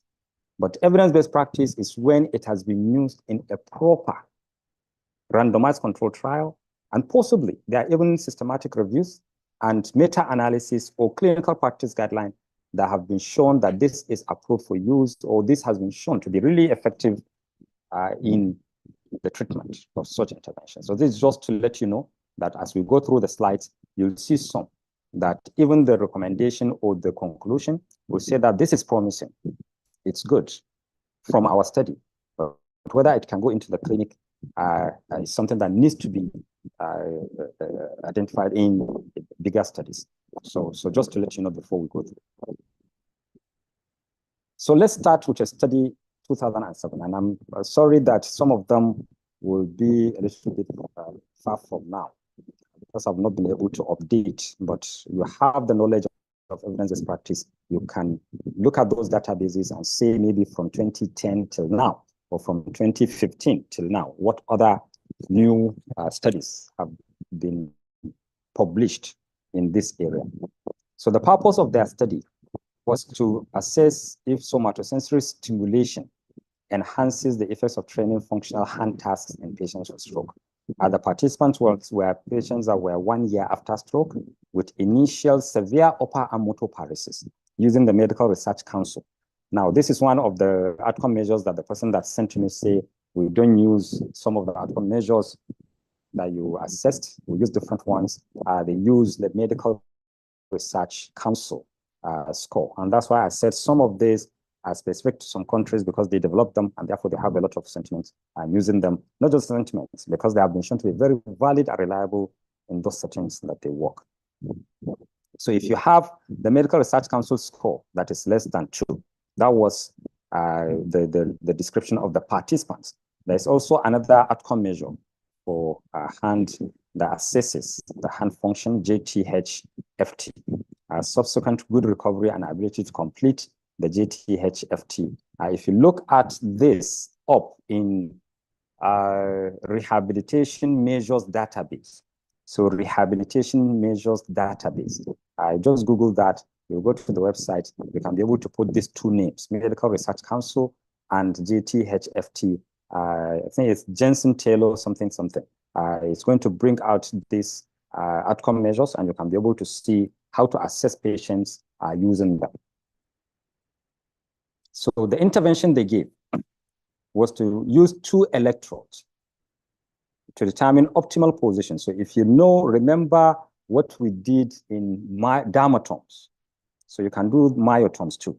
So the dermatomes and myotomes. So what positions can you put electrodes to be able to stimulate the ulnar and median nerves?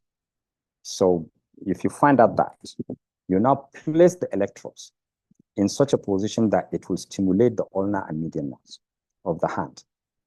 So following standard nerve conduction techniques, they did the nerve conduction technique, they identified the areas where they should put the electrodes to be able to stimulate the ulnar and median nerve, and that's what they did.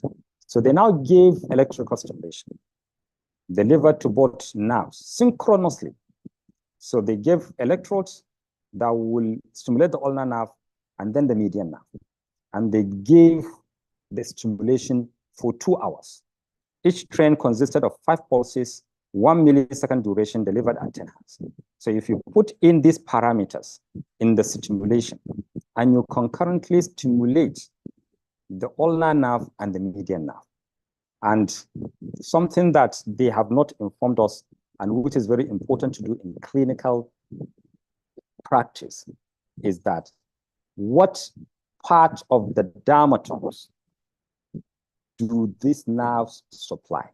So if we know what part of the dermatomes they are, what part of the dermatomes are affected, so you do your assessment, you find out that these are the nerves. So it's not roots now. We are talking of the nerves. So we have the nerves. Remember, I told you when you do the dermatomes, you can do it the distribution according to the roots.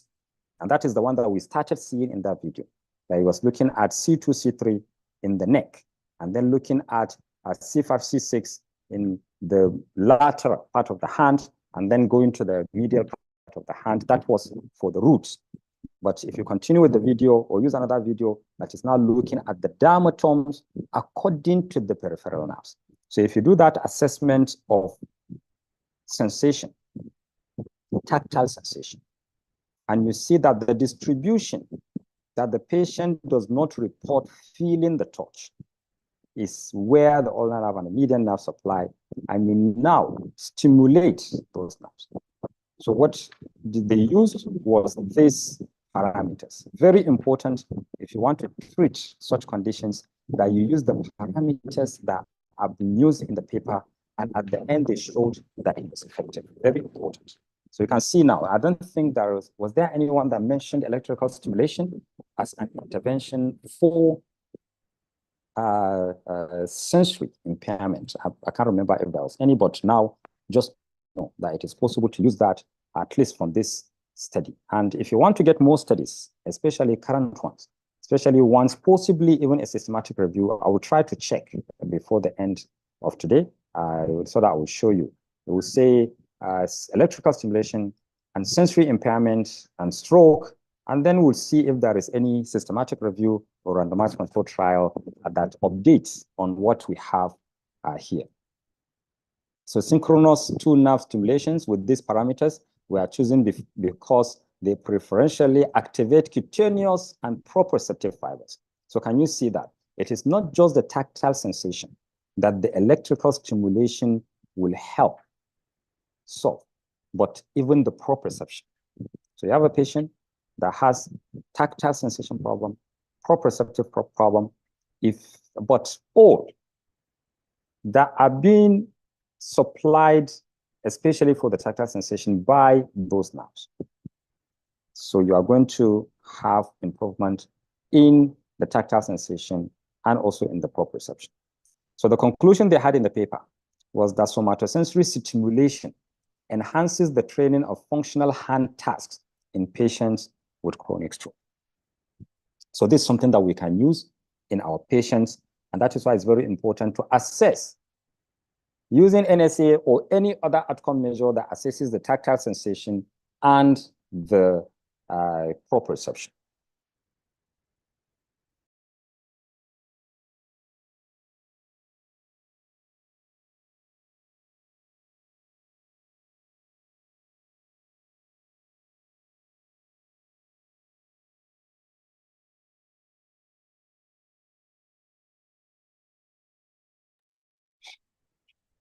Yes, apology, just was speaking to someone back now. So this is another study, Smania et al.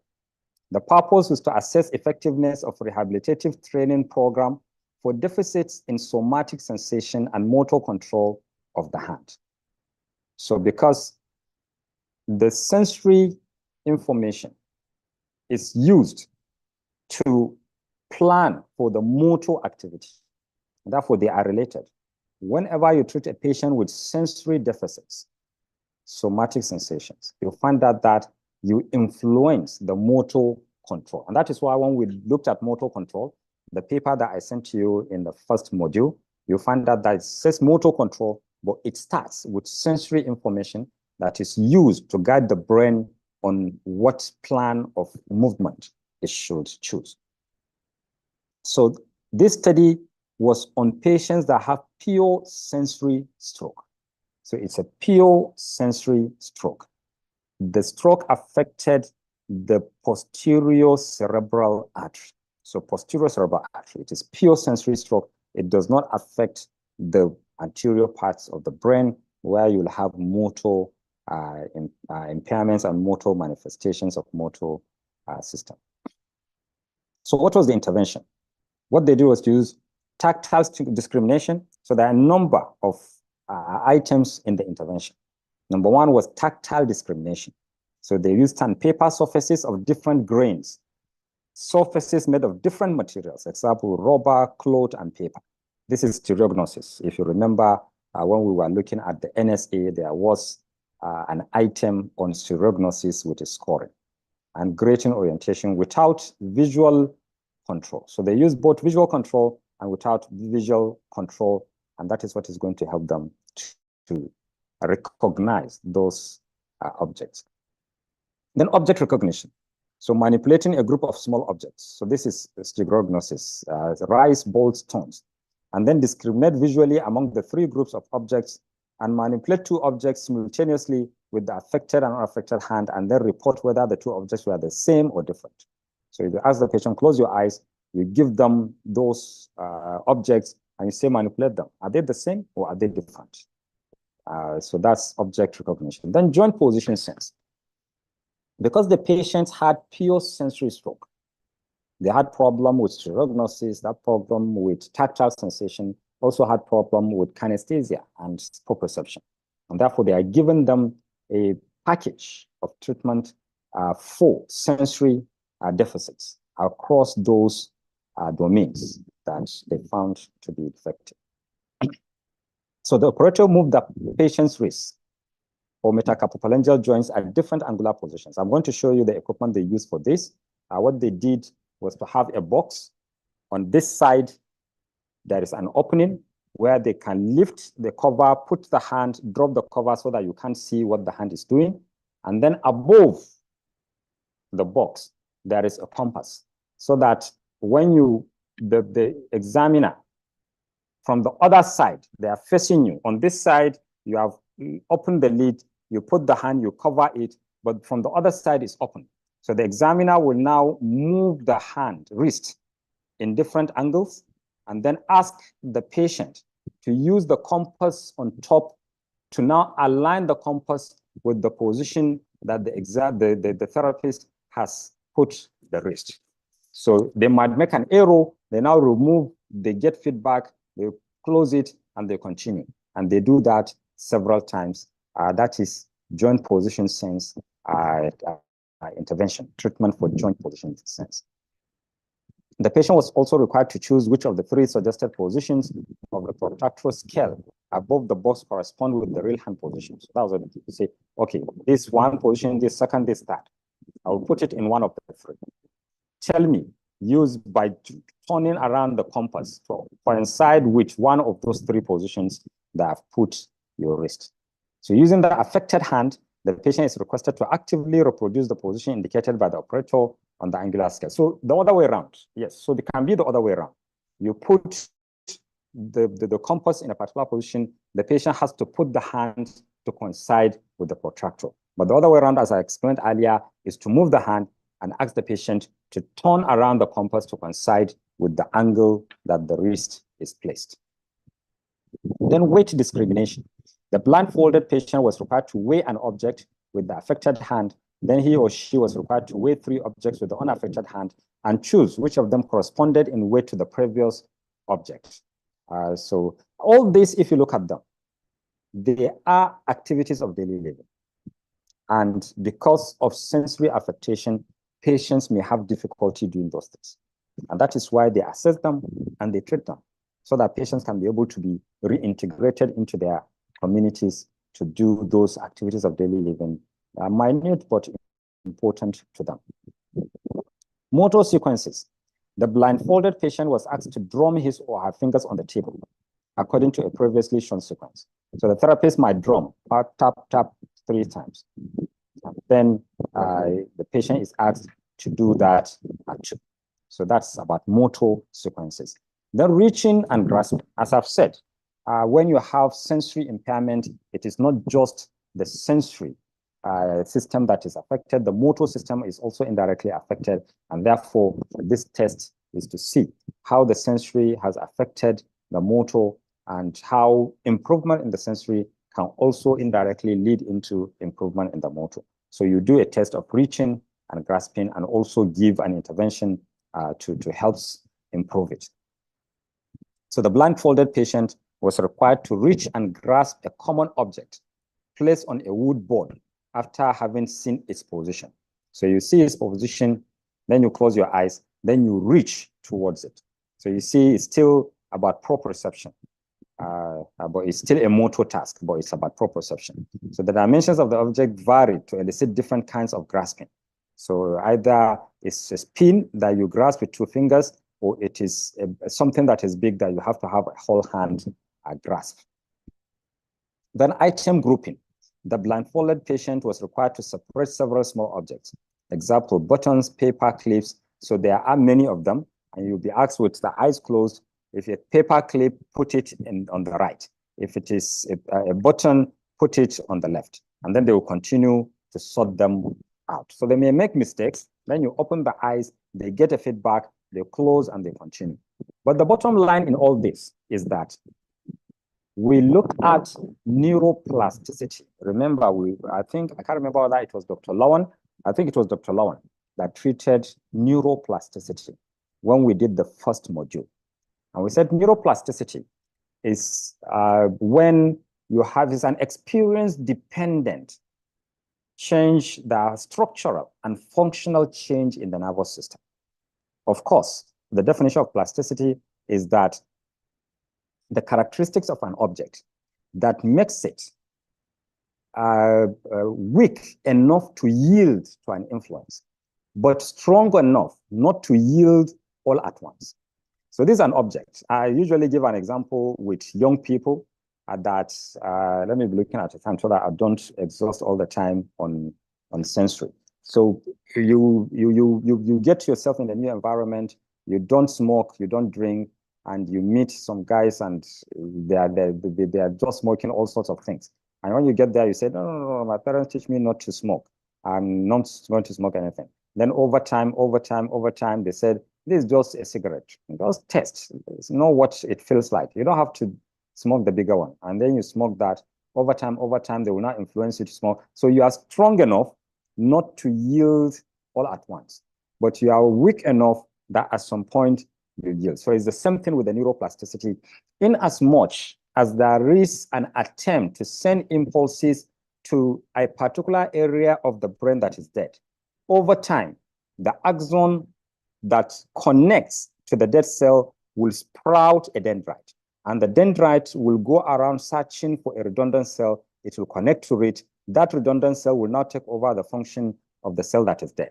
So if you give electrical stimulation, for example, in the first study that we looked at, what happens is that the stimulation will be picked by the sensory nerve, and it will now send it through the posterior column of the spinal cord, and it goes up to the somatosensory area.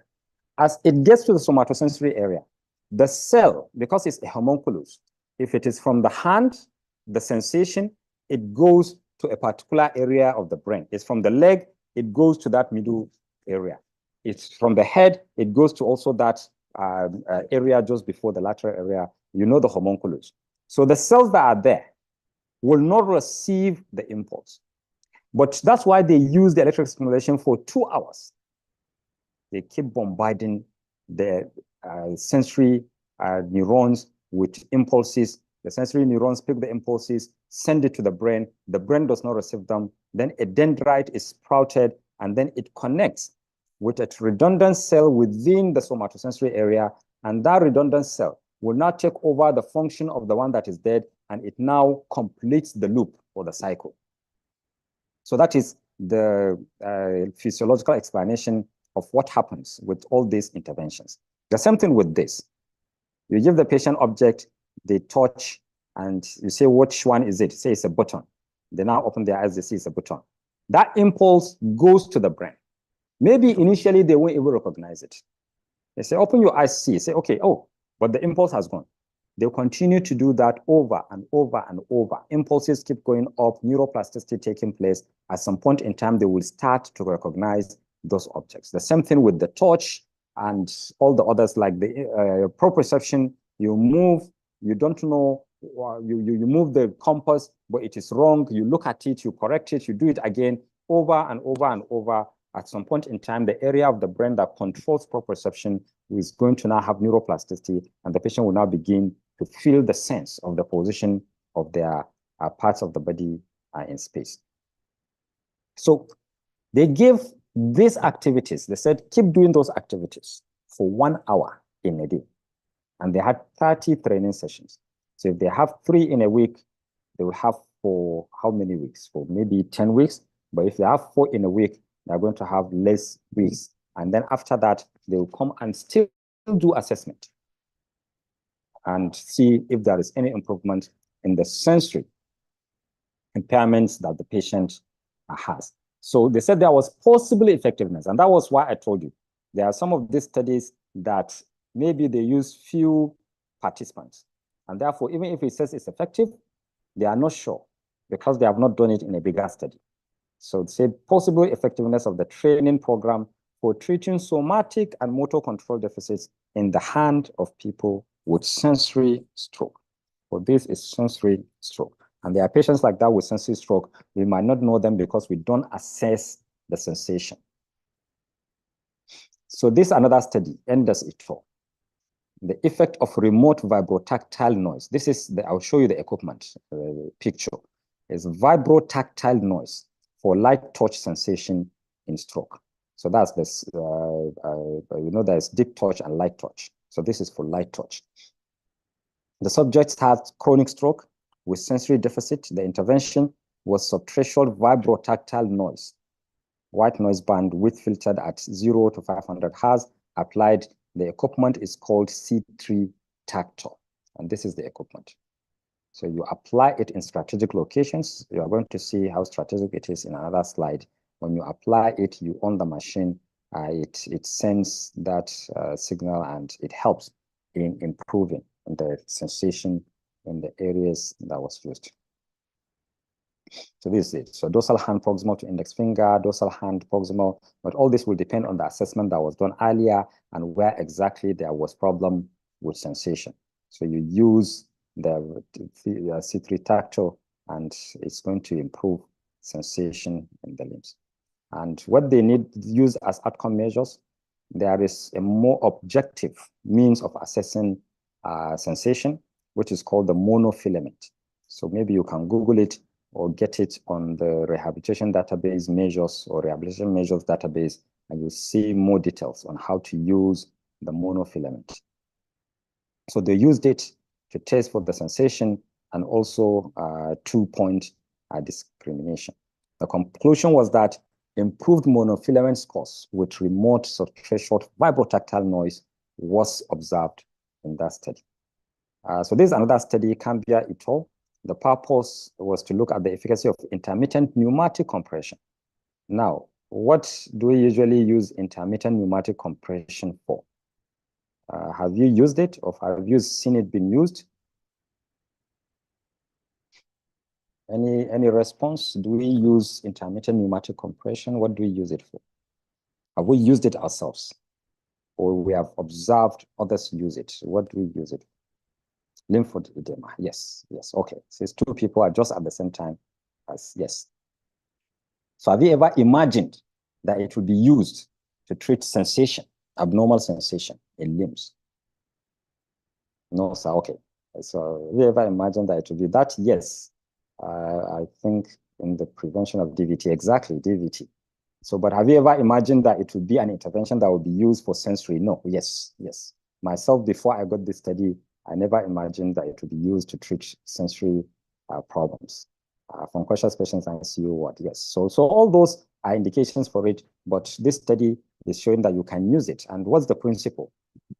When it touches the skin, the same neuroplasticity, it sends impulses through the sensory nerves, goes to the brain, it doesn't connect. And that is why they continue to use it. It touches, it releases. It touches, it releases. And that continues to give sensation. And the sensation keeps going up, connects, can't connect, then sprouting, and then you have the redundant cell take over that sensory cell that has been affected.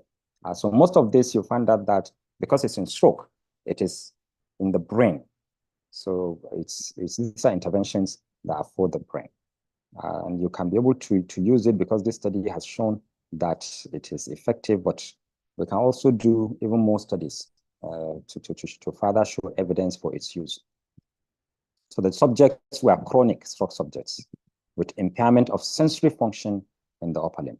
So the intervention, a long arm inflatable pressure splint. So I will show you the picture. It's applied on the affected upper limb. Splint was connected to intermittent pneumatic compression machine. They call it the Flotron Plus. Automatic intermittent pattern. 3 minutes, 90 seconds inflation. So it inflates for 90 seconds and 90 seconds deflation duty cycle. So the inflation peak was 40 millimeter mercury. So you now set the machine that it gives the inflation peak as 40 millimeter mercury.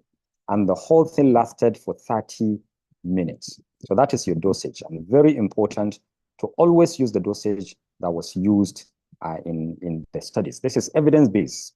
That is why I didn't just pick common sense or just give, I'm even giving you the papers, the author and the year.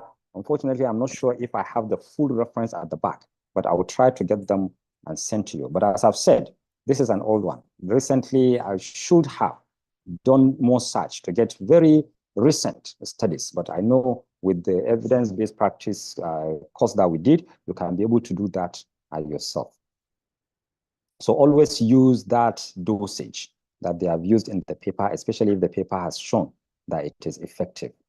So this is it. So you apply it in the hand. This is the machine. You now set your parameters. 3 seconds. I think it says it said 3 seconds.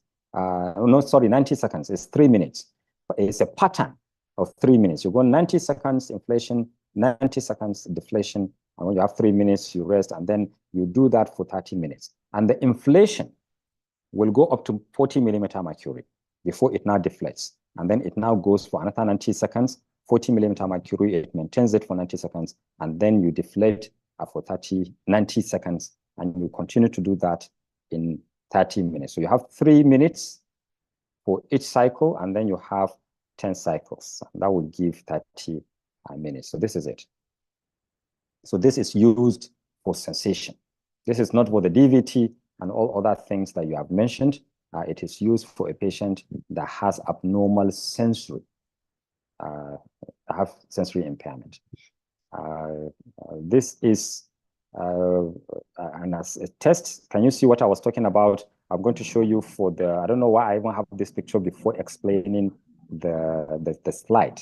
But the patient, this is hidden. Remember when I was talking about the proprioception, and I said, so, but this is not for proprioception. This is for when you feel things, how caused they are. So it's also a sensation.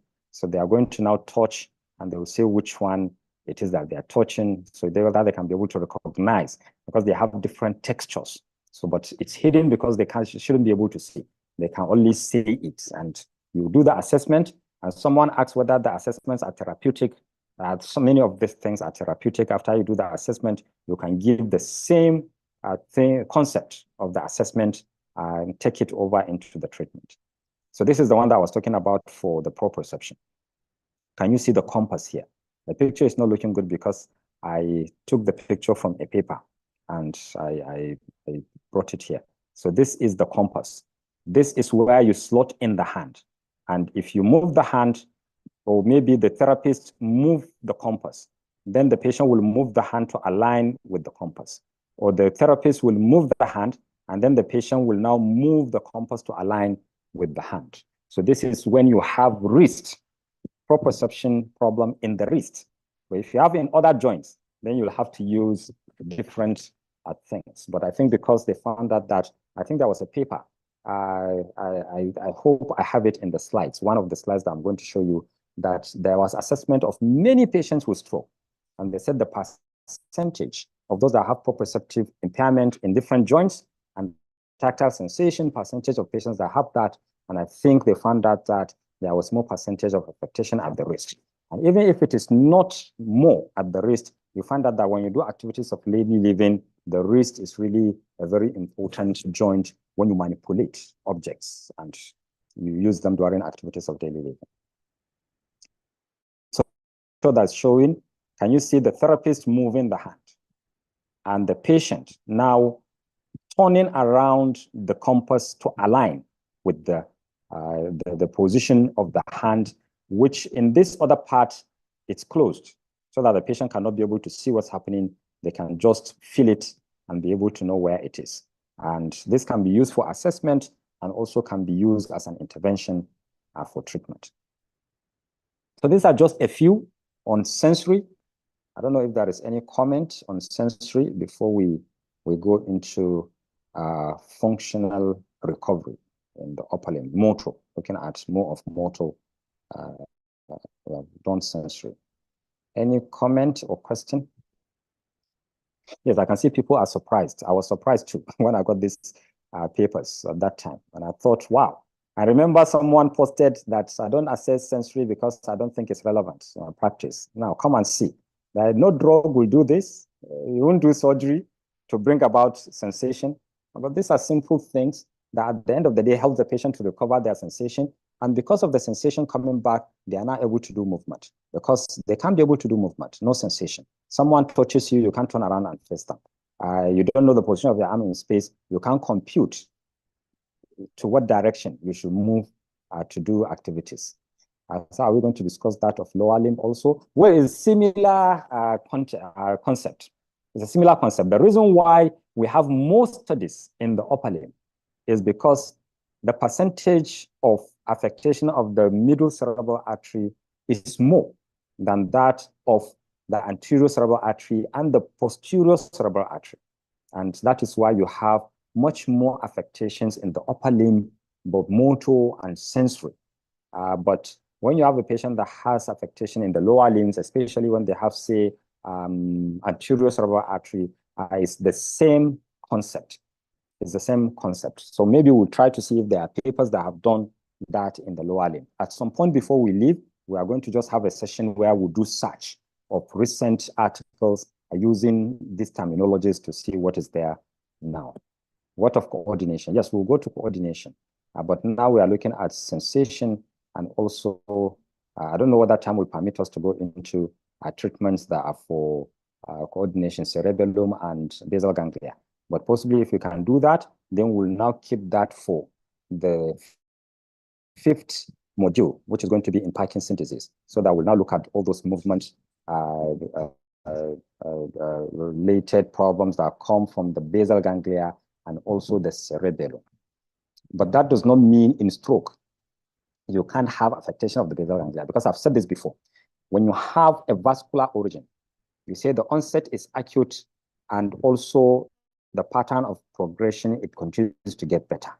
So you can have someone that has tremors or slowness in movement, but that is because the blood supply to the basal ganglia is affected. But the moment it is resolved, then it is not going to be a degenerative or progressive thing.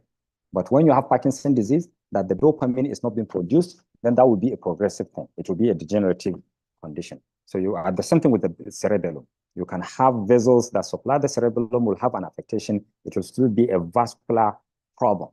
And its features are different from that of a degenerative condition of the cerebellum or of the basal ganglia. So it's important to take note of all this. I have a patient that has good muscle power, but can't stand or walk without staggering. Sensory, very possible sensory. It's possible that it could be the vestibular system, it could be the visual system, it could be the proprioceptive system, because if you don't have proprioception in your ankle as you stand, when you move forward, the proprioceptive impulses will not let you know that you are moving forward. And unless someone holds you, you can fall. So all those Romback tests that we do, that the patient stands and they keep going forward until you hold them, maybe the proprioception in the ankle, the person doesn't even know they are moving forward and backward. Or vestibular system, the head is rotating forward and backwards. The vestibular system cannot pick that. Or the visual system, when your eyes are seeing the ground, you should be able to know if your head is going towards the ground.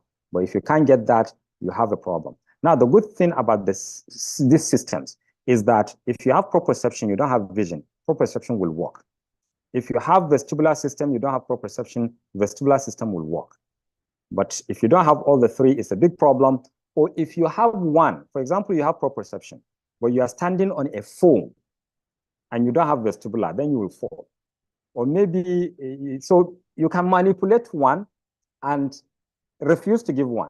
And that's when you'll be able to see the effect of all these sensory systems on the balance or posture of the patient. I have a stroke patient who has impaired thermal sensation. Wonderful. So you can be able to use those test tubes. You say, okay, tell me, am I using the cold one or the warm one? Close your eyes. Then you put it and you say it's a cold one. Then you have a label on them. Say, okay, open your eyes. Can you see which one I used? You said cold, but it is warm. And that is how you are able to, if you do it over and over and over, because the nerves that pick the sensory information about temperature will now continue to send impulses to the brain. If it can't connect, then neuroplasticity will occur. Here's the general concept. Whatever it is, and see, there are researchers amongst us. Whatever that is physical therapy. Just think of something that you can use to be able to help bring back the sensation. Use it. Use it over and over and over again. Many repetitions. It will bring about neuroplasticity. You would have introduced a new technique of treatment of what is it called? The sensory impairments. So thank you so much. I think we have looked at a number of questions. I hope I've been able to address all. So let's go into motor. So looking at how you treat the motor to be able to improve functional. Thermal impairments is similar to the tactile because or proprioception. So when you have abnormal thermal sensation, you put the cold, they don't know it's cold. You put the hot, they don't know it's hot. Because in the skin, there are sensory endings that pick information about the temperature. Now, that if it is in stroke, because we are dealing with stroke, not sensory impairment, not peripheral affectation. What that means is that in the area of the brain, the somatosensory area, that is where information about proprioception, about temperature, vibration sense will all go. You now have an injury. So that part of the brain that receives, because motor sends down, but sensory goes up. So that part of the brain that receives information about temperature sense, the patient cannot, it picks. So it picks the information. But because when it goes to the brain cannot receive it. That's when you cannot perceive it. And that is what perception is all about. The brain cannot perceive it. So it keeps going. Brain cannot perceive. It keeps going. Brain cannot perceive that a cold thing has touched your skin. So at some point, dendritic arborization, synaptogenesis, you have a redundant cell takes over, and it now tells the brain that, oh, I felt it. This is cold. This is hot. So if you want to now treat it, what you do is to continuously apply that cold or hot, and you ask the patient blindfolded, which one did I apply? So initially, he may not be able to differentiate them, but the more you do it, the more the patient begins to perceive it, and the patient is going to tell you that, oh, yes, this is cold, or yes, this is hot. I also have a patient that can't ambulate independently, but if you put even a finger on his shoulder, he can walk. Now, how can you explain from all this how that will happen? You know, usually there is feedback. There is feedback. A patient is afraid, but you just give them that tap. It is a kind of feedback. They call it feedback either of performance or of results, and the patient gets that confidence and they are able to do that. But I'm not sure if I can be able to explain that from these neurophysiological things that happen with sending impulses to the brain and then them coming down. But rather, I'll say if you have any explanation that is direct, not from the feedback mechanism, please, you can post. It will be helpful to all of us, including myself. My patient can stand up from sitting, and she has to immediately start walking, but can't stand for a minute. So you can't stand for a minute, but start to walk. Now, we need to relate all these things to a number of areas of the brain. So, for example, you have what is called the fascination in people that have Parkinson's disease. So the brain cannot be able to give that pattern of movement. You have the patient get stuck on the ground. So what you are talking about now is the opposite of that. Now, if you look at the balance system and the postural system, I can't understand how someone will still be able to maintain balance while they walk, but not be able to maintain balance as they stand. So what do you think should be the reason for that? Is it about balance, or what is it about that makes someone to be able to walk but not to be able to stand? I think as we discuss this, if you have any reasons why you think those happened, post it, because I also can learn from your experiences and your physiology and anatomy and knowledge. So I'm going to go into the functional recovery. This is the mirror therapy. Now, how I wish that I wanted to ask the name of the person that wanted to show their patient, said, we have movement in some range, we don't have movement in another range. And I said, don't go about treating the periphery. If your patient has stroke, I can't even remember, I think they said stroke, and they talked of synergy. I say it should be around 2 or 3 in the synergy. If you have that, don't start strengthening exercises. Don't give electrical stimulation. We have just seen that if you give electrical stimulation, it affects the sensory area, but not the motor area. And that is why we still use electrical stimulation for someone that has problem with tactile sensation and proprioception. Because when you apply it and the patient does not make an effort, it only ends in the sensory area. But when the patient wants to make an effort to move, then the motor area comes into play. The prefrontal cortex is preparing for the movement. The premotor area and supplementary motor area is trying to select what pattern of movement should happen. So when you make an effort, all those areas come into action. The motor area is now sending impulses down to the hand to move. But your passive movement will not go to the motor area because the motor area is not preparing to do any voluntary movement. Your electrical stimulation will go to the sensory area because your motor area is not preparing, it's not planning to do any movement. So if you want the motor area to be activated, then you must use interventions that will help the motor area to be activated. And one of those interventions is neurotherapy. How does it work? We talked about redundant cells in the brain. So you have a problem in your motor area, the primary motor area. It is not sending impulses down to the muscles. When you do something like this, and that's why I'm not going to do in many of these things because I have pictures. I even sent the subject away until we get to the point where I can be able to demonstrate using pictures. With this, you have this mirror. The mirror is placed in such a way that it is in the midline of this patient. You can see around the midline, but the patient can't move the head to be able to look at the mirror. This hand is the unaffected hand. You now have the affected hand behind the mirror. But if you look at the reflection of this unaffected hand, you will even think that it is the affected hand on the other side. But this is just a reflection of the unaffected hand. Now, if you move the unaffected hand, so usually what you do is to make a fist open, grasp open, or you'll move the wrists, flexion, extension at the wrist, or you do pronation, supination. As you look at the mirror and you assume this hand you are looking at in the mirror, you have to do that assumption. That is a principle of neurotherapy. Without that, the brain does not have any change. So you look, you move this hand that is unaffected, you look at the mirror and you assume that the hand in the mirror is the affected side when it is not, because this is the affected side. It's just out, maybe it's not even on the table because the patient cannot maintain its position on the table. What you do is to send impulses to the brain. There are neurons that are called mirror neurons in the brain. So you will kind of trick the brain into thinking that the affected side is moving, and you find out that those cells in the brain that are mirror neurons or redundant neurons will now begin to be reactivated to take over the function of the cells that are dead. This is neuroplasticity, and neurotherapy can help you to be able to achieve that.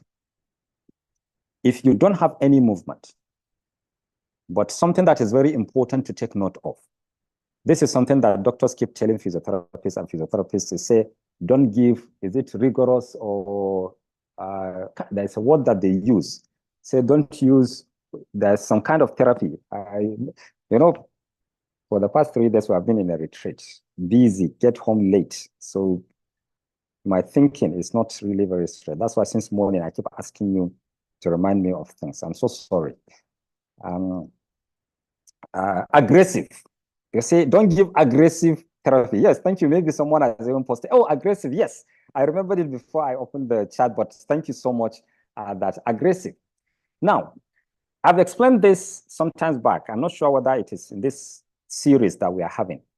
If you look at a stroke, there is the lesional area. I would have gotten a picture to show that, but I think it will be very clear if I explain possibly. You have the lesional area. That lesional area is the area that has lost blood supply, or that the hemorrhage has concentrated blood in that area. And you know the concept of stroke is that if there is no blood supply to the area for over a particular period, then the cells are permanently die. But if it is not over that period, then it can be resolved. Those cells themselves can come back to life. But at that point that there is no blood supply to the cells, or that the blood has compressed the cells, then there won't be activity. Immediately it is resolved, activity begin to come. But let's assume the lesional area is dead. But there are inflammatory processes that come up to protect the perilesional area. The perilesional area is the area around the lesional area that is not dead. The inflammatory processes are coming to protect it from that also, but because there's inflammation there, at this point in time, it is not active. But the moment the inflammation resolves, then that part that is not dead, currently inactive, will now come back to life. So if at the acute stage, the patient is lying down and they are taking drip and they are taking drugs to help resolve the injury, but also resolve the perilesional area inflammation, inflammatory process in the perilesional area. You now come and begin to give this kind of interventions, neurotherapy, task-oriented training, and all the other ones. What is going to happen is that that area of the brain that is not dead, you will now have redundant cells taking over its function, but it is not dead, and that is a problem. And that is why you have to wait and look at the clinical picture. At what point is that perinational area lose the inflammatory processes that are there and now come back to the active? So it is at that time that you now assess the patient to see what deficit they have, and then you now give them neurotherapy, because the deficit is now going to be explained only by the dead cells, not the area that had inflammation that has now returned back to being active. I hope this explanation is understood. It's important to understand this so that when we go to treat patients, we don't quickly begin to give them neurotherapy and other interventions like this that will now make you to lose the action of those cells that are not dead, but they are just inactive at that point in time. Okay, you have the lesional area in the middle. Around it, you have an area that now has inflammation, but the cells there are not permanently dead. They are not dead. They are just inactive because there is inflammation there. By the time they give drugs and the drip they will give and everything, that area will now resolve its inflammation and it will now come back to be active. How do we know the time frame? Aha, I will talk about that. I'll talk about that. So when the inflammation resolves, then the function of that part now comes back. And if your assessment, you find out that there is part of the body that is not moving, there is a particular type of movement that is not moving, after the lesion has been resolved, then you can start neurotherapy. Neurotherapy will now target areas that are dead. And then the redundant cells will now take over the function of the dead cells. But if you give these interventions, at that point that the perinational area is inactive but not dead, then you will have redundant cells taking over their function, but they are not dead. And it's better for them to do the function rather than have someone. It's just like if I'm not around as registrar in the office, I will send my deputy. So if for any reason I'm sick, and they just say, oh, this guy is sick, let's just abandon him and just continue to use the deputy, you'll find out that maybe it's not a good example. I should have given an example with this, but I'm just trying to say there is something that is his function. That is its function. So if you have something that is not its function, and it takes over, you find out that there's going to be a problem. So that's what I'm saying. Sorry that I'm using this example. It doesn't really sound good. But you wait until the perinational area resolves, and it doesn't take very long. Now, that's the question another person has asked. There are clinical ways to be able to know that. And that is why it's important to work as a team with others, because that is an organic pathology. It's an organic pathology. And it is something that you can be able to discuss with the person that is treating it. They said that from what we have seen in the radiological investigation, this is the area. How long will it take for that area to have the inflammation resolved? Another thing is the knowledge of pathology. When you have an injury that is this big. So severity of the injury will also determine how much of inflammation you will have and how long it will last. Another thing that will determine that is what type of stroke is it? Is it ischemic or is it hemorrhagic? All this put together, it is about a prognosis, and you'll be able to know how long it's going to take. So I can't be able to give any time range, but we can look at the evidence base to say perinational area, ischemic stroke, perinational area, ischemic stroke, and then maybe if there is any terminology that we can use to define the extent or the severity, we put that. And then you are going to see papers that will come to say that they have found out if this is the severity and this is the perinational area in a stroke patient, this is the time period that it takes. I think evidence-based practice can give us that. I don't have a clear answer at this point. Yes, I saw some other questions. Let me go back. How long does it take? Yes, sir, is the perinational area same as the penumbra? Yes, so that's it, around the area of the dead cells. So what Brunnstrom stage can you start neurotherapy? Wonderful. A very good question. That's what I wanted to explain. Now, the best intervention that you can give that is going to now help the patient to go back to their community and do the task that they have lost is task-oriented training.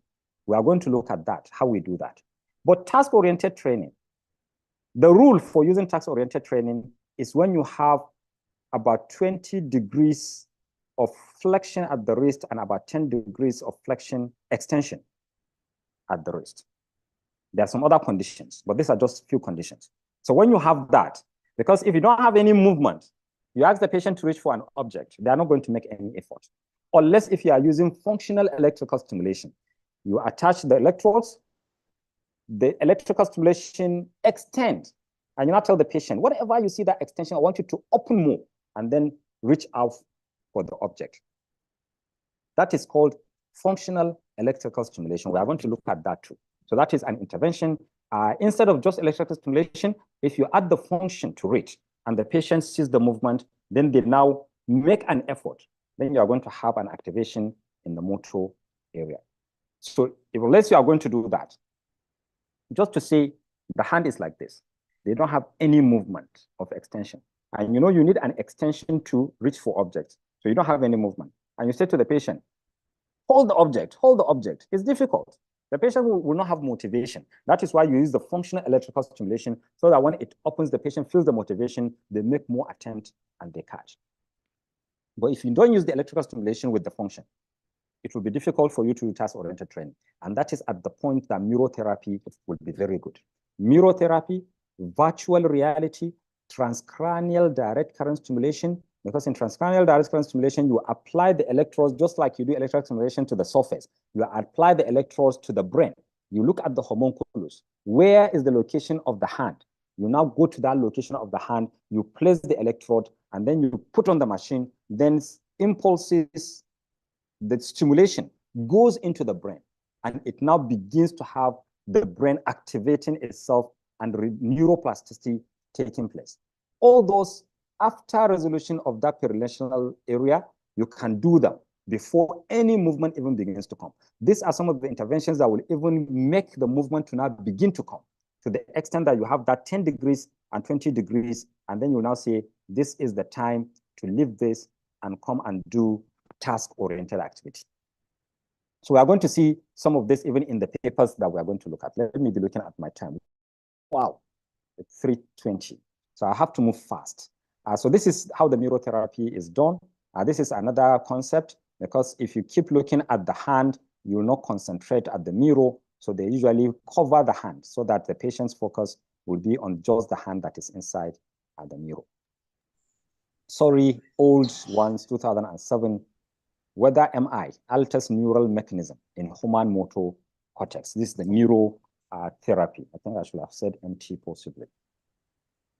So can you see this? These are some of the studies that will just show that it is promising, because it's just in 6 healthy subjects. Movement of unaffected hand in the mirror, motor imagery, and assistance. So they did 3 things. Move the affected hand, look at the mirror. Don't imagine. Now, motor imagery is an intervention on its own. You just ask the patient, I want you to imagine that your hand is moving. Keep imagining it. Do you know that neuroplasticity will occur in the brain?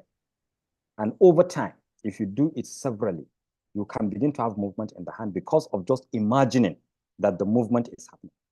Now, if you go to YouTube, you can be able to Google, say, motor imagery for walking.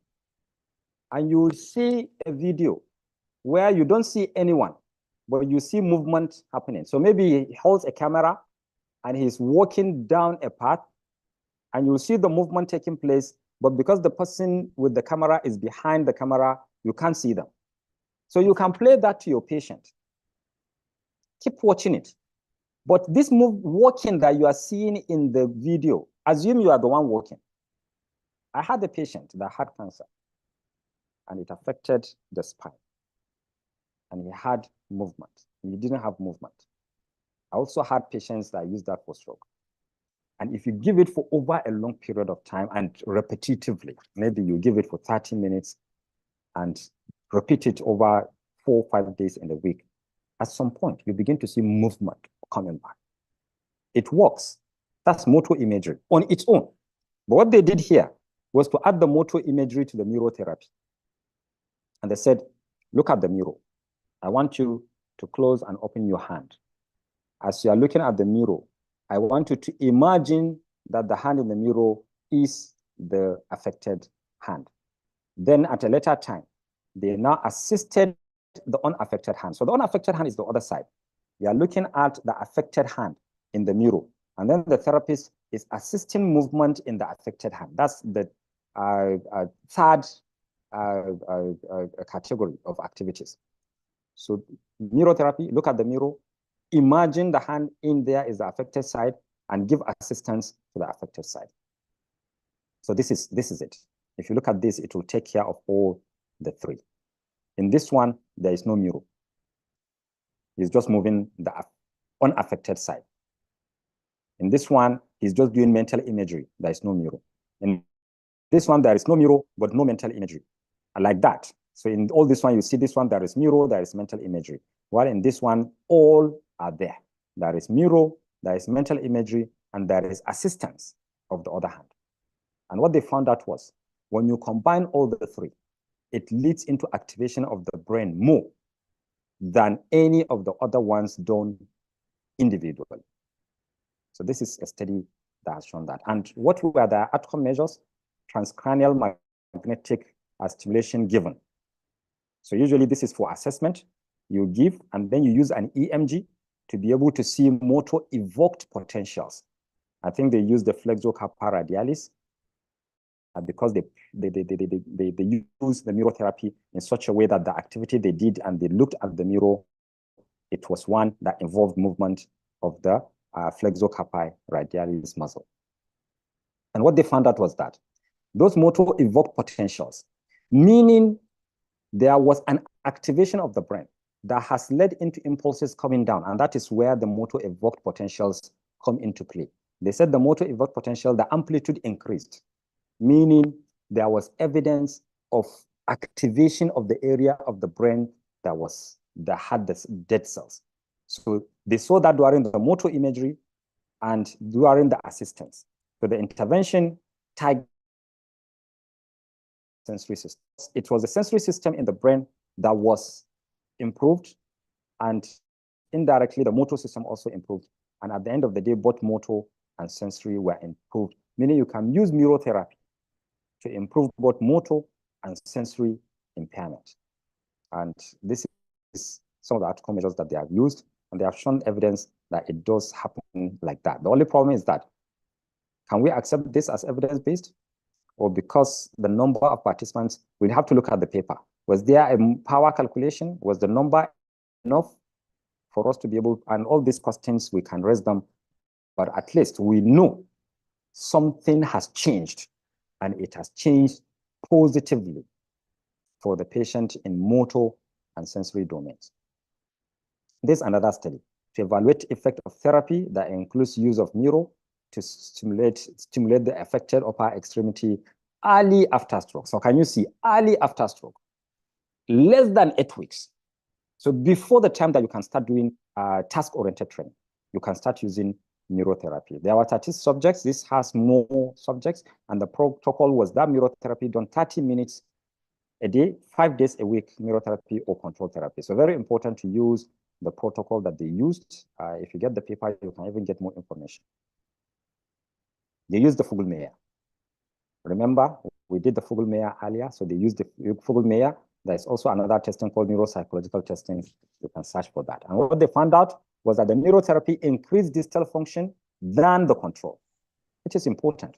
But apart from the function, motor function alone, it also increased surface sensibility, the sensory. Is neurotherapy only applicable to the upper limb? No, no. As I've said earlier, I have all this because they are much more in the literature. There are some. What you do is that when you are sitting, when the patient is sitting down, you now take the mirror and you place it in between the two legs. You now ask the patient to look at the mirror, and then they will do dorsiflexion and plantar flexion, or whatever movement it is that you do in the leg. Or maybe you lift the leg, drop it, lift the leg, drop it. Or maybe you do plantar flexion, dorsiflexion, but you are looking at the mirror. I've seen studies like that, and they have also shown that you can improve the motor function of the lower limb, especially at that early stage when you can't be able to walk, but you can be able to help stimulate brain activation in the areas that are dead. Can it be used to correct hemi-neglect? So hemi-neglect. Now, hemi-neglect is also about cells in the brain. And if you reactivate those areas of the brain, you can be able to have resolution hemi-neglect. So yes, but the problem is I'm just using my common sense and physiological understanding. We need to get a paper that has shown that it does that. So what you can do now is to evidence-based. You say stroke, hemi-neglect, and neurotherapy. And then you'll see if a paper will come up that shows that it can be able to do that. If you can't get any, it does not mean that it cannot be used. You can now start to think of what is called a theoretical framework and conceptual framework from the nations. Does it make sense for it to work that way? And then you'll now do a study. And at the end of the day, maybe you'll be the first person that will provide evidence on that. But right now, I can't give you any direct question because I've not seen any paper that has used it for that.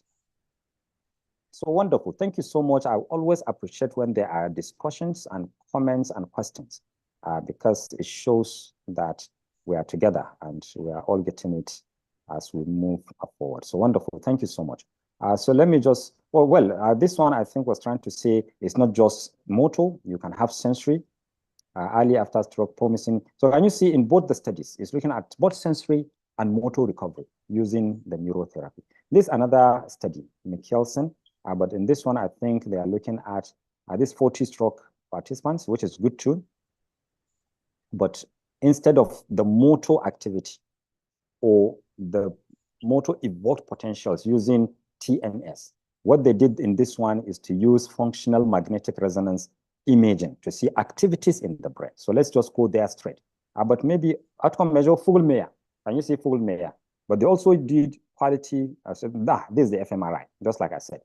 To task, tell alternating 30 seconds periods of 5 active and 5 rest conditions, open and close the unaffected hand. They even use a metronome. Say a 0.5 hertz, when it says beep, you open, beep, you close, beep, you open, like that. And they did it using this sequence. So the Fugl-Meyer assessment improved. Can you see it improved in the neurotherapy? No change found in other outcome measures. Shift in activation balance between now. I didn't put the image. It is a radiological image showing activation in the area of the brain. How I wish is there. Maybe we'll have it, let's see. Aha, can you see something like that? See this, something like that. So when you do functional magnetic resonance imaging, that area of the hand that you are trying to treat, you are going to see activities in both this side and this side. Why? That is what is called hemispheric lateralization. When you have a stroke, the area that is dead, at that time, if it is not working well, you'll see activation in the opposite side of the brain. But it's not supposed to move because you are not, that's not what you are using. So, but over time, you'll now come to have movement only on that side of the brain that's supposed to be active and sending impulses. So these are all images showing activities. So there's increase in activity in the side of the brain that is affected as a result of doing the neurotherapy. I don't want to dwell on this because the concept is just to know that when you do neurotherapy, you can have activation of the areas of the brain, and dead cells can have other cells that are called redundant to take over their function, and then movement can come back. So that's just what I wanted to show there. So this virtual reality, if you have done games, you'll see that as you are sitting, I mean, if you would have watched someone, can we have someone muted? Yes, maybe it's Jimo Morufuddin. I'm not the host. Please, can the host mute Jimo? Okay, thank you. So if you look at people playing games, you are just sitting holding the control. Why do you need to keep moving with your body? So there's that influence to the brain. So that's what virtual reality does. So in the virtual environment, and these are things that we can buy and put in our clinics. Professor Akinwutan, this is one of his areas of expertise. He has done many researches in these areas. And as physiotherapists, you may not follow a patient to their environment, but you can understand the environment, you put it into the virtual system, and you do activities that will influence their brain to have activation in the areas that they're supposed to have activation. So that when they go back into the community, they will be able to now function, even without you going to the community to train them. And that is one of the things that he did. He told us in one of the conference, I think in NSP conference, he said there was a time that he was treating a patient, and the patient could walk. So meaning at the level of activity, the patient was good. And that was why I was telling you earlier, consider the ICF. We have been talking about impairment. Don't treat and you see improvement in sensory, in motor, and you say this patient is good, just discharge the patient. No. The patient could walk, the patient could do activities, but when the patient left, he was also going out coincidentally at the same time. He saw the patient trying to cross the road. The patient couldn't cross the road. I said, oh, my job has not ended. I need to treat this patient at the level of participation. And that was when he thought, well, I can't go to the patient's community. Occupational therapists do that. I can't go that. I can't go there. My type of job, I have to be in the clinic. He now developed a virtual environment with someone trying to cross the road, trying to look at a car coming, trying to look at the traffic light, trying to look at people that are coming from the other side so that they don't bump into them. And that virtual reality, we now put it across to him, the patient. And the patient now begins to reorient their activation according to those many multitude of factors that are there in the society that you have to deal with when you interact with others in the environment. And that was how he used the virtual reality to help the patient to be able to overcome the problems of crossing the road, because he can now integrate the multitude of factors that are required even without going into the community. And this is one of the things that virtual reality does. So in this one, this is the virtual environment. There are some things that are coming up from the floor, and the person is expected to tap them. So when you are looking at the virtual environment, and the person in the virtual environment taps something, the patient also will reflexively try to tap, and activation of the brain cells can occur. This one, there are balls coming towards the person, and the person has to manipulate the balls or kick them, push them or whatever. So there are different virtual environments. You choose the virtual environment that is much more relevant to the patient's actual environment. And that is what is going to help to have activation of the brain cells that will be useful to the patient when they go back to their environment. I just hope I'm not too fast. When I have little time and I have a lot of things to do, usually I speak fast. I just don't want to lose you. If virtual reality is not visible in our individual clinics, how else can we facilitate society integration? We can do that by making, for example, in our clinics, you see that we have these tests. We put them there, not just to do exercise, but to teach patients how to climb stairs. So we can be able to look at their community and bring in some of the things that are there. That's number one. Number two, that is why we are talking about community-based rehabilitation.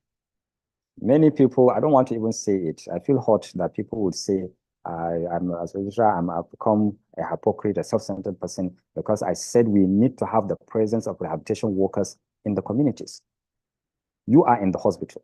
You don't go to the communities. There are people out there in the communities that you can't change them. You don't have virtual, even if you have virtual reality, believe me, it has limitations. There are some things that you still do the virtual reality, you still need to follow the patient to their environment and be able to help them, integrate them into the society. So we can supervise, but we need middle-level manpower that we are going to supervise to do the job in those communities. When we have planned the treatment, they give. There are going to be problems with people taking the responsibility that's not theirs, but weigh not having them and weigh what they are going to do. And the person that called me self-centered, because I want to introduce them, I say, who is self-centered? People are out there that need support. You will not go and give them because you're afraid you lose, that person will take over your job and get money that you will get. You said they shouldn't be allowed to operate. Who is self-centered? I think we need to have a rethink. If we want to answer this question, we need to have a rethink. And that is why from the board we said, we are not going to start until we put strong regulatory mechanisms that will stop them. And no, it can't stop them completely. There is no country in the world where you eliminate, what do you call this? Eliminate completely quackery. But you want to reduce it to the barest minimum. And this is what we are planning to do until the time that we think we have something strong, and then we'll introduce so that we will supervise. And when they go back into the communities, you'll have rehabilitation workers there that are going to help them to reintegrate into the communities. So thank you for that question. I think maybe Hafiz or Dr. Samani has just posted some pictures that might be helpful. I think one is for neurotherapy. It's looking beautiful. You know, even in lying possibly or sitting on the bed, not on chair, possibly there are ways that you can be able to do neurotherapy for the lower limbs. So virtual reality is there. I think I'm not going to go through the slides, but you can read them. The very important thing is that you need to look at the dosage that they give. That's number one. Then number two, what outcome measures did they use? And does it say that it is effective or not? And these are the things that you are going to use to be able to translate into patient management. Can primary healthcare centers employ physiotherapists that will attend to cases in the communities? Yes, they can. The problem is that how much will they pay? Because primary healthcare centers are in the purview of local governments. So how much will they pay? So many physiotherapists won't go. I remember someone, a copper, went. They sent the person to primary healthcare. He just called me. He said, they sent me to primary healthcare center. And I told them we don't have a role to play there. And even if there is, the money will be very small. And therefore, I've asked them to take me to a general hospital. So these are the challenges that we have. And we need to do something about that. Will community-based rehabilitation workers do it? Who will license them? Will MRTV do so? That is what is supposed to be. There will be licensing, but there will be limit to what they can do. Someone has to supervise them. You can't take supervisors to go and supervise nothing. And that is one of the problems that state governments and local governments will have if you say you are not going to have the middle level manpower. But I understand the fears of people, believe me. But as I speak right now, yesterday I had a meeting and I was telling people, community health workers, the regulatory board, wants to start this program, community rehabilitation. The National Commission on Persons Living with Disability currently is in discussion with MBT. They want to start what is called rehabilitation officers. Because of the World Health Organization's 2030 agenda, everyone wants to pick those responsibilities and do them. And where the problem is, you don't want them. Someone will start. They will do it and you can't regulate. You will just be watching. Because community health worker regulatory body can't be having a program and you will go and regulate them. They are not within your purview. At the University of Jos, we have 2 years diploma in CBR program. So this is not the place for this discussion. It's just because someone asked a question. So you finish, you have got back to the community. Someone has planned the treatment. Someone can be supervised to give the some part, not all, some part of it to help the patient out there in the community that you can't go there.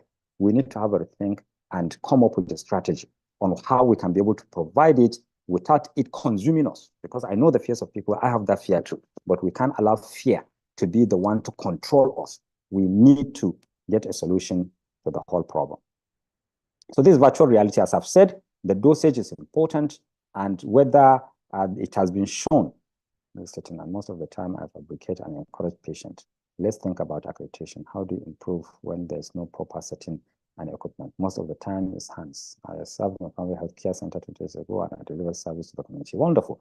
These are all very wonderful things. I think we need to have a forum where we'll discuss this, and I think we'll provide that forum so that we can discuss and come to an agreement of what we should do. Thank you so much, everyone. So this VR. VR induced neuroplastic changes and associated motor recovery in stroke. So meaning it happens.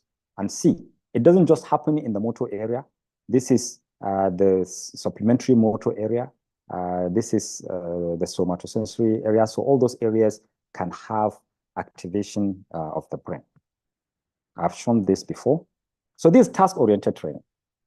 By the time the patient begins to have some level of movement, then you can move to task-oriented training. And what do you give in task-oriented training? Now, this is the dosage, 40 minutes of the task-oriented training, 4 days per week for 4 weeks, very important. These outcome measures that they used are functional status, Purdue pegboard. Remember, we discussed Purdue pegboard under Dexterity earlier, the grip strength, and then the functional magnetic resonance imaging. So these are the tasks. You'll have a board, maybe placed on the wall. You'll have 2 switches. So you just go and ask the carpenter, fix 2 switches, 30 cm apart, vertically, 1 up, 1 down. Then have 5 switches horizontally. 5 switches. So you're asking them to switch up, switch down, switch the upper one, the lower one, and the ones that are vertical, that are horizontal. Then you have 5 plastic bottles, different diameters, height and weight. You now keep them. I want you to reach, grasp, transfer, release. Reach to this one, grasp, transfer, release. Grasp, transfer, release. 5 different diameters, different height, different weight. You now have iron balls that are 1.2 cm, 0.6 cm in diameter. So you transfer them. Maybe you have 1 box, they pick, they transfer. They pick, they transfer. They pick, they transfer. And then you have other switches. 1 above, 1 to the below, 1 to the right, 1 to the left. Then you have a ball, 6.5 cm. And there's a basket. They pick, they throw into the basket. Task-oriented training is going to depend on a number of things. Number 1, the level of function of the patient. So you can start with simpler tasks and progress to more difficult tasks. That's number 1. Number 2, what are the activities that are important to the patient in their environment? Oyumbo will go and select activities, be throwing balls and grasping bottles. They drink a lot. You have one man in the village that does not, when he drinks water, he just goes to the stream and just put his mouth there and drink and just begin to go his own way. You're asking him to grasp bottle. What will grasping bottle do to them? So you need to find out. And that is why in your clerking, you are asking them, before this, what were the activities you are doing? That after the stroke, you can't be able to do them. You want them to come back. You now select them. They are the ones that you are going to put together to serve as your activities for the task-oriented training. After the patient has finished, you have activation. That activation will be useful for him in the community. But if you go and ask him to be picking bottles to drink, he will not drink when he goes back there with a bottle. The activated cells for picking bottle, they won't be useful to him in his own kind of activity. So very important to understand this concept. Yes, action observation, they are all wonderful. Just like the motor imagery, I mentioned motor imagery. They have all been shown to be effective in activation of the brain cells. But what is important? When you activate, what do you do with it? So that's why we said move from impairment to activity to participation. Because if you don't use it, you lose it. Is it same as hand-to-hand facilitation? I'm not sure. Not sure if I've had this. What do you mean? Is it task-oriented training that you are saying, whether it is hand-to-hand facilitation? I don't think I've come across this particular phrase, hand-to-hand facilitation. Is this same as hand to? Okay, yes, okay, wonderful. So that could be another name for it, but usually it's called task-oriented training, task-oriented activity, and that it has a number of synonyms, different names. So there was an increase from 0 to 2, from 10 to 15. So meaning task-oriented training led into improvement. Also, the activation in the brain showed to increase. So this is another one that is showing that. Don't have time. I would have given much more explanation on that. This is another study. This one, they use what was called the butt track. So this is it. So when you are using one hand to move, but you are using the two, one supports the other, and therefore you have function. So what they have here is like there are rollers here, so you are moving it. So, but together at the same time. That's what they call the butt track. So upon auditory cues, bilaterally push forward and then pull 2 handles back. This is also a task-oriented training, and it has been shown to be effective.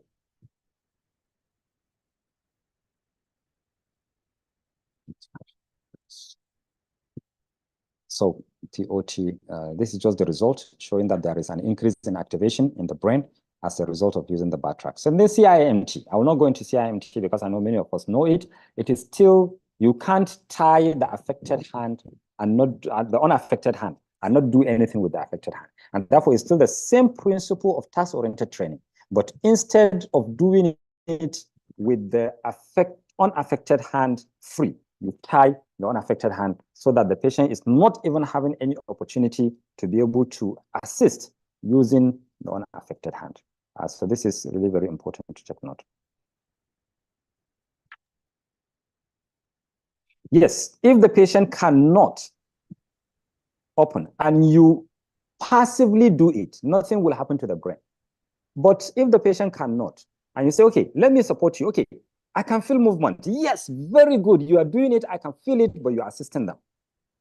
The effort that they are making is what is going to send impulse to the brain, especially the motor area. So don't do it passively. You can do 1 million passive movements. It might not affect the motor area because you are touching. That feeling that they have, if you do it separately, can affect the sensory area. But motor area can only be activated if the patient makes an effort, with or without assistance from the therapist or a machine. This is very important to take note of. So as I've said, CIMT, you can read through CIMT. This is a picture of that transcranial direct current stimulation that I was talking about. It's just like electrical stimulator, but instead of applying it to the periphery, you apply it to the brain. And you look for the homunculus and say, this is the area of the hand. And then you place your electrode there and you connect, you put in your parameters, and that electrode will now be stimulating the brain directly. And this is available. It's not very expensive. Dr. Jibril Samani will tell you, I think, in fact, I think even myself, I have examined an MSc study in Lagos that someone used the transcranial direct current stimulation. I think so. Dr. Samani studied there. He knows that this has been used in Nigeria. And it's not too expensive. Of course, now that the dollar has gone up, it might be high. But I remember when I came back from the UK, I wanted to bring it to be used in Aminu Kano Teaching Hospital, but I got busy with admin activities. I was not able to follow through. So it's something that we can get, and it's something that we can have training. I think Dr. Somani can even give people training on how to use it so that we can be able to use it in Nigeria. So it's available. This is the functional electrical stimulation.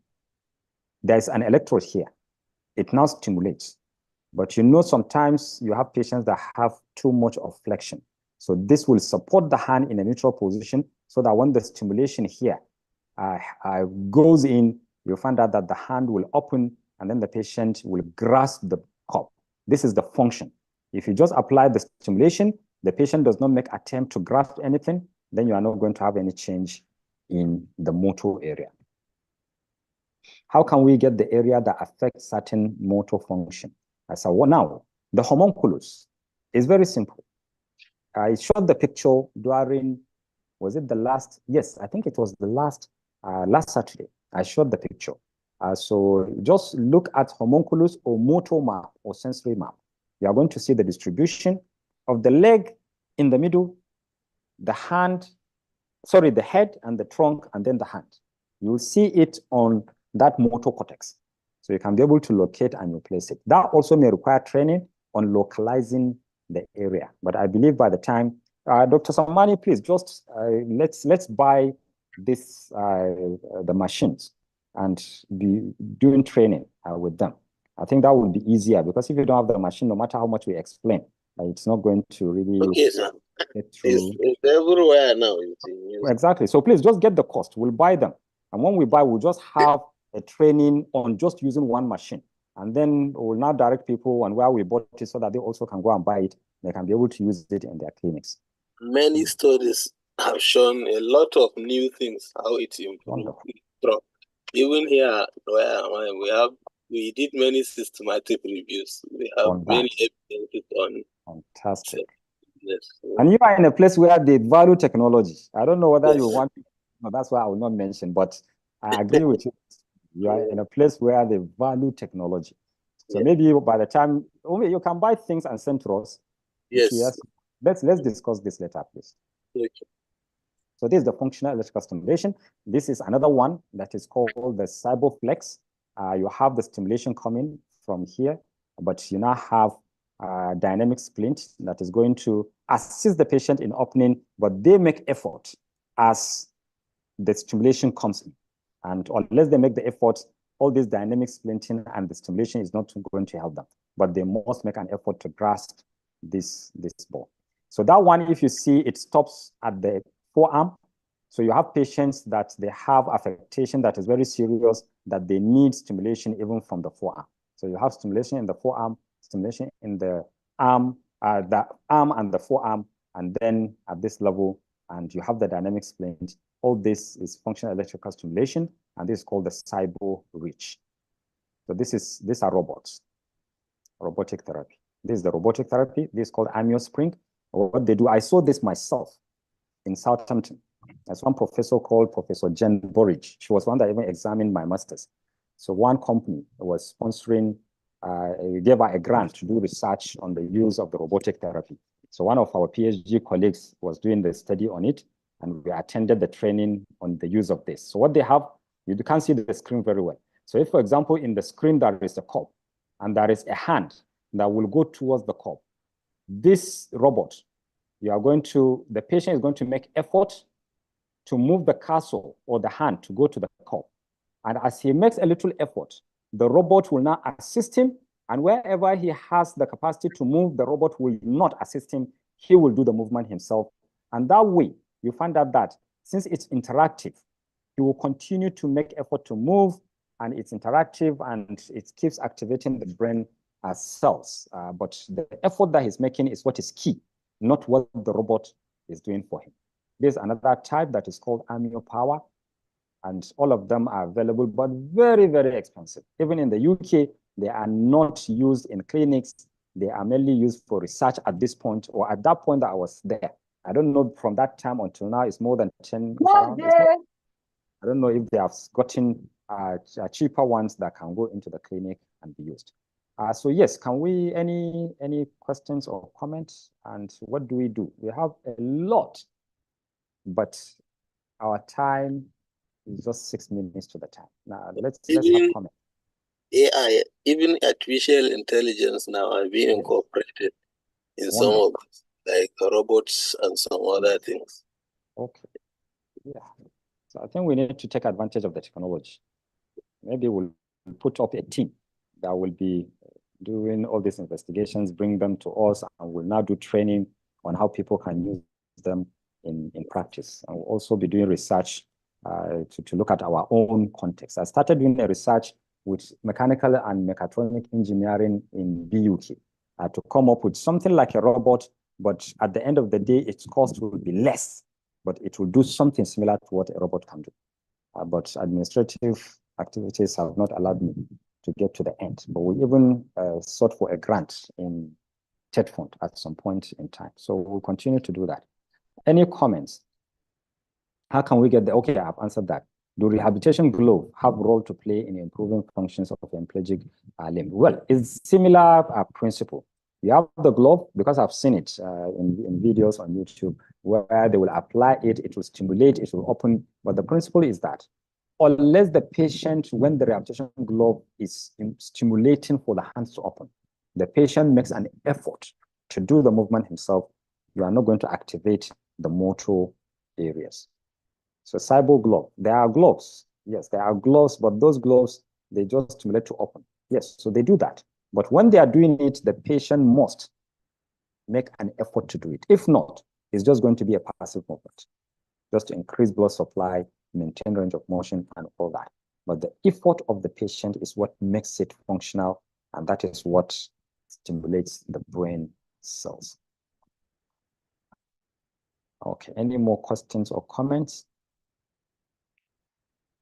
You can see we have spasticity, we have balance, we have gait, and I doubt if we can be able to go through all of them.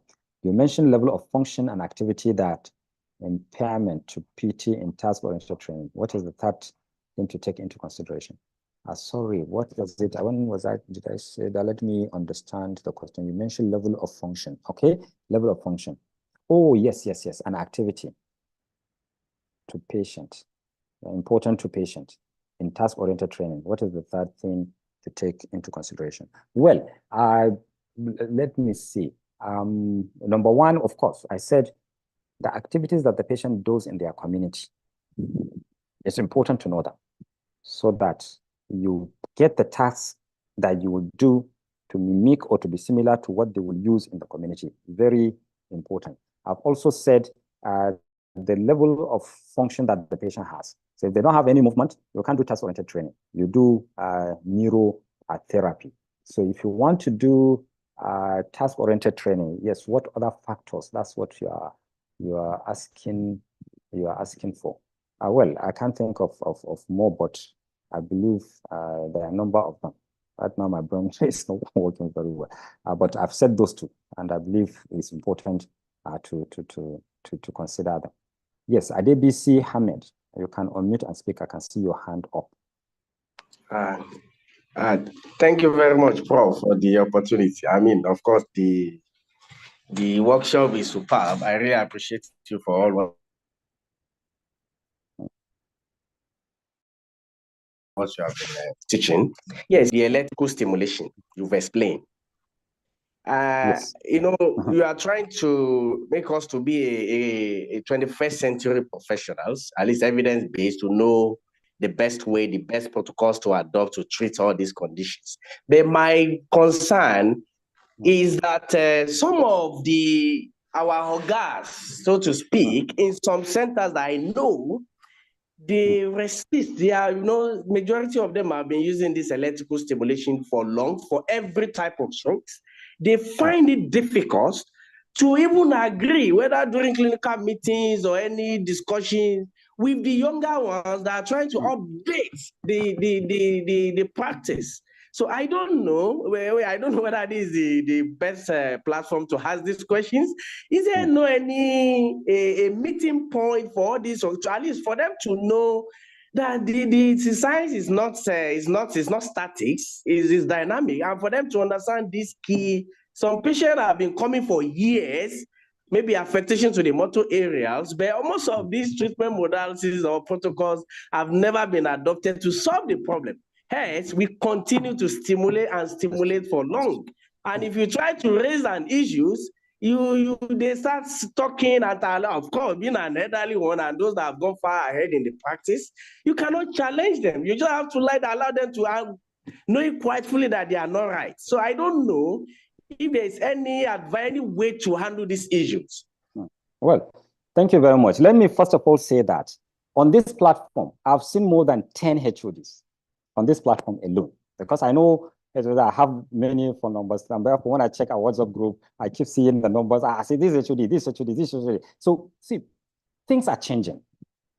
Things are changing. Many of those traditional sentiments and positions that we have taken in the past, we are dropping them, we are keeping them, and people are coming out to learn. And it is those HODs that will come out, see what is happening, will go back, they will now redirect. And HOD to HOD, it's easier to speak HOD to HOD. As I've said, you go for a meeting, maybe it's presentation, and the HOD will not allow someone to speak and say what are the new things that are happening, but HOD to HOD. So I think what I'm going to do, I'm going to ask committees of head during conferences that I want to speak to them.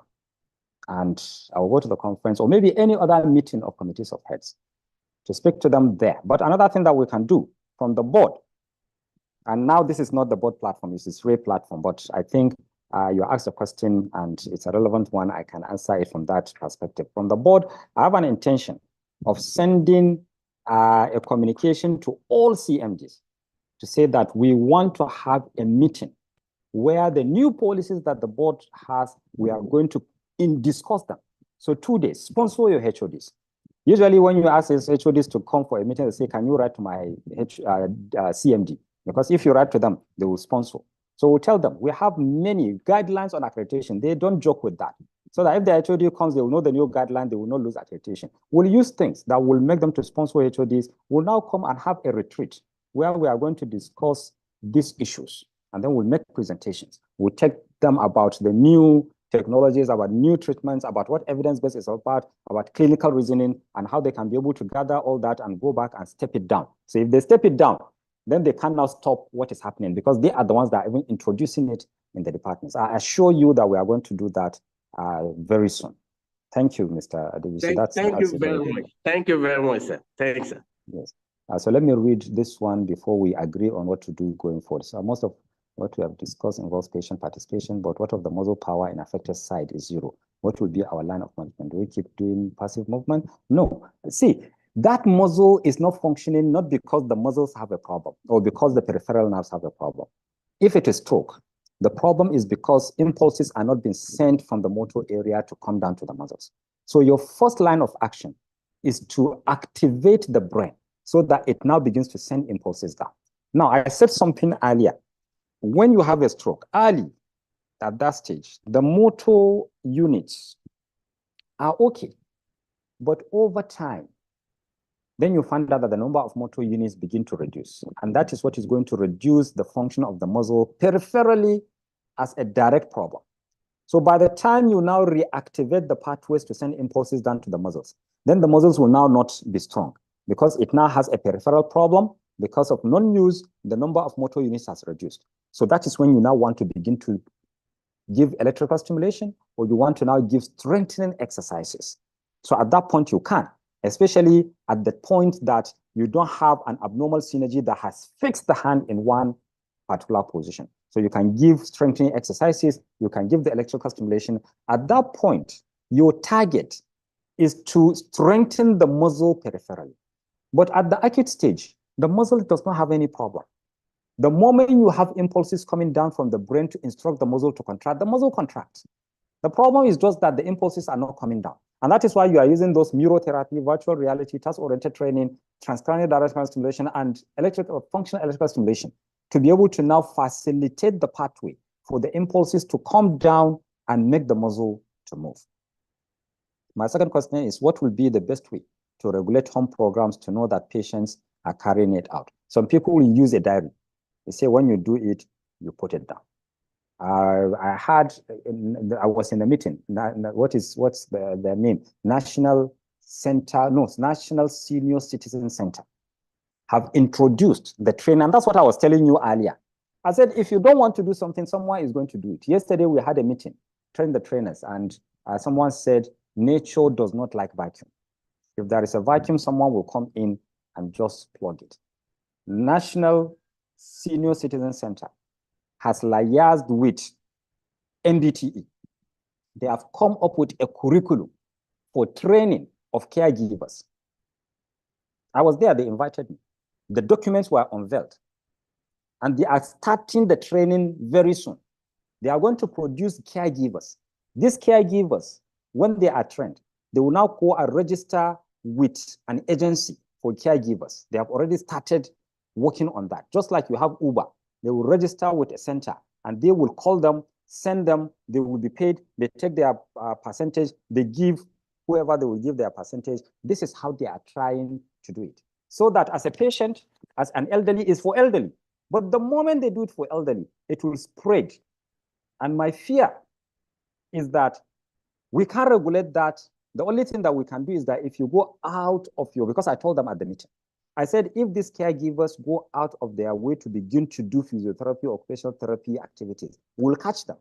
So that's the only thing that you can do. But if you are the one that is producing them, you are licensing them, all you need to do is I've withdrawn your license.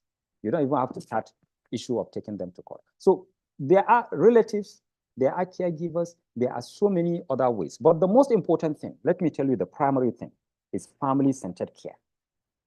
Because you think as a physiotherapist, you are the boss. I gave you an example. Let me give that example very quickly. Ask the patient. Neurotherapy. Very good that we have discussed neurotherapy. I said to the patient, just sit down. Put your hand. That was around 10 years ago, before I understood the concept of carrying the patient along, patient preference. Do this movement. Look at the mirror. Assume the hand in the mirror is yours. He did it. Say, go home. Get a mirror, do it. They came back. Say, did you do it? The son wanted to say yes. The father looked at him and then wanted to say no. And the son said yes. When the father left, he quickly come back and said, Baba did not do it. I said, why? He said, Baba said, you are crazy. Why is it that I will come with the affected side having a problem and you will ask me to take 30 minutes moving the unaffected side? It doesn't make sense. You are crazy. That's when I realized, wow, I did not take the perspective of the patient. And therefore, I did not convince him I was doing the right thing. He's not going to do it. The next visit, I sat him down.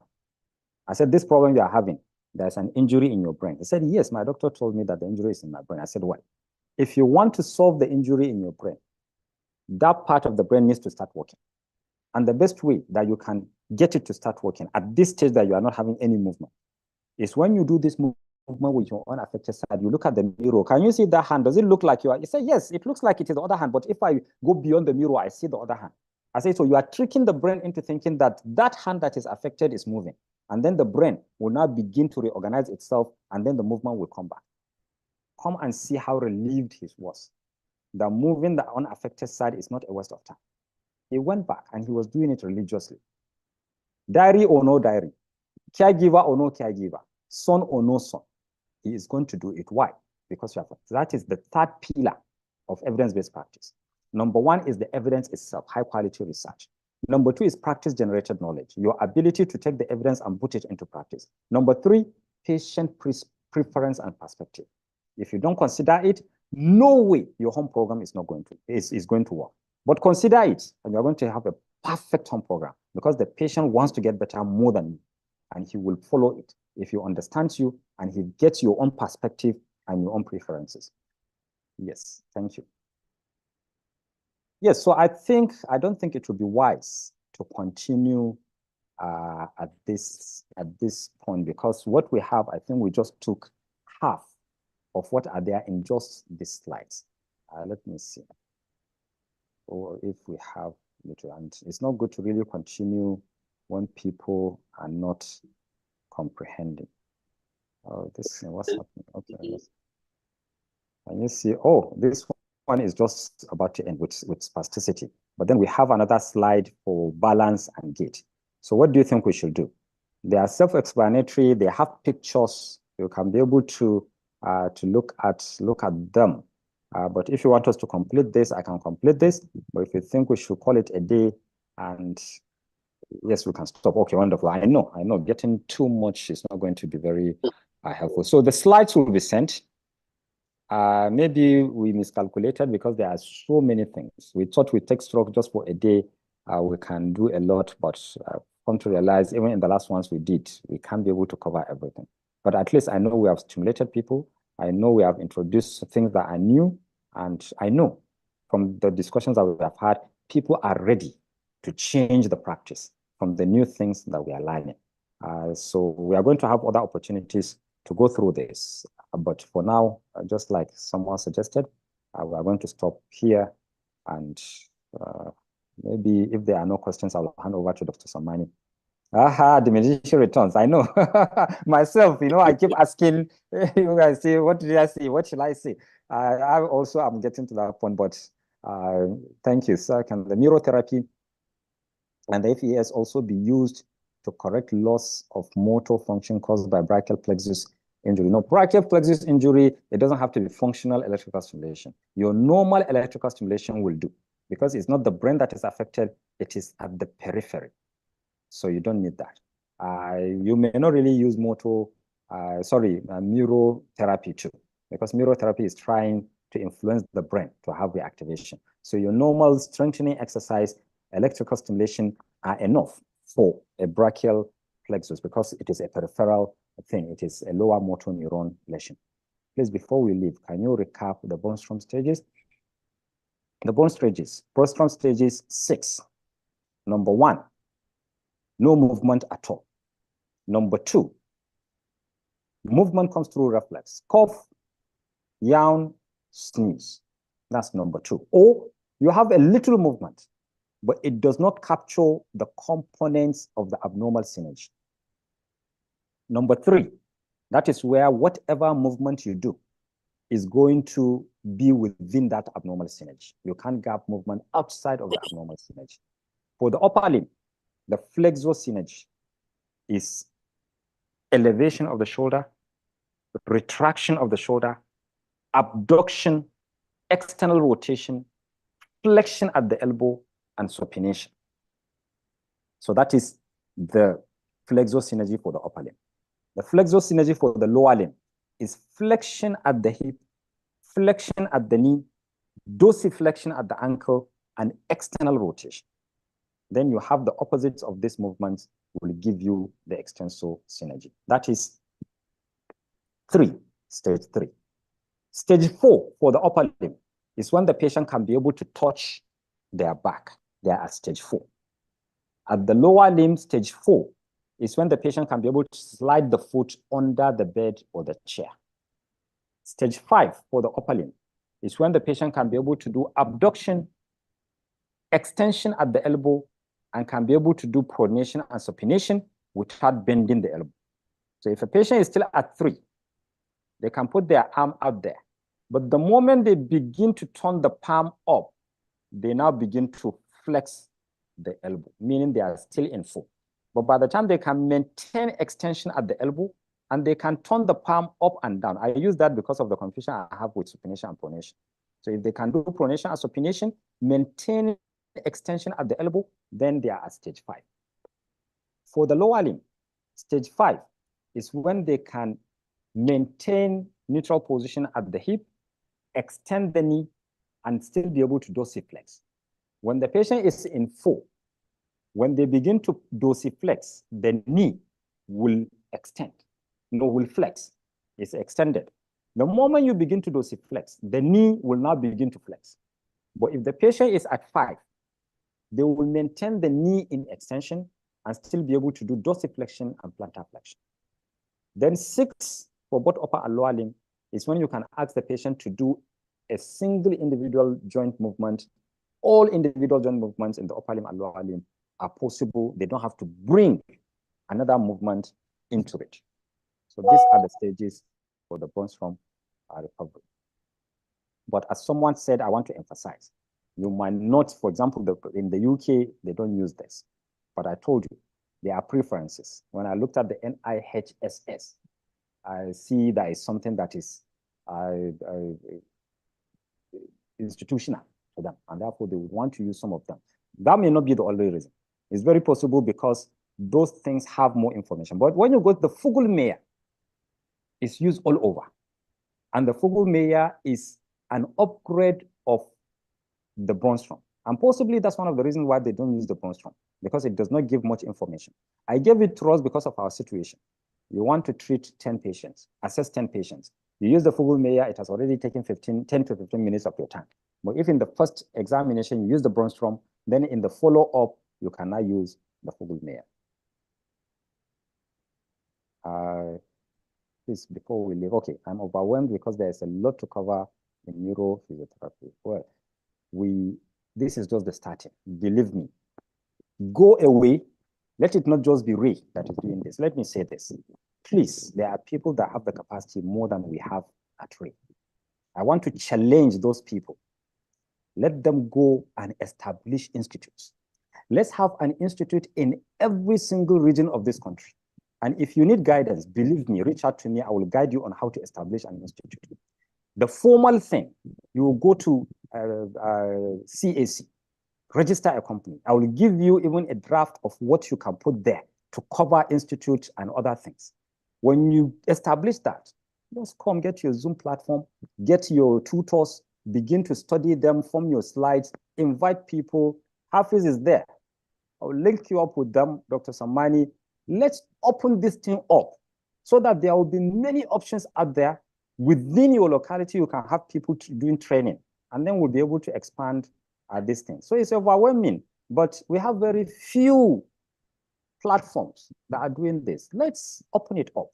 And we have people that have capacity here. I keep seeing them. They know more than me, and they are coming here. And sometimes I keep asking, are they coming here to do quality assurance or to learn? I don't know, but those people, I challenge all of you. And the intervention for each stage. Yes, I think we have explained. You are at level 1, 2, you can use neurotherapy. When you get to 2 to 3, you can now start bringing what is it called? Task-oriented training and what have you. Most of the therapy discussed are not readily available. Is there a way we can improve? Since neurotherapy, you can't tell me you can't get a neuro. Task-oriented training. You can't tell me that you cannot get bottles and balls and do task-oriented training. Functional electrical stimulation, you can improvise. All you need to do is your electrical stimulator.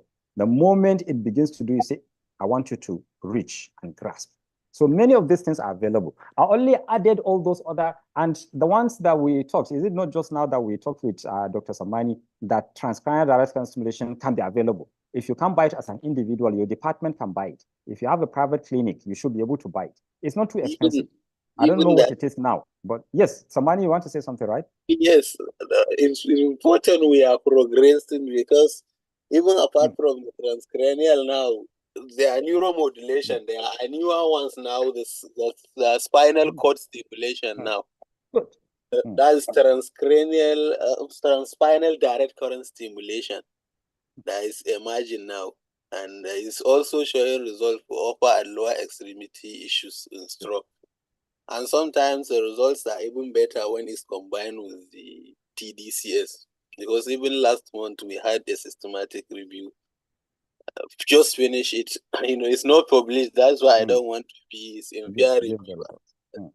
But they are showing a lot of results and they are working. So we need to do a lot more to catch up a little bit. They are not expensive. They are not. Please, Dr. Samani, get us the course. Plan a training. You will lead the training. I'll be there to support you. Lead the training. Let's have this training so that people will stop being afraid of these things and think of them as too costly or they're too cumbersome to use. They are very simple and they are not costly. Please get them. Let's have these trainings very soon.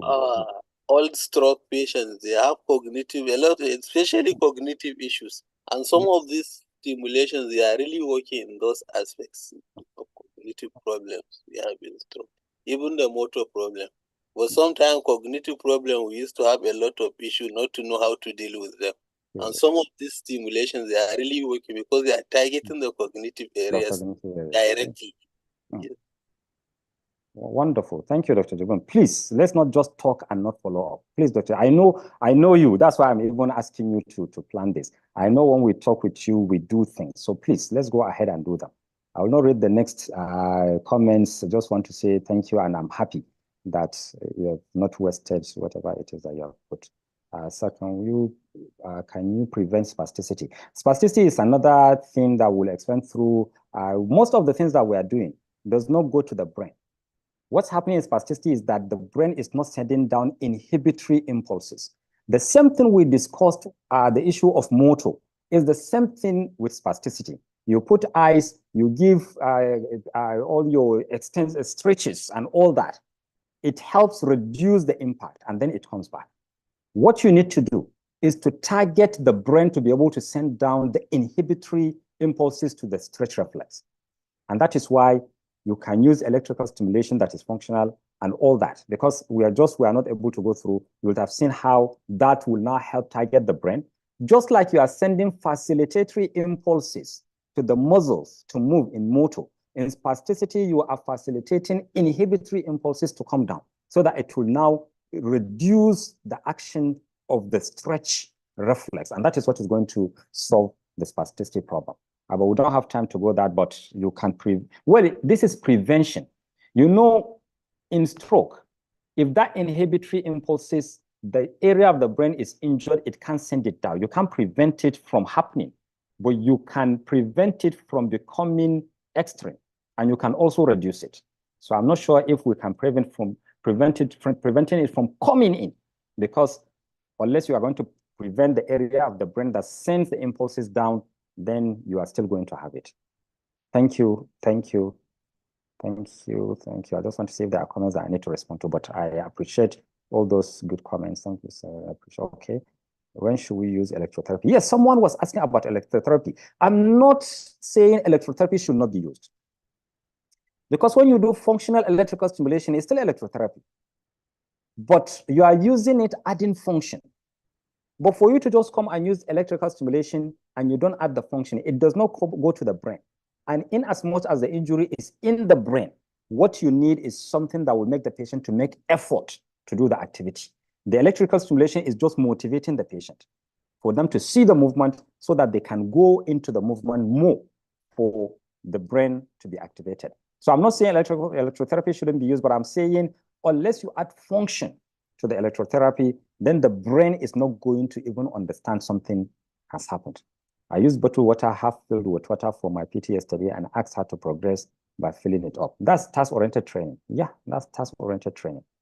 It's good. If that's what they need, then use it to develop their activations to be channeled towards their activities. Some PTs discourage the use of EMS. Your reaction to this, of course, if you are using it, depends on why you are using it. Remember, someone said at some point there will be problem in the muscles. What do we do? I said, if you have facilitated for the brain to send impulses to the muscles, and then at that point the muscle is not being activated because it is dormant, there is muscle weakness that is coming from the muscle itself or the peripheral nerves. Give your EMS, very okay.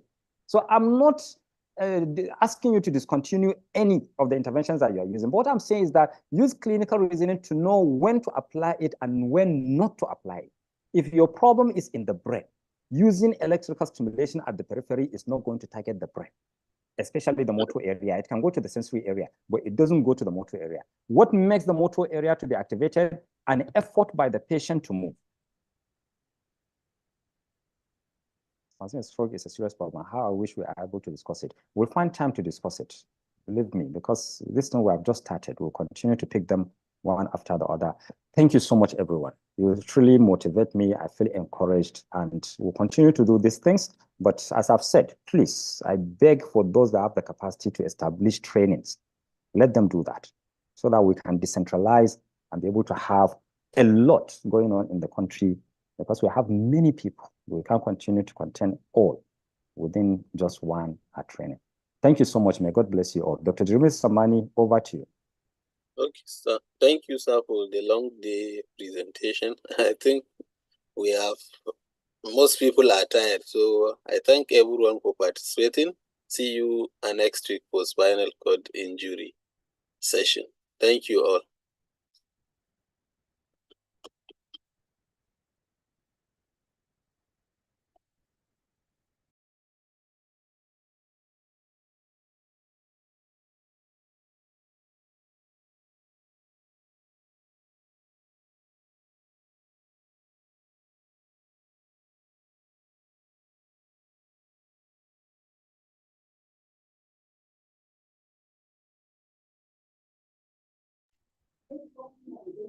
Which kind say the person that they work for, you know, If you see the film of paper, you know why the guy is supposed to do that? He is a mechanic. And we go to the I said that would be like one. Chichimeze. Same